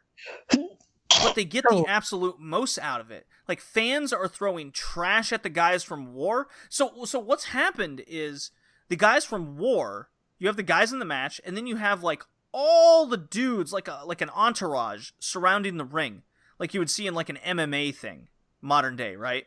You got your fighter, and then he's got his whole entourage team behind him, and if you trainer and all these people, the trainer, the second, his own medic, maybe his second trainer, his best friend, and like goofy gear, whatever it might be. You got guys from both sides. You got a New Japan side and you got a War side, and fans are just throwing trash at all the dudes from War. There's trash getting into the ring. This isn't just like an NWO run-in and people just get livid and throw drinks in the ring. This is from start to finish. People are just finding new shit to throw at these dudes. That's crazy. So there's wrestling in a ring of trash. And as these matches go on, for all three of them, you can slowly see the crowd standing and moving more towards the ring. Like, at one point during the trios match, the crowd was almost on the apron. Like, they pushed the rail that close, and they were, like, crushing all the dudes ringside.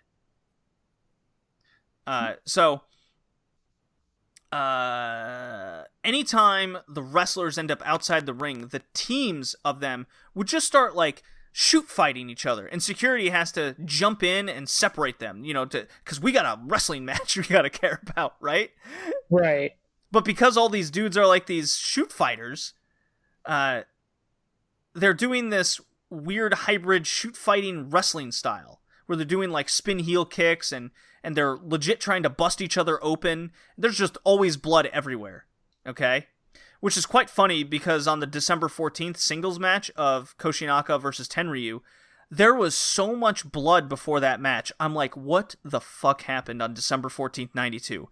That blue mat was stained with red all over the ring, and these two guys were just about to do the same to each other. That's crazy.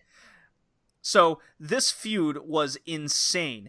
If you want to see something just from a truly fascinating angle and old school factor of how to get something over, because like I'd recommend just checking out at least the trios match from November 23rd, 1992. It's on New Japan World. It's in the archive. That truly shows you what they were going for and how well they were able to execute it. The other thing is there was more to the story in this. So the top players of each faction were facing off in the trios match, and what happened was they brought in an X Factor to the team. So Kengo Kimura brought in Aoyagi, I hope I have this right, because his role was that War didn't have an answer to his particular fighting style, like he was a technical submission guy or what have you. So there was your difference maker, and that caused all of the friction between it. And this all what this all does is it leads to the Tokyo Dome for, I believe it's Fujinami versus Ishikawa. So Fujinami is the savior of New Japan, and Ishikawa is the great betrayer of New Japan who joined War, while the December 14th match was kind of the prelude to that, where it's Koshinaka. He's kind of the second savior of New Japan, and Tenryu is the guy who kind of started War, right? Right. So lots of good stories there. I can't wait to see this Tokyo Dome match, to see what Fujinami and Ishikawa is. Like, if you told me a fan hit the ring and stabbed somebody, I'd believe you. That's how hot this feud is. That sounds like it's quite the feud. Yeah, it's, like, again, I can't say, like, the wrestling or the shoot fighting is all that great. It's just them brawling. But from a historical standpoint, and to see fans just really have this visceral reaction to War being in New Japan, it's very fascinating to me, and it was very fascinating to watch. It's not something you kind of don't see at all anymore, really, right? No, and I can't really compare it to anything else. You don't even see it in Japan currently, right? I don't think I can think of a single thing that seems anywhere close to that. No, and I really think I'm more into this because I kind of suffered through the really awkward, bad hybrid shoot fighting from earlier in 1992, where it was the New Japan judo wrestlers against the New Japan karate wrestlers, right? They all had it was like, which style's the best situation. It was all very strange. In 91, you had Liger doing weird shoot fighting. That was very strange. So I can't say it totally built all to this, but them being enemies and rivals, and then respecting each other at the end of it, and then becoming a team against this War group, very fascinating. It sounds interesting. It's definitely long-term storytelling, and it really takes a lot of cooperation from another promotion to do this. Yeah, it's something you don't see anymore these days anyways, too, right? Right. But if you could do it right, I think with today's fandom, you could do this. Because I don't think fans will look at let's say Kenny Omega of AEW goes back to New Japan, okay? And he wrestles, I don't know, Naito again, okay? Right. I think fans, like, if, let's say Kenny Omega loses, I think fans are kind of, like, cool. I think they're cool enough to be, that they won't see AEW as a lesser promotion because their guy lost to the New Japan guy. Right. I don't think it works that way anymore. Obviously I watch a lot of Joshi, right? I think the only equivalent I could even see, and I doubt it will ever happen, is Ice Women invading Stardom, or more likely the vice versa of that. Well, we've kind of seen something similar in beforehand with Iroha and Mayu. Iroha from Marvelous and Mayu in Stardom, where a lot of the time they go to draws. I think they only had one match and it was a draw. That was their second one, at least that I can. Okay, so they had one match under agreement circumstances, and it went to a draw and no one went over. And then their second match, there was kind of an emergency, and they're like, okay, we'll let Mayu take the fall this time, you know. Yeah, it probably wasn't a title match anymore. But it wasn't a title match, no.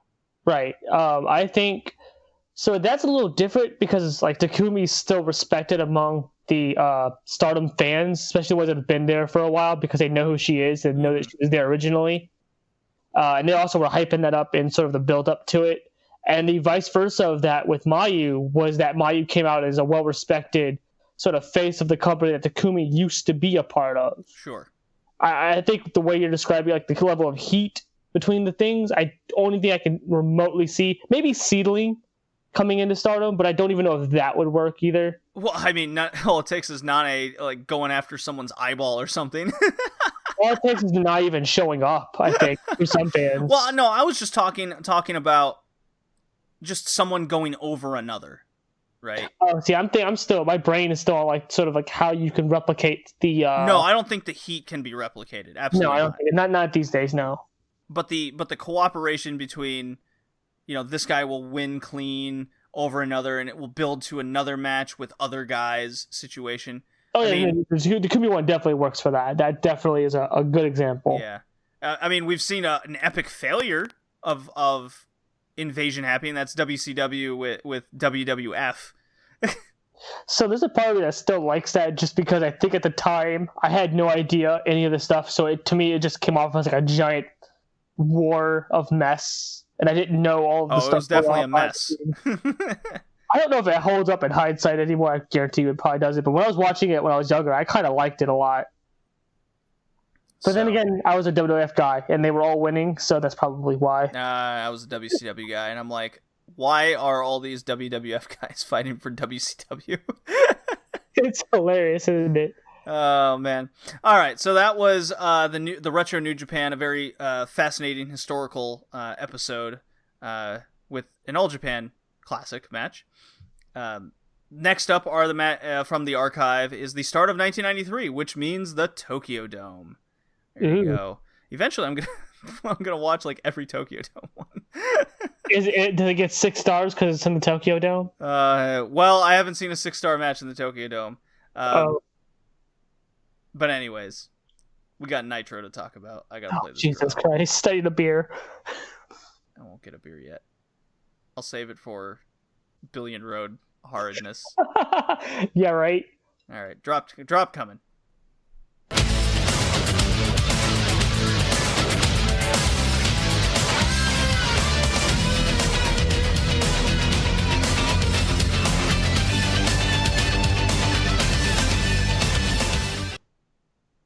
All right, the pad has been thrown.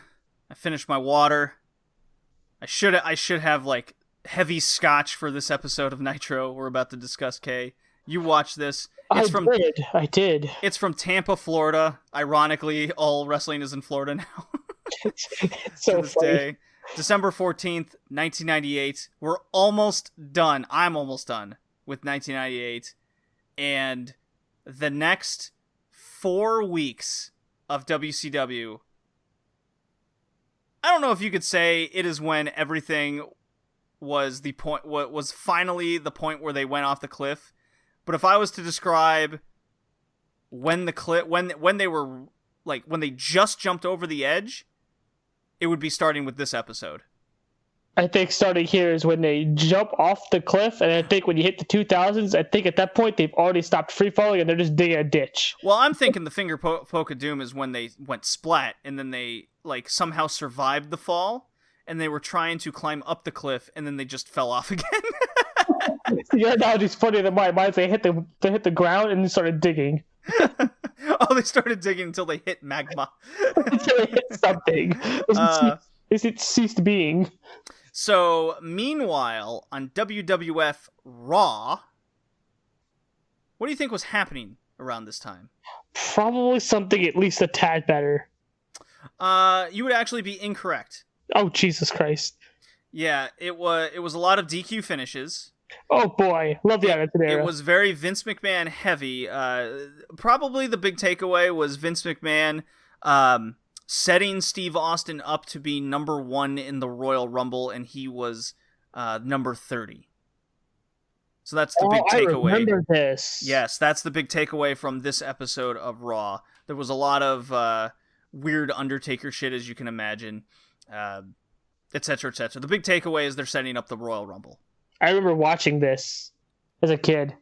Yeah. So that tells you how, like, the Royal Rumble didn't take place until the end of January. We're middle of December, and they're setting up angles, like, almost 2 months out. Right? Right. Interesting, right? Yeah, very interesting. Yeah, it's almost like they planned shit. Right. Back then. Anyways, enough about Raw. Hate that show too.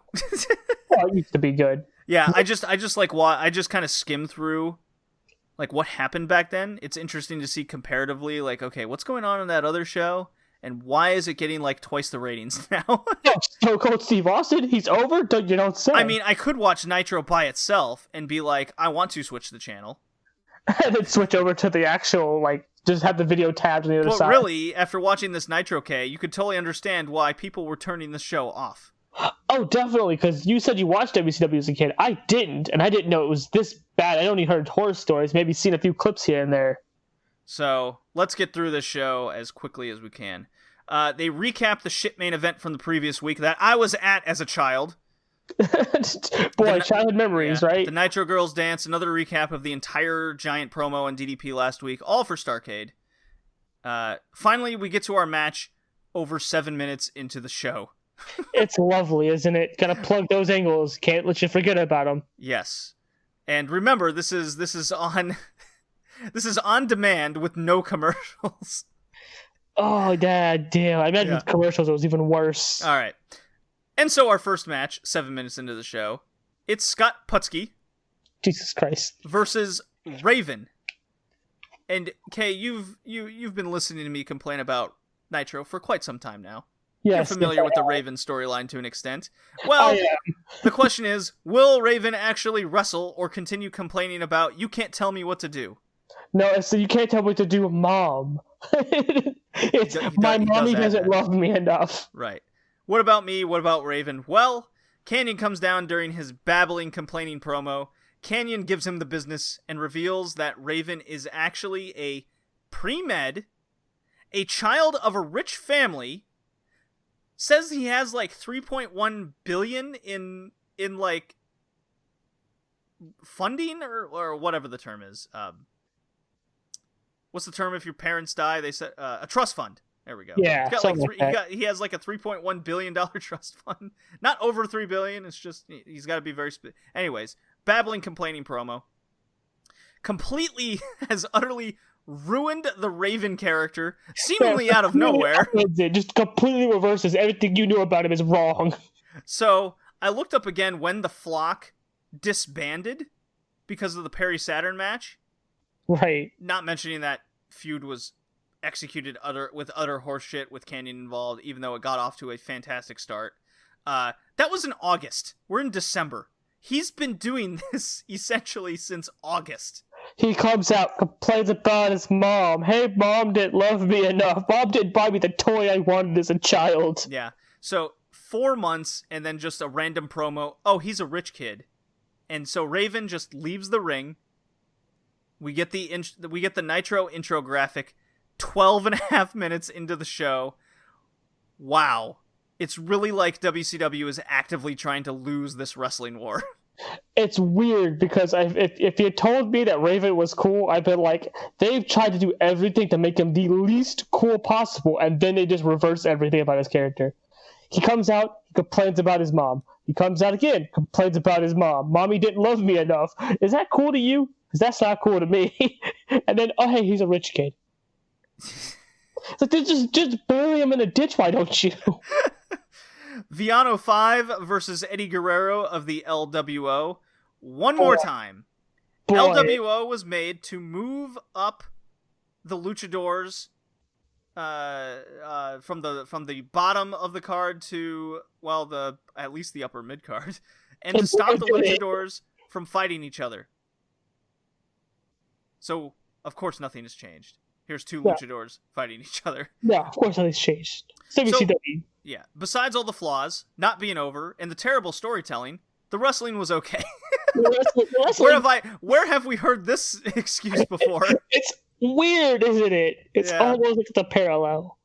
Viano 5 is about to win, but Eddie distracts the ref so his unnamed bodyguard can interfere. This dude has been following Eddie Guerrero for weeks now, and we still don't even know this dude's name. That sounds great. Yeah. Eddie hits the frog splash, and then he doesn't pin him. Yeah, the match just doesn't. It just ends. Just whatever. Because the LWO come out to the ring. The bell inexplicably rings at this point. The match simply ends. Eddie recruits Viano 5 into the LWO. He gives him his t-shirt because, all Mexicans have to wear the same matching shirt. That's the angle at this point. Oh, Jesus Christ. The crowd... racist. Look, that's what's in front of me, and that's what they're telling me. It's so bad. All Mexicans must band together, stop fighting each other, and wear matching t-shirts. So the crowd could not give a shit less, and who could blame them? No one could blame them. Yeah. Wrath versus Al Green. Remember him? Me neither. Yeah, no, I know who this guy is. So this is the one where if you don't count boots, chokes, forearms, then Al Green never hit a single move in the match. No, he didn't. While Wrath only hit 3 moves. I love how we were watching this kid. I was like, he doesn't hit any moves. Like, oh, he has a punch and a kick. It's like, those don't count. Those are strikes. Those aren't moves. So, being generous, I counted the Yakuza kick that Wrath hit, a shoulder block, and then he hit the meltdown. Wrath wins. So I would say he hit 1 move. So at this point, we're 30 minutes into the show, and I'm screaming help.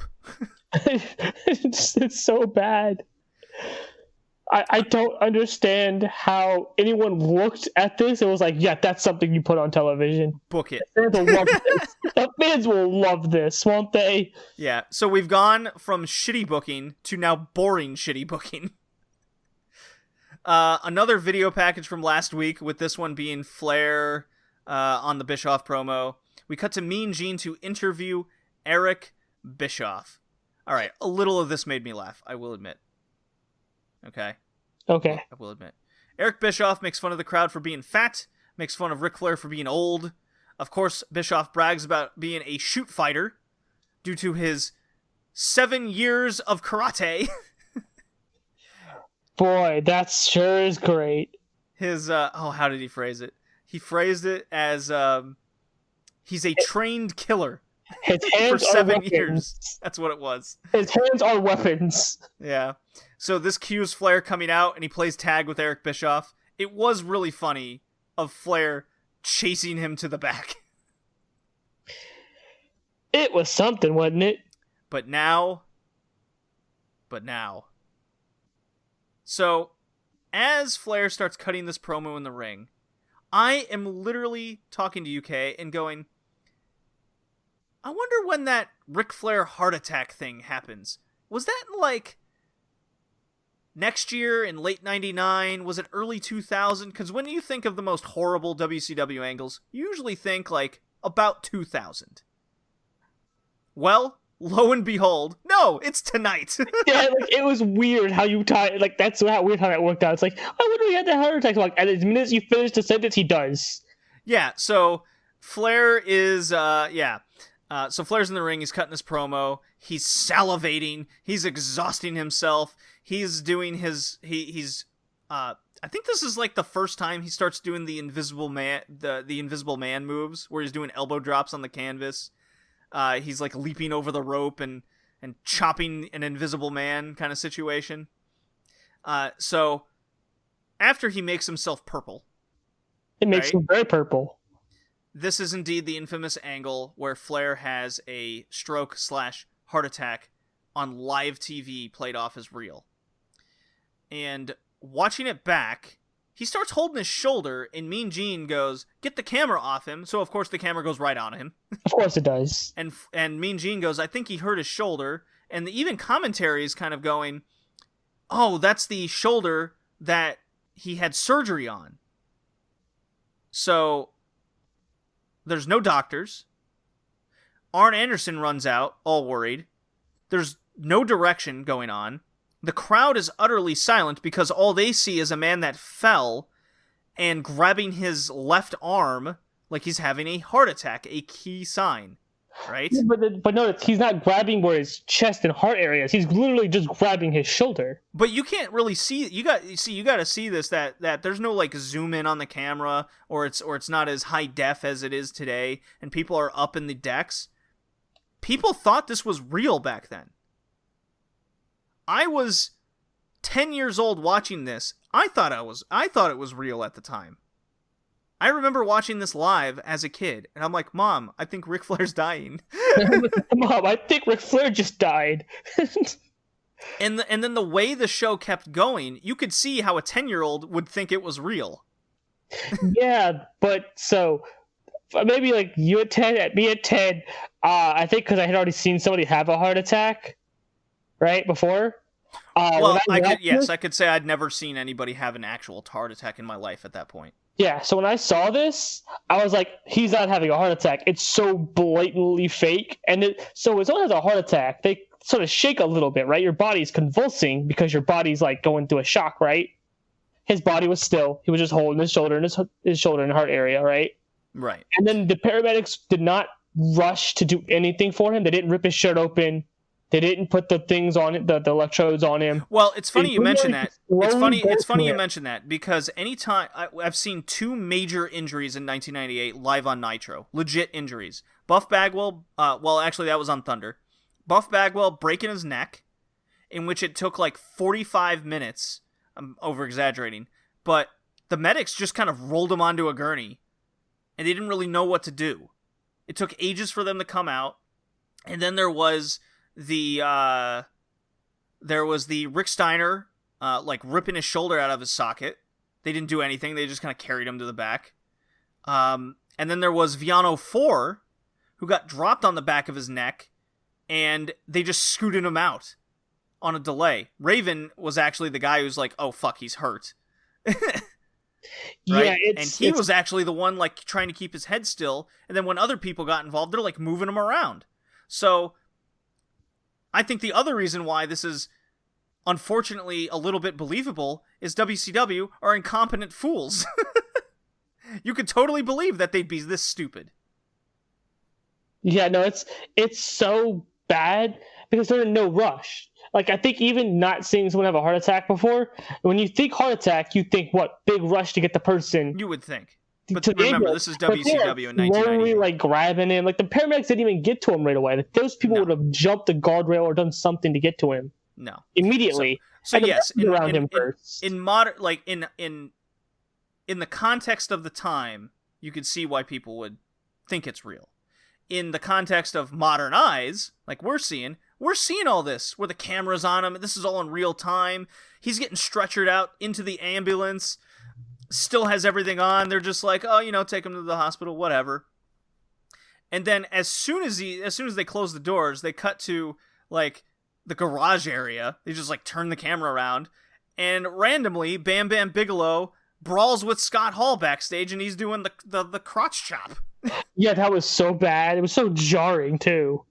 It's like, well, I'm glad Ric Flair's dying, but look, Bigelow and Scott Hall, look at his penis. And look at Goldberg. Yeah, so then Nash and Goldberg show up. All three are yelling at each other. Security keeps them apart. This takes forever. It's one long, weird segment, and we couldn't help but notice the awesome Surge vending machine in the background. Yeah, that was the first thing I noticed. Like, oh, look, Surge. That was a drink.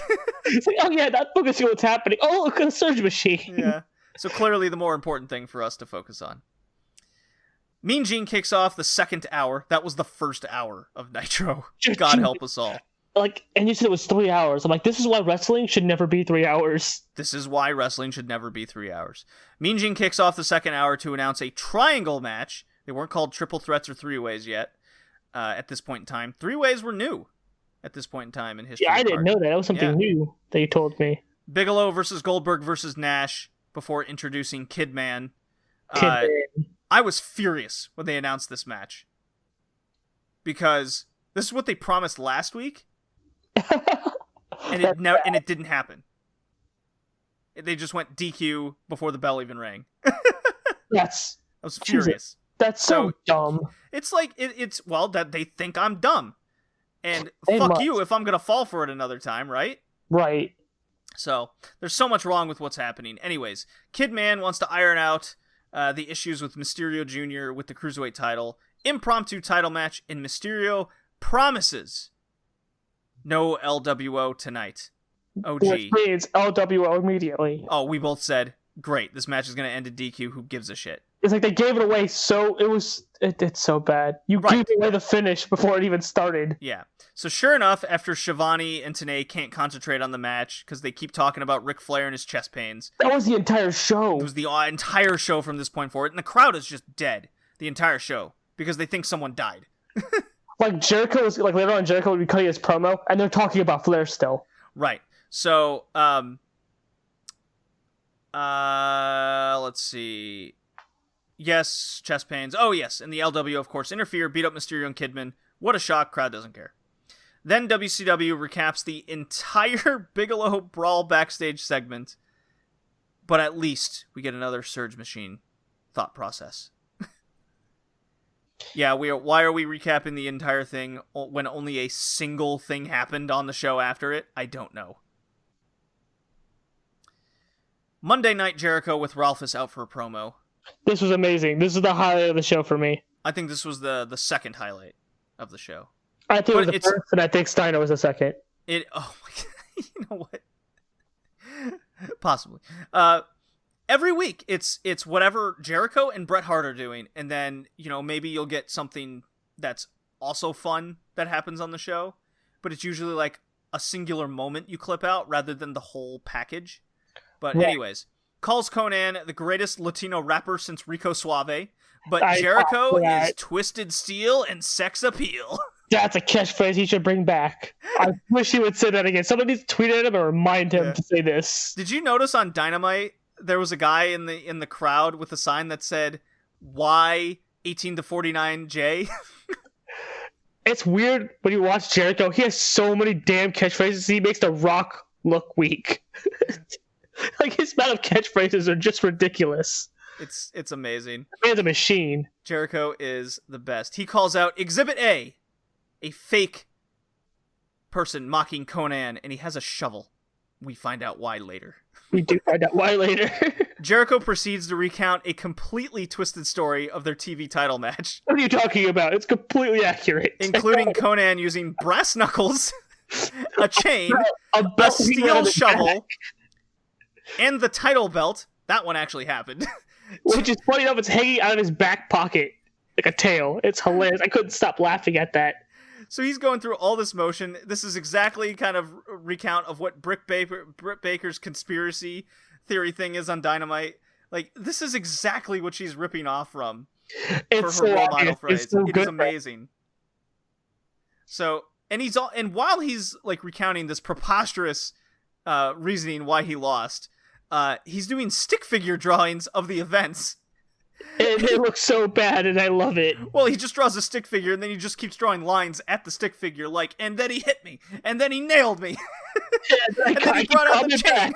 I kept coming back. It's great. All the Checkaholics were waiting for me. I kept getting back up.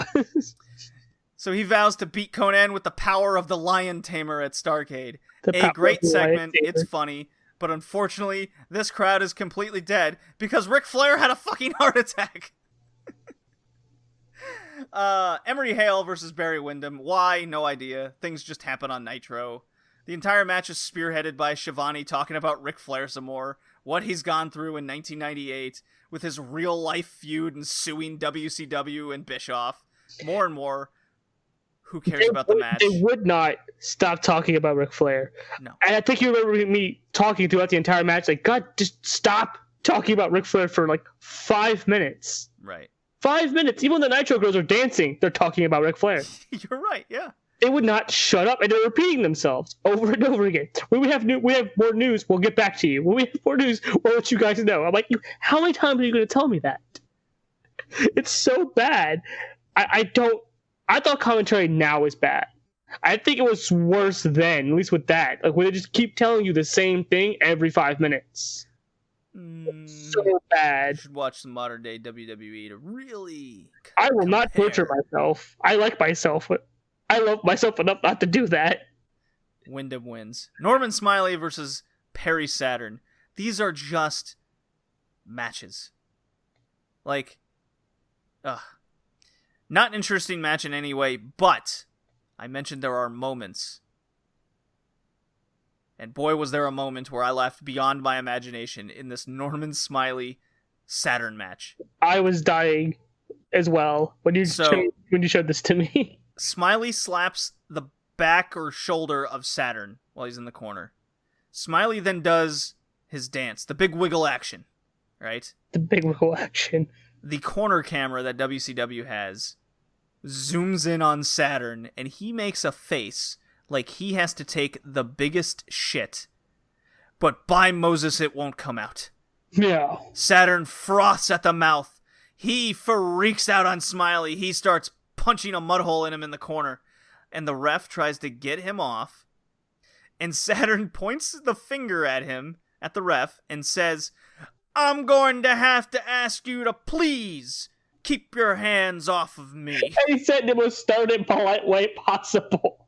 Like, we're seeing this dude stop this dude to death, and he turns around in the most stern, polite, like almost mother, kind of like talking to the child way. I have to ask you to stop touching me. Very funny. Sonny Ono, yeah. For a second there. I from that point forward, I just could not stop laughing. Because then we got Sonny Ono and the cat coming out. They're in shiny, totally not pimpin' clothes.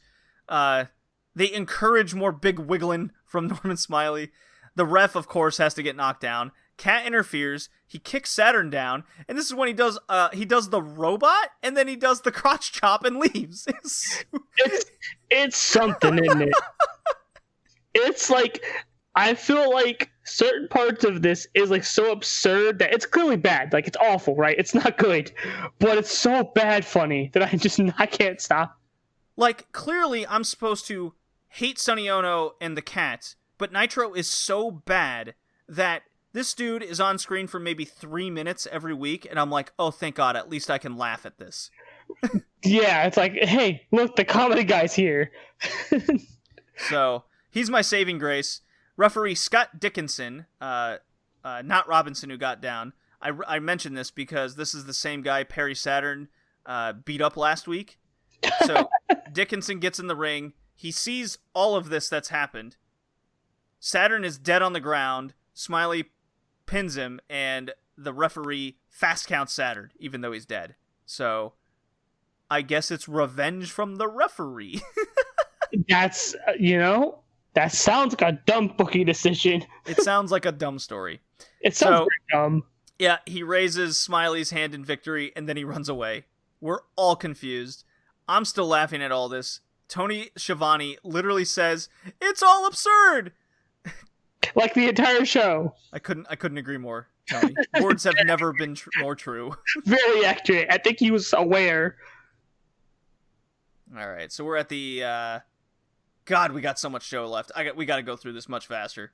Yes, we do. Gene to interview Bret Hart, U.S. champion, by the way. Gene asks Hart about the Flair situation, and Hart responds. He snaps his head to the left, and he goes, "Oh, they're dropping like flies around here, Mean Gene." They're dropping like flies around here. My God.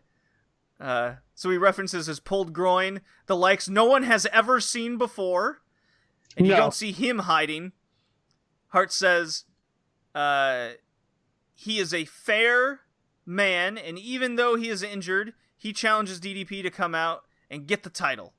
It's a total setup for DDP. He gets jumped and taken out by the Giant. We get an awesome beatdown from the Giant, rips apart the giant WCW letters that are on the stage, choke slams DDP through the stage area from the raised letter area. Simple good promo followed by a really good angle. Dare I say that even WCW can do some things really well. Some things. Big thumbs up there. On to hour 3 with a shit ton of pyro. Conan out to the ring. He is stopped in the ring in the dark, backstage by Disco. You literally can't see who these people are. Disco's still lobbying to be a Wolfpack member. We don't know why. Could not see a thing happening. The Wolfpack music restarts, and then Conan comes out to the ring with a member of the Florida Marlins and a Tampa Bay Bucks player on each side. I don't know who those guys were. I don't know either, and I don't think I care enough to want to find out. And I don't look. I wouldn't know the football player, but I would know the Marlins player. Usually, I'm a big baseball fan, but I did not recognize this dude upon sight, and I could not be bothered to look up who it was, and I didn't hear who commentary said it was. But anyways, Bowdy, the usual. Stevie Ray, NWO, is accompanied by Booker T in a nice suit. Why Booker's going along with this thing is stupid. I say it every week. Stevie Ray gets knocked outside and yells at a probably drunken, awkward-looking Wade Boggs.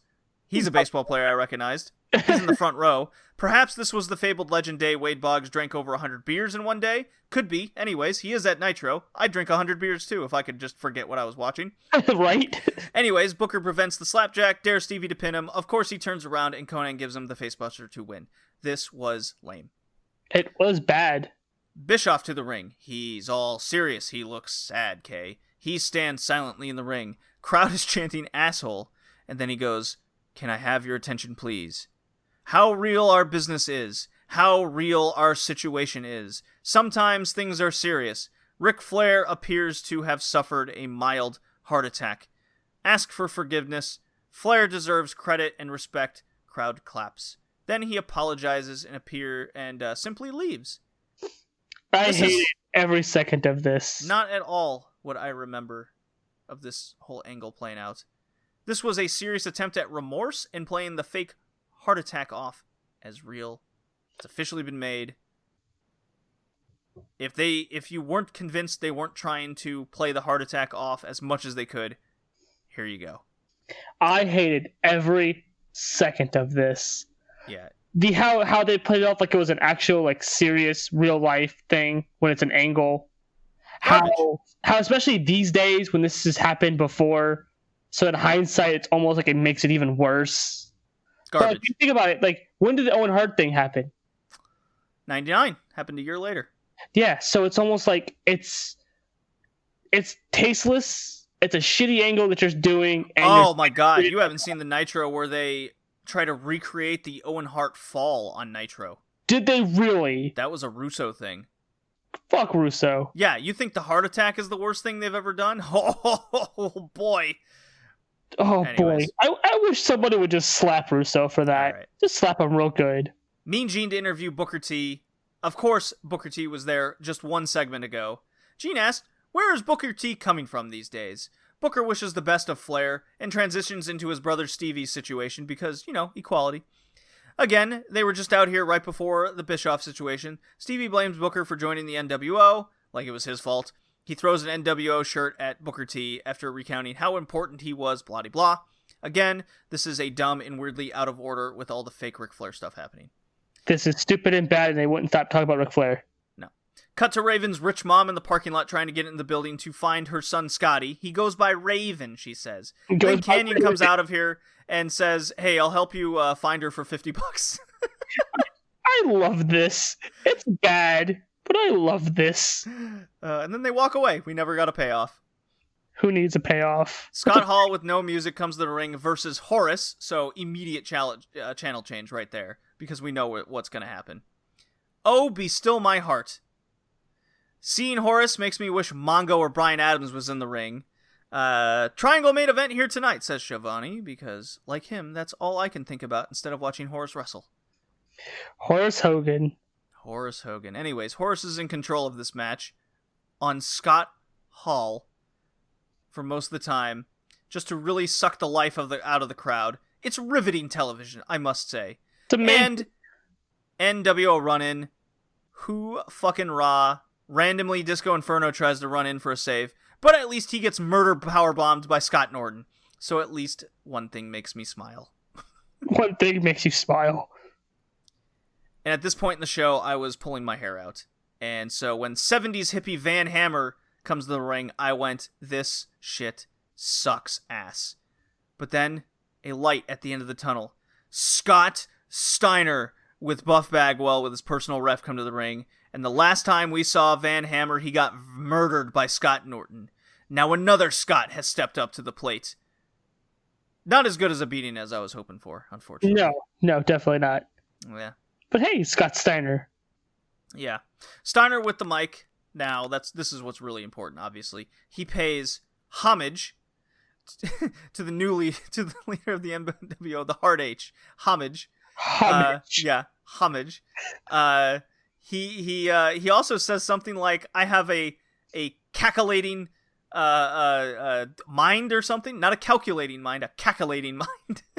A calculating mind. Scott Steiner's amazing. His promos are just great. Oh yeah. I took an audio clip of Steiner's promo from last week at the Astrodome. That was quite something. He calls out Lex Luger. Buff Bagwell tries to convince Luger that the Wolfpack are leaving him behind, and Steiner offers Luger a black and white. So another attempt to people joining the NWO. It's been years. This faction's still going. And they don't go away. No, they don't. Luger simply walks away with a smile, and then Steiner says, I'll make you famous, boy. And I couldn't stop laughing, because The Undertaker said the same thing later. Much later, yeah. Very strange segment, to say the least. Main event, 8 minutes left in the show. I honestly can't remember the last time I saw a Goldberg pyro entrance, but we got one finally. It's been ages. I looked up the Wrestling Observer newsletter to see like what was going on during this time, like what were the thoughts. Apparently, Goldberg's merchandise sales hit like an all-time low at this point. You don't say. You don't say. It's almost like not showing this guy on TV and not having matches and credible opponents for pay-per-views. Nobody wants to buy a shirt. You don't say. It's almost like Kevin Nash is booking things. Oh, yeah, right. The match was fine, I guess, but it's a three-way match. It's ultimately new.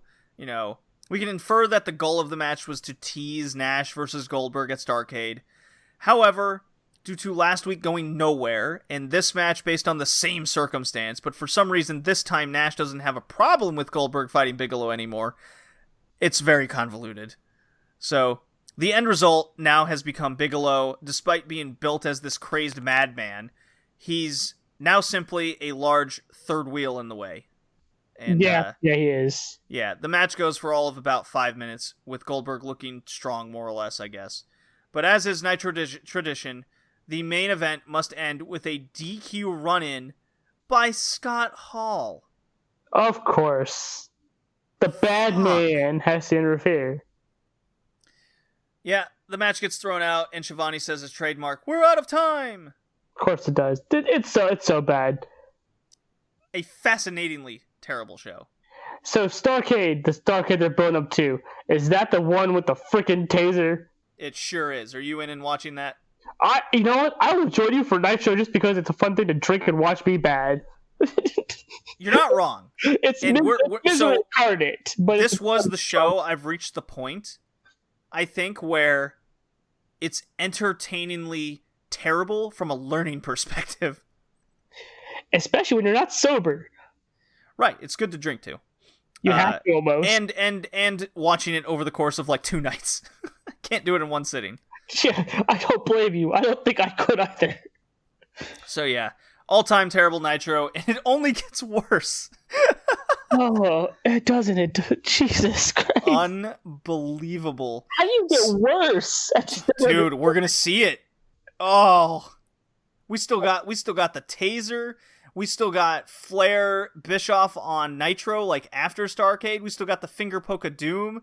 The reformation of the original NWO. We got Russo coming in. We haven't even hit Russo. Listen what you listed, and we haven't even hit Russo. Then we got Bischoff coming back with Russo. Then we got Russo some more. And then he leaves, and then Nitro's just boring after that. We got Russo in a title match. Oh boy! It's all right, what's my timestamp? 3:10 at this point. Yep, we got a 4.5 hour podcast, which is an hour less than the last one. Congratulations, not gonna be a giant epic. Congratulations, us. I'm gonna have to edit this in the morning. Oh, that sounds like fun. Yeah, let's see. Play my Vaulter drop, because we never see him wrestle anymore, for the wrestler rankings.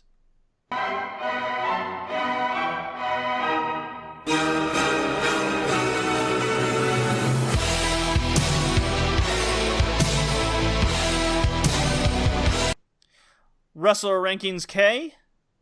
Yes. Let's see if you agree with this. Let's see. I'll start with the men. My least experienced category. 15. Yasufumi Nakanoe. 14. Daichi Hashimoto. That was your Big Japan title match. The one that I almost fell asleep through? I mean, I thought it was one of the better worked matches. Just wasn't very exciting. No. It kind of shows the overall state of the men's wrestling side the last couple weeks. But that doesn't say from here on up they don't deserve it. Chris Jericho, 13. Darby Allin, 12. 11 is the Best Friends. That does include Orange Cassidy. 10, BB Hulk. 9, Kota Minoura.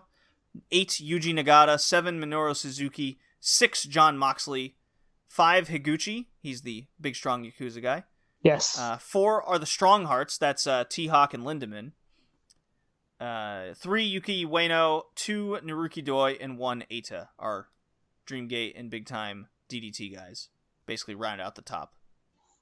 I agree with at least the top guy, and some of the other ones in the middle I think are good enough there. Yeah, I mean, where's MJF at, though? Well, he cut the one... So his really good promo was 3 weeks ago.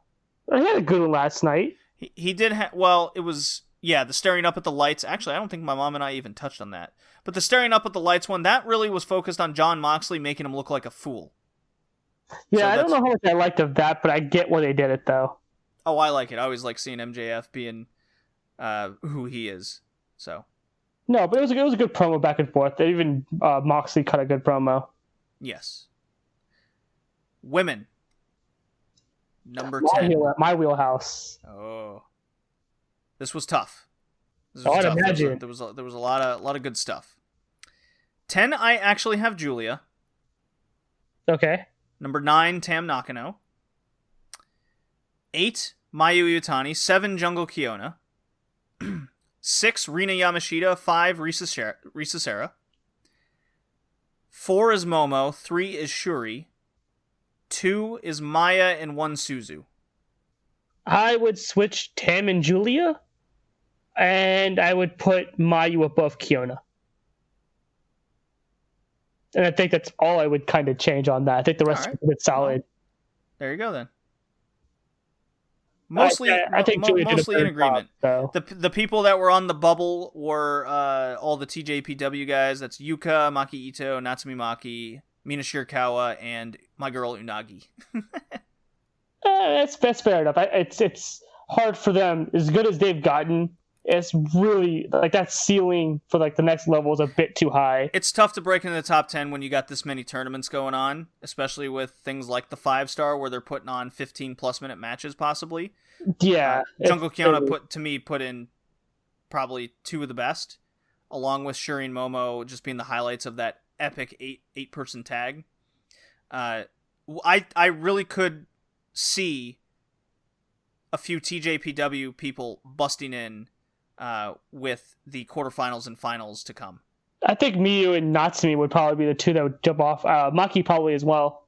would probably be the 3 that I'd peg for probably popping in. Right. Like, what also makes it tough is you got to be either have a crazy promo, have a really good sparring partner, so it makes an epic match, and if you're the best out of that match. That's why usually the best women's match is 1-2 respectively. Right. In the rankings. Same thing goes for the men. It's the same concept of how I determine this, and you understand it since you would only kind of flip-flop a couple names there. Yeah, I only flip-flop. Like, I think Mayu and Julia, like as much as I was kind of hard on that match a little bit, I still thought the match was good. I think Mayu sort of held up her end of every match she's been in a way that I think maybe Kiona hasn't entirely this year, but Kiona hasn't been given much chance to shine outside of her 2 matches to do so. Right. So we're definitely going to be looking at some Stardom wrestlers possibly moving up into the top rankings.